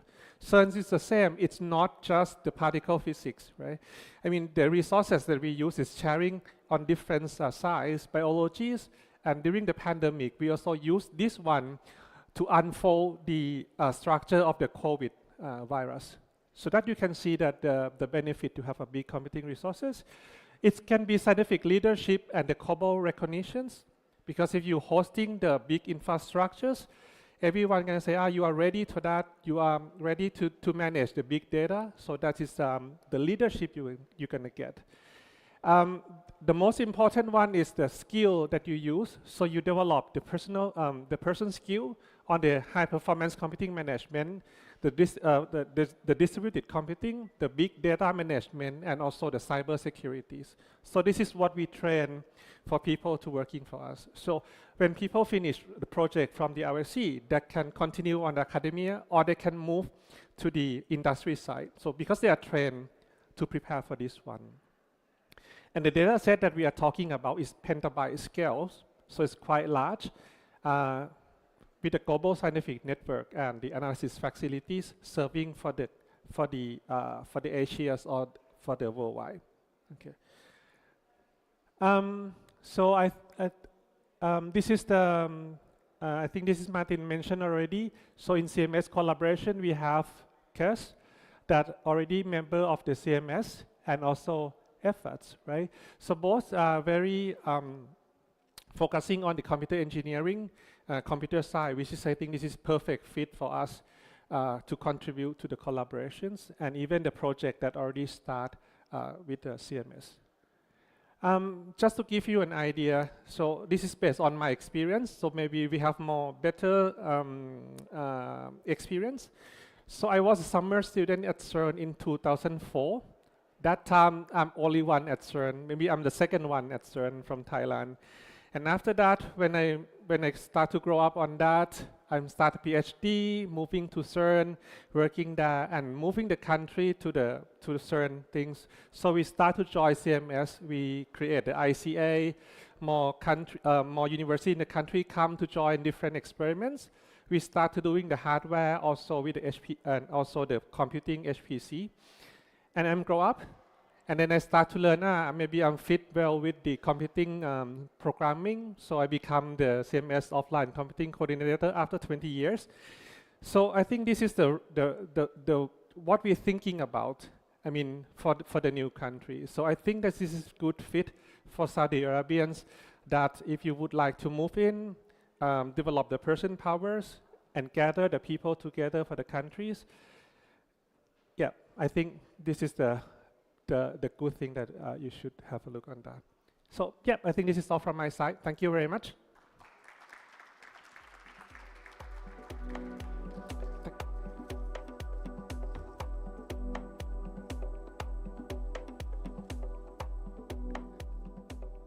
Thank you, Dr. Pat.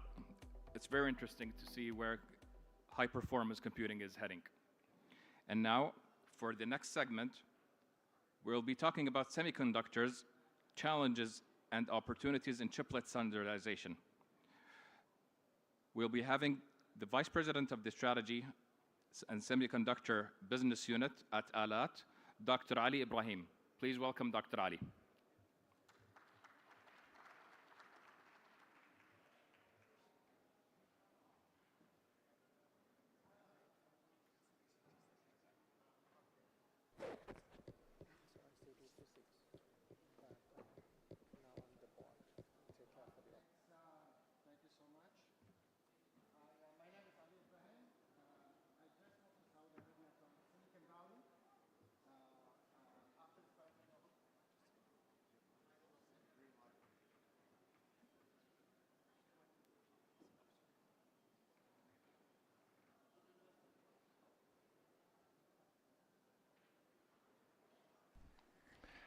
Can you hear me now? Oh, yeah, it's much better. Okay, thank you.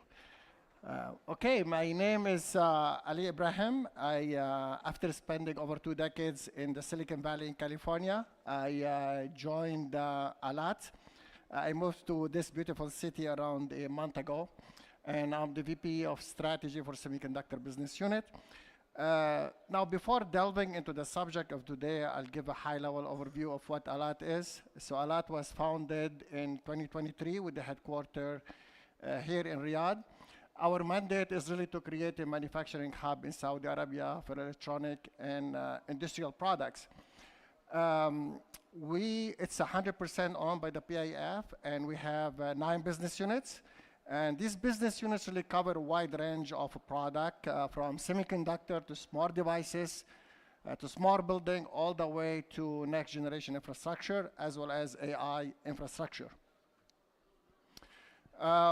We have different partnership models, and some of the collaboration that were announced last year and this year is a collaboration with Lenovo to build manufacturing for PC here in Saudi Arabia, the collaboration with SoftBank to build robotics here in Saudi Arabia, as well as the collaboration with Carrier to build HVAC system here in Saudi Arabia as well. So at a high level in the semiconductor, we have a hybrid approach. We have the IDM foundry approach, we have the pure play foundry approach, and we have the chip packaging approach. On the IDM foundry side, really we focus on 3 areas, power, perception, and processing. And in terms of fab, our current focus is really 28 nanometer and 40 nanometer. We collaborate very closely with the National Semiconductor Hub. Some of the collaboration includes providing manufacturing support whenever possible, as well as really leveraging the design expertise whenever possible as well from the NSH. We work very closely with Dr. Naveed on this area. Okay, next one. All right, switching to the main subject of today. You know, as a system designer, when you're trying to build your next generation roadmap, you have to worry about many things. But we can lump these things into really 4 categories. How can you achieve the required performance for your emerging workloads? How can you reduce the power consumption, or at least be within the power budget allocated to you? How can you reduce cost? And cost has multiple components. There is the R&D cost, there is a fabrication cost, and there is a product cost. So we have to worry about all 3 of them. And finally is the time to market as in scalability. And what scalability means is we will not worry only about putting the first product in the market. We have to look about the entire product roadmap where you could have multiple product segments into it. So as we are building our product, we really want to make sure that the design we start with is scalable enough to cover our entire range of roadmap. Now, what was shown is that, as I'm showing here in the top left diagram, is that to really, especially for the server CPU and the server GPU, to achieve this required performance, especially with the slowing down of Moore's law and the insatiable demand for compute power by the emerging AI workload application, the die area is increasing and is really approaching the theoretical limit. And this has a lot of implication on yield and, as a consequence, the cost of the product. And what AMD showed in the diagram underneath it, you can see that the cost per yielded mm², is increasing over time. So we need a solution to help us address this yield issue, and that's where chiplet really come into picture. So what is chiplet? What I'm showing here at the bottom is a monolithic die. So in a monolithic die, you have all your IPs in it. You can have a CPU, a GPU, a fabric, a memory controller, and so on and so forth. So the idea here is that we chop it into multiple pieces. And by doing so, your yield will improve, hence your performance per dollar will improve as well. So this is really the idea in principle. And there is also another benefit, because once you go toward chiplet, you don't have to use the same process for everything. Like if you look at the monolithic die, for instance, and if we are using the latest and greatest process, all your component, digital or analog, have to be in that process. With chiplet, we can use the right process for the right logic. So for instance, for your CPU IP or your GPU IP, you might go for the latest and greatest process. But for the analog macros, as an example, and these do not scale very well going from one process to another, you can use an N-1 process. And this also has another benefit with cost. Basically, your performance per dollar is improving. The other benefit is that scalability, which I highlighted a little bit earlier. If the architecture is designed correctly, you can, in theory, stamp this chiplet. You can stamp multiple GPUs and multiple CPUs, and this would allow you really to cover your entire roadmap in terms of product segmentation. Now, if you look at the market penetration today, as expected, you have the HPC and the PC is the higher penetration for the right reason, because the die area in these products are really big. And so to address the performance per dollar, for HPC and PC, you could see an increase of chiplet adoption.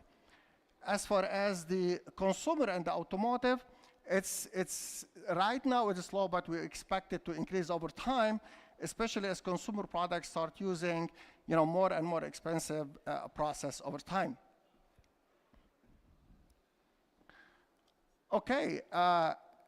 If you look at it, it doesn't come for free. There are a lot of challenges when you move to a chiplet design. For instance, the design complexity becomes higher. You have to worry about really chip-to-chip communication. What sort of protocol we use? What is the physical layer? The other area we have to worry about is really the power consumption, because once you cross from die to die, depending, again, on the physical layer, the connectivity you use, the power consumption could be high. Latency is a problem, so we want to make sure really when we, from an architectural perspective, when we develop this chiplet, we have to worry about the type of workload and how they get impacted. And the most critical part right now is really packaging. What I'm showing here on the right side is 3 different types of packagings. So the top one is called the 2D packaging, where we have multiple chiplets. We connect them over the substrate. So all the communication happens over the substrate. The second one is really 2.5D. And the main difference is that the communication happens over an interposer. There are different types of interposers that can be used. In this case here, silicon interposer.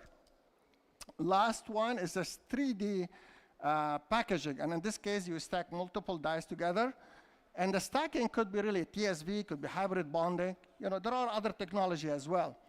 Now, which one to pursue, it really depends on many factors. The product you have, the number of chiplets you have, the communication you need between these chiplets. So all of these have to be taken in consideration when designing your new product. Now, of course, as you could see, is that while we try to improve our performance per dollar to move toward chiplets, we are adding cost from a package perspective, because these are really complex techniques.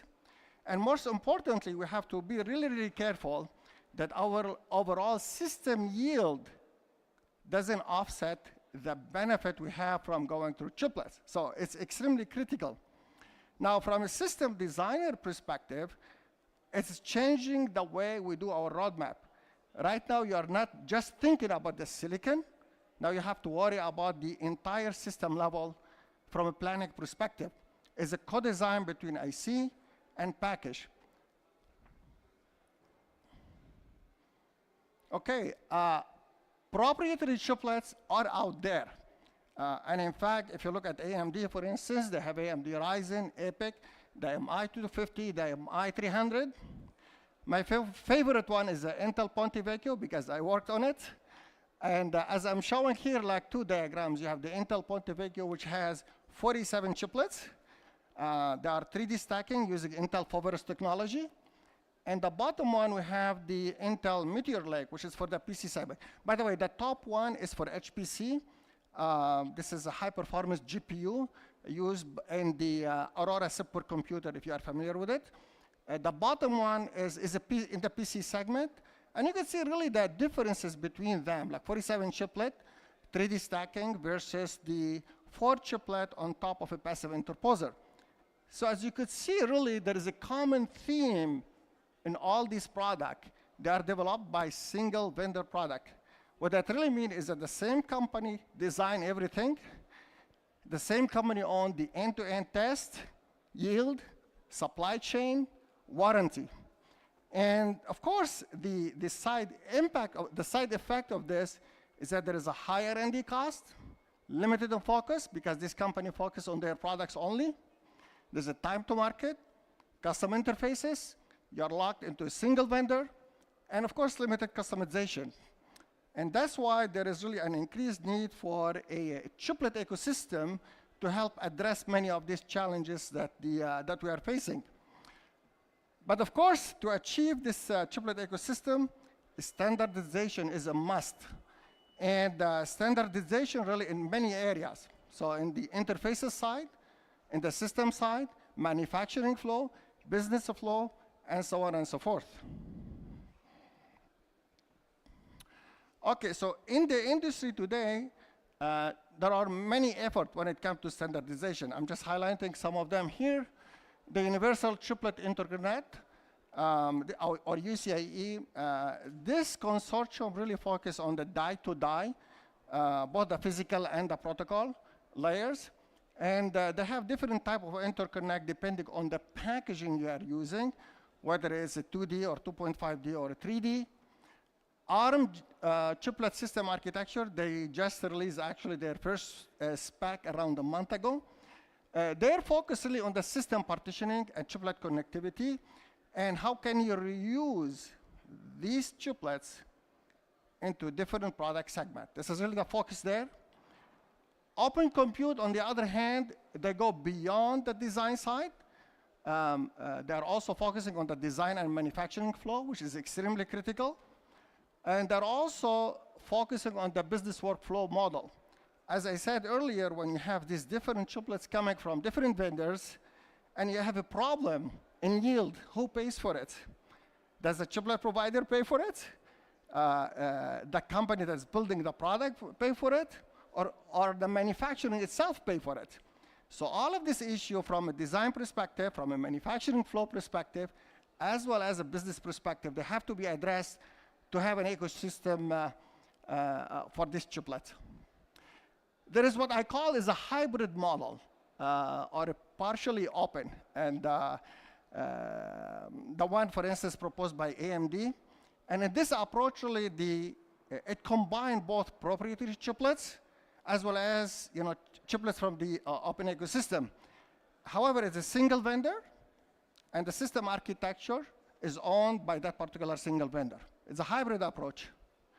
Finally, there are other collaboration between different companies, like the one between Bosch and Testorent. Testorent is a startup company in Toronto, and they are focusing on the standardizing really the chiplet in the automotive segment. In short, In the short term, I really expect more adoption of a hybrid approach, whether it's a single vendor or multiple vendor collaborating together to put out there like a custom product. In the mid to long term, I will see like a move toward more fully open system. And this is good for all the local startup here. And I think the idea is to help create a local, vibrant ecosystem for chiplet here in KSA. And we'll be working very closely with Dr. Naveed to make sure that this become a reality here. Thank you so much.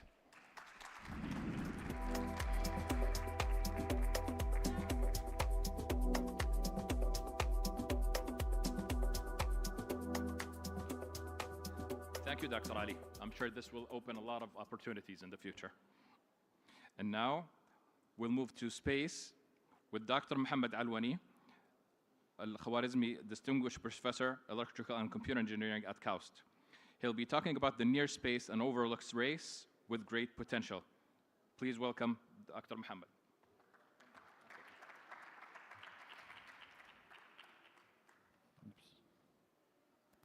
Oops, sorry.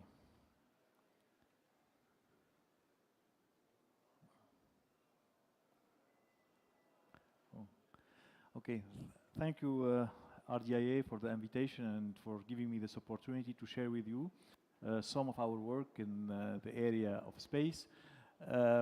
So probably you all are familiar with the space race, even the deep space race. In another context, the deep sea race. What you are probably less familiar with is a near space race that is going in the background. I will define that as we progress in this talk. So I am by training, sorry, I'm having,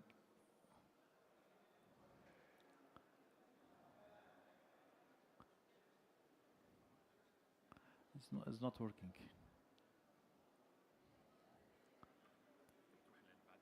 Yeah, oh, okay, yes, okay. So I am by training a wireless telecom engineer, so the motivation is more of a connectivity and telecommunication motivation, but obviously, as you will see, what I'm talking about is beyond connectivity and beyond telecommunication.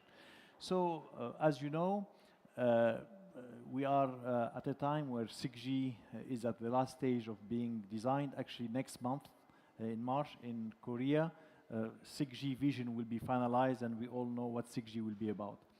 And in big part, or at least one important aspect of 6G in comparison with 5G, is that 6G is going to do hopefully much better in addressing the connectivity divide that the previous generation of wireless communication system suffered from.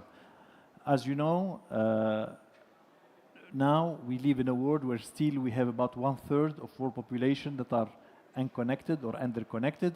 We are talking about nearly 3 billion people for multiple reasons that are beyond the scope of this discussion today. But 6G is trying to make sure that we connect more of these unconnected. And when we talk about that, obviously we are talking about people in rural areas, developing countries, but actually we are talking about many other aspects. We have heard this morning a lot of interesting talks about cognitive cities. We want to talk about in a more general framework about cognitive villages, cognitive hamlets, cognitive rural area, and more generally cognitive environment and cognitive or smart living. And again, as mentioned this morning, when you want a cognitive environment beyond data and AI, you need an infrastructure, and telecommunication connectivity is at the core of creating an infrastructure that enable intelligence, enable these cognitive environments. When you connect the unconnected, indirectly you are solving multiple other problems. Let me give you some examples. Those of us who live in a very well-connected environment, we tend to forget that this connectivity can be lost overnight because of a natural disaster, an earthquake or volcano that can destroy the ground infrastructure. So you will need to bring connectivity, as you will see, from the sky or from the space. When we talk about smart farming, we are often talking about unconnected environment that are not covered by cellular type of connectivity. And again, connectivity from the sky can be very helpful. Special events. What do I mean by that? We mean that this tendency to densify the network, this is well known in telecom engineering. If you have more density population, you put more base station, where basically we need to connect the unconnected in different kind of context. So now, one of the main challenge when we try to connect the unconnected is summarized in this very simple block diagram, where it shows the quality of experience as function of the cost per user. In particular, here we are focusing on remote low population density area. We all know that optical fiber cables are the main engine behind internet revolution in dense urban environment. But it doesn't make much business sense to dig and lie basically hundreds, if not thousands of kilometers of fiber to reach these remote zones or zones that typically are sparsely populated and often low income. Satellite, in their early generation, have been designed mostly for broadcasting, one-way broadcasting, like TV broadcasting. They are still quite expensive for two-way internet connectivity. So the kind of holy grail that we are trying to solve in terms of global connectivity is how can we achieve a good quality of experience at a low cost, even for these low population density areas.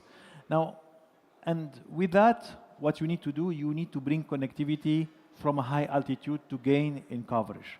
So obviously you can start building towers. At some point you cannot build Eiffel Tower everywhere. So you need to go to the space or to the sky. So what most of you probably are familiar with is a well-known now space race with Starlink, OneWeb, Kuiper, which is the Amazon version of Starlink, and it's coming online sometime in 2025, at least according to their kind of announcements. The Canadian Lightspeed Constellation, the Chinese G60 or GW.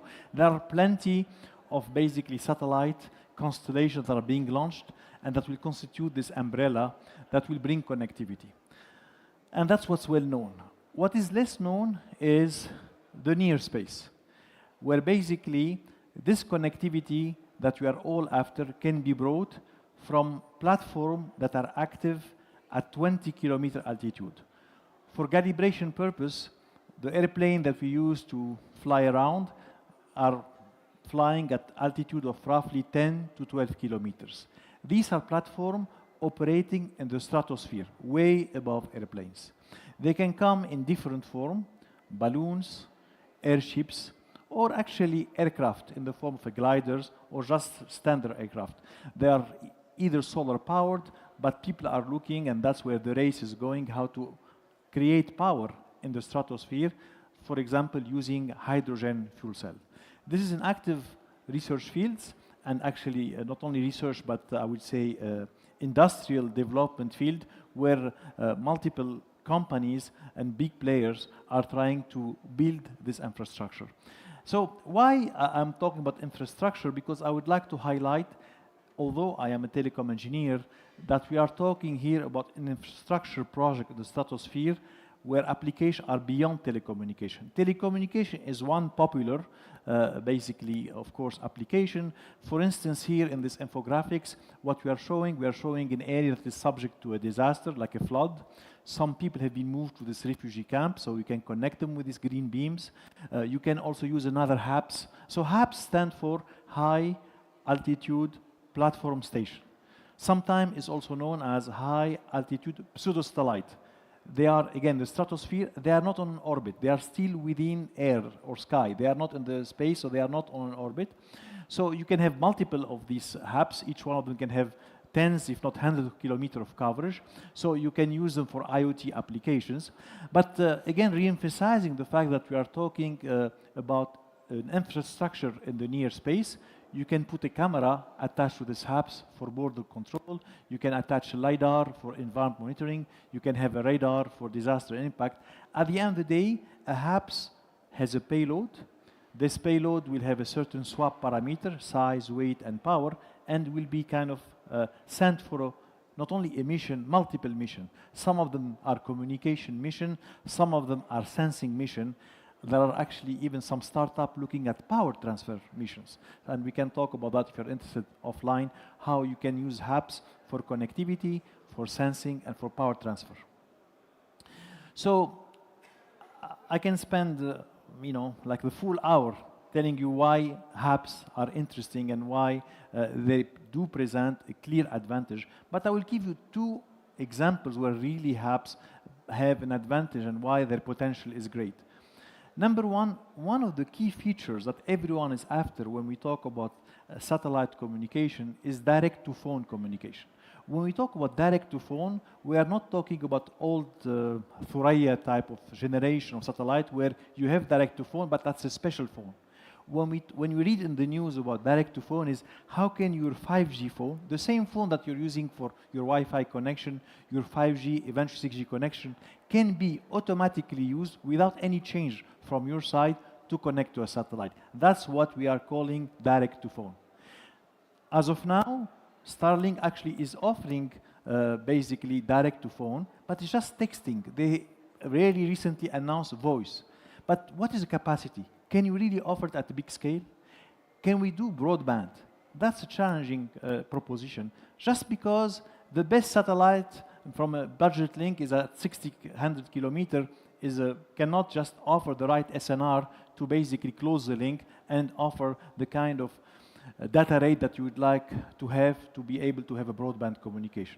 There are smart people looking at multiple options, such as beamforming for multiple satellites, or sending basically antenna that are folded and that unfold, and then basically create this football stadium antenna to be able to create the gain that you want to connect to a standard phone. But perhaps at 20 kilometer gives you a natural, basically, and much more friendly budget link to basically enable high capacity, high data rate transmission. That's example number one, or like an advantage number one. Advantage number two is a sustainability advantage or a sustainability argument. As you know, and I really mean it, we are talking about thousands of satellites, not tens, not hundreds. Between the Kuipers, the OneWeb, the Starlink, the Ravane, and every day you learn about a new constellation. The question is, we are creating all the space debris, and there is a whole other economy that is building on how to collect all of these satellites that basically once they are gone, they are lost pretty much. After 5 years, you have to replace them. At the end of the day, a HAPS is an aircraft or a balloon. It goes for a mission, it stays there for weeks, months, it comes back. It comes back, it can be maintained, it can be upgraded, eventually it can be retired. So that's another important argument that the HAPS industry can present, and that's why, again, the potential is there. Again, there are many other interesting advantages and also some disadvantages that we can talk about, or maybe challenges that the HAPS industry has to overcome to become a reality. But overall, I think it's an interesting proposition that we have to keep in mind. Now, just I want to highlight the fact that an experiment was done in the Red Sea Global, 4 hours north of our campus in KAUST, in collaboration with CST. Dr. Mohammed Outaibi, who is the current head of RDA, was in CST, and he was the initiator of this experiment. We contribute from KAUST in terms of designing some of the experiments, and basically we wrote this paper demonstrating one of the first 5G connection from a phone to a HAPS in collaboration with Deutsche Telekom and SPL, which is a British startup. And just one highlight of the experiments that were conducted. So you have a base station on the ground, another similar base station but attached to a HAPS, and you have the car moving away from these two base stations. The blue link is the link coming from the terrestrial base station. The magenta link is the link coming from the HAPS base station. As you see, as you move away, at some point, of course, the terrestrial link is going to die because you don't have the right line of sight and so on, whereas the HAPS links maintain a very good throughput. Actually, colleagues at that time in CST were able to connect from a boat, even from a helicopter, way far from a HAPS. So that's an illustration what HAPS can provide in terms of coverage compared to terrestrial base station. Now, in terms of research, I mean, I don't have the time to tell you about many of the research activities we are doing at CAS. Professor Ahmed Tawil, myself, a few other colleagues worldwide are very active in the HAPS area. But one example here is a kind of a resource allocation problem. Where we can use classical optimization, and of course now with AI, all the students want to use AI, so we did use AI to come up with good optimization ways. So here the paradigm we are trying to solve, we have a user, and the user has a choice to connect to the close by terrestrial base station or to the hubs. How do you allocate users? How do you allocate power associated to that, and so on? Just to make a long story short, this is a deployment where we have a highly dense urban area, is some kind of suburban or village, and rural area in between. We are increasing the level of power, it's a downlink, coming from the hubs from minus 40 dB watt to 30 dB watt. Basically, the Starlink,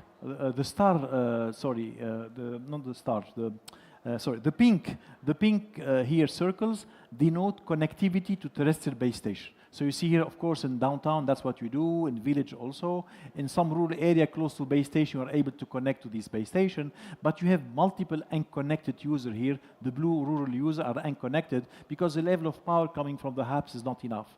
If you are able to generate more power, here from minus 4 dB watt to 10 dB watt, you are connecting all the rural users. But here, the beauty of the result is that if you go even further and give the hubs even more capabilities, then not only you connect all the unconnected, but you do offer better connectivity option for people in the cities, in the sense better data rate. So this is in complete agreement, alignment with our vision for 6G, which is about connecting the unconnected and super connect the already connected people. So that's an illustration of what HAPS can offer. So with that, I would like to conclude my talk and share with you our vision for the future for what we call a stratospheric cellular network, how we can take the cellular network we have on the ground and just copy it, but scale it at the scale of the stratosphere, where base station will be attached to hubs that will be interconnected with free space optics to create this huge network that can cover much larger area than cellular network covered today. With that, I would like to thank you, and these are some of the web page and LinkedIn page where we can follow our research, and I will be happy to take some question offline. I think it's not allowed, right? Yeah. Walid,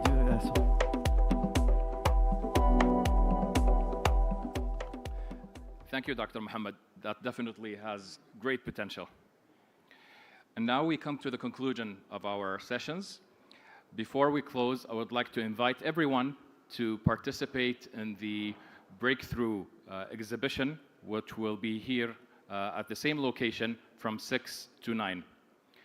I would like to thank everyone for participating, for attending, and we look forward to welcoming you again in another Innovation Week.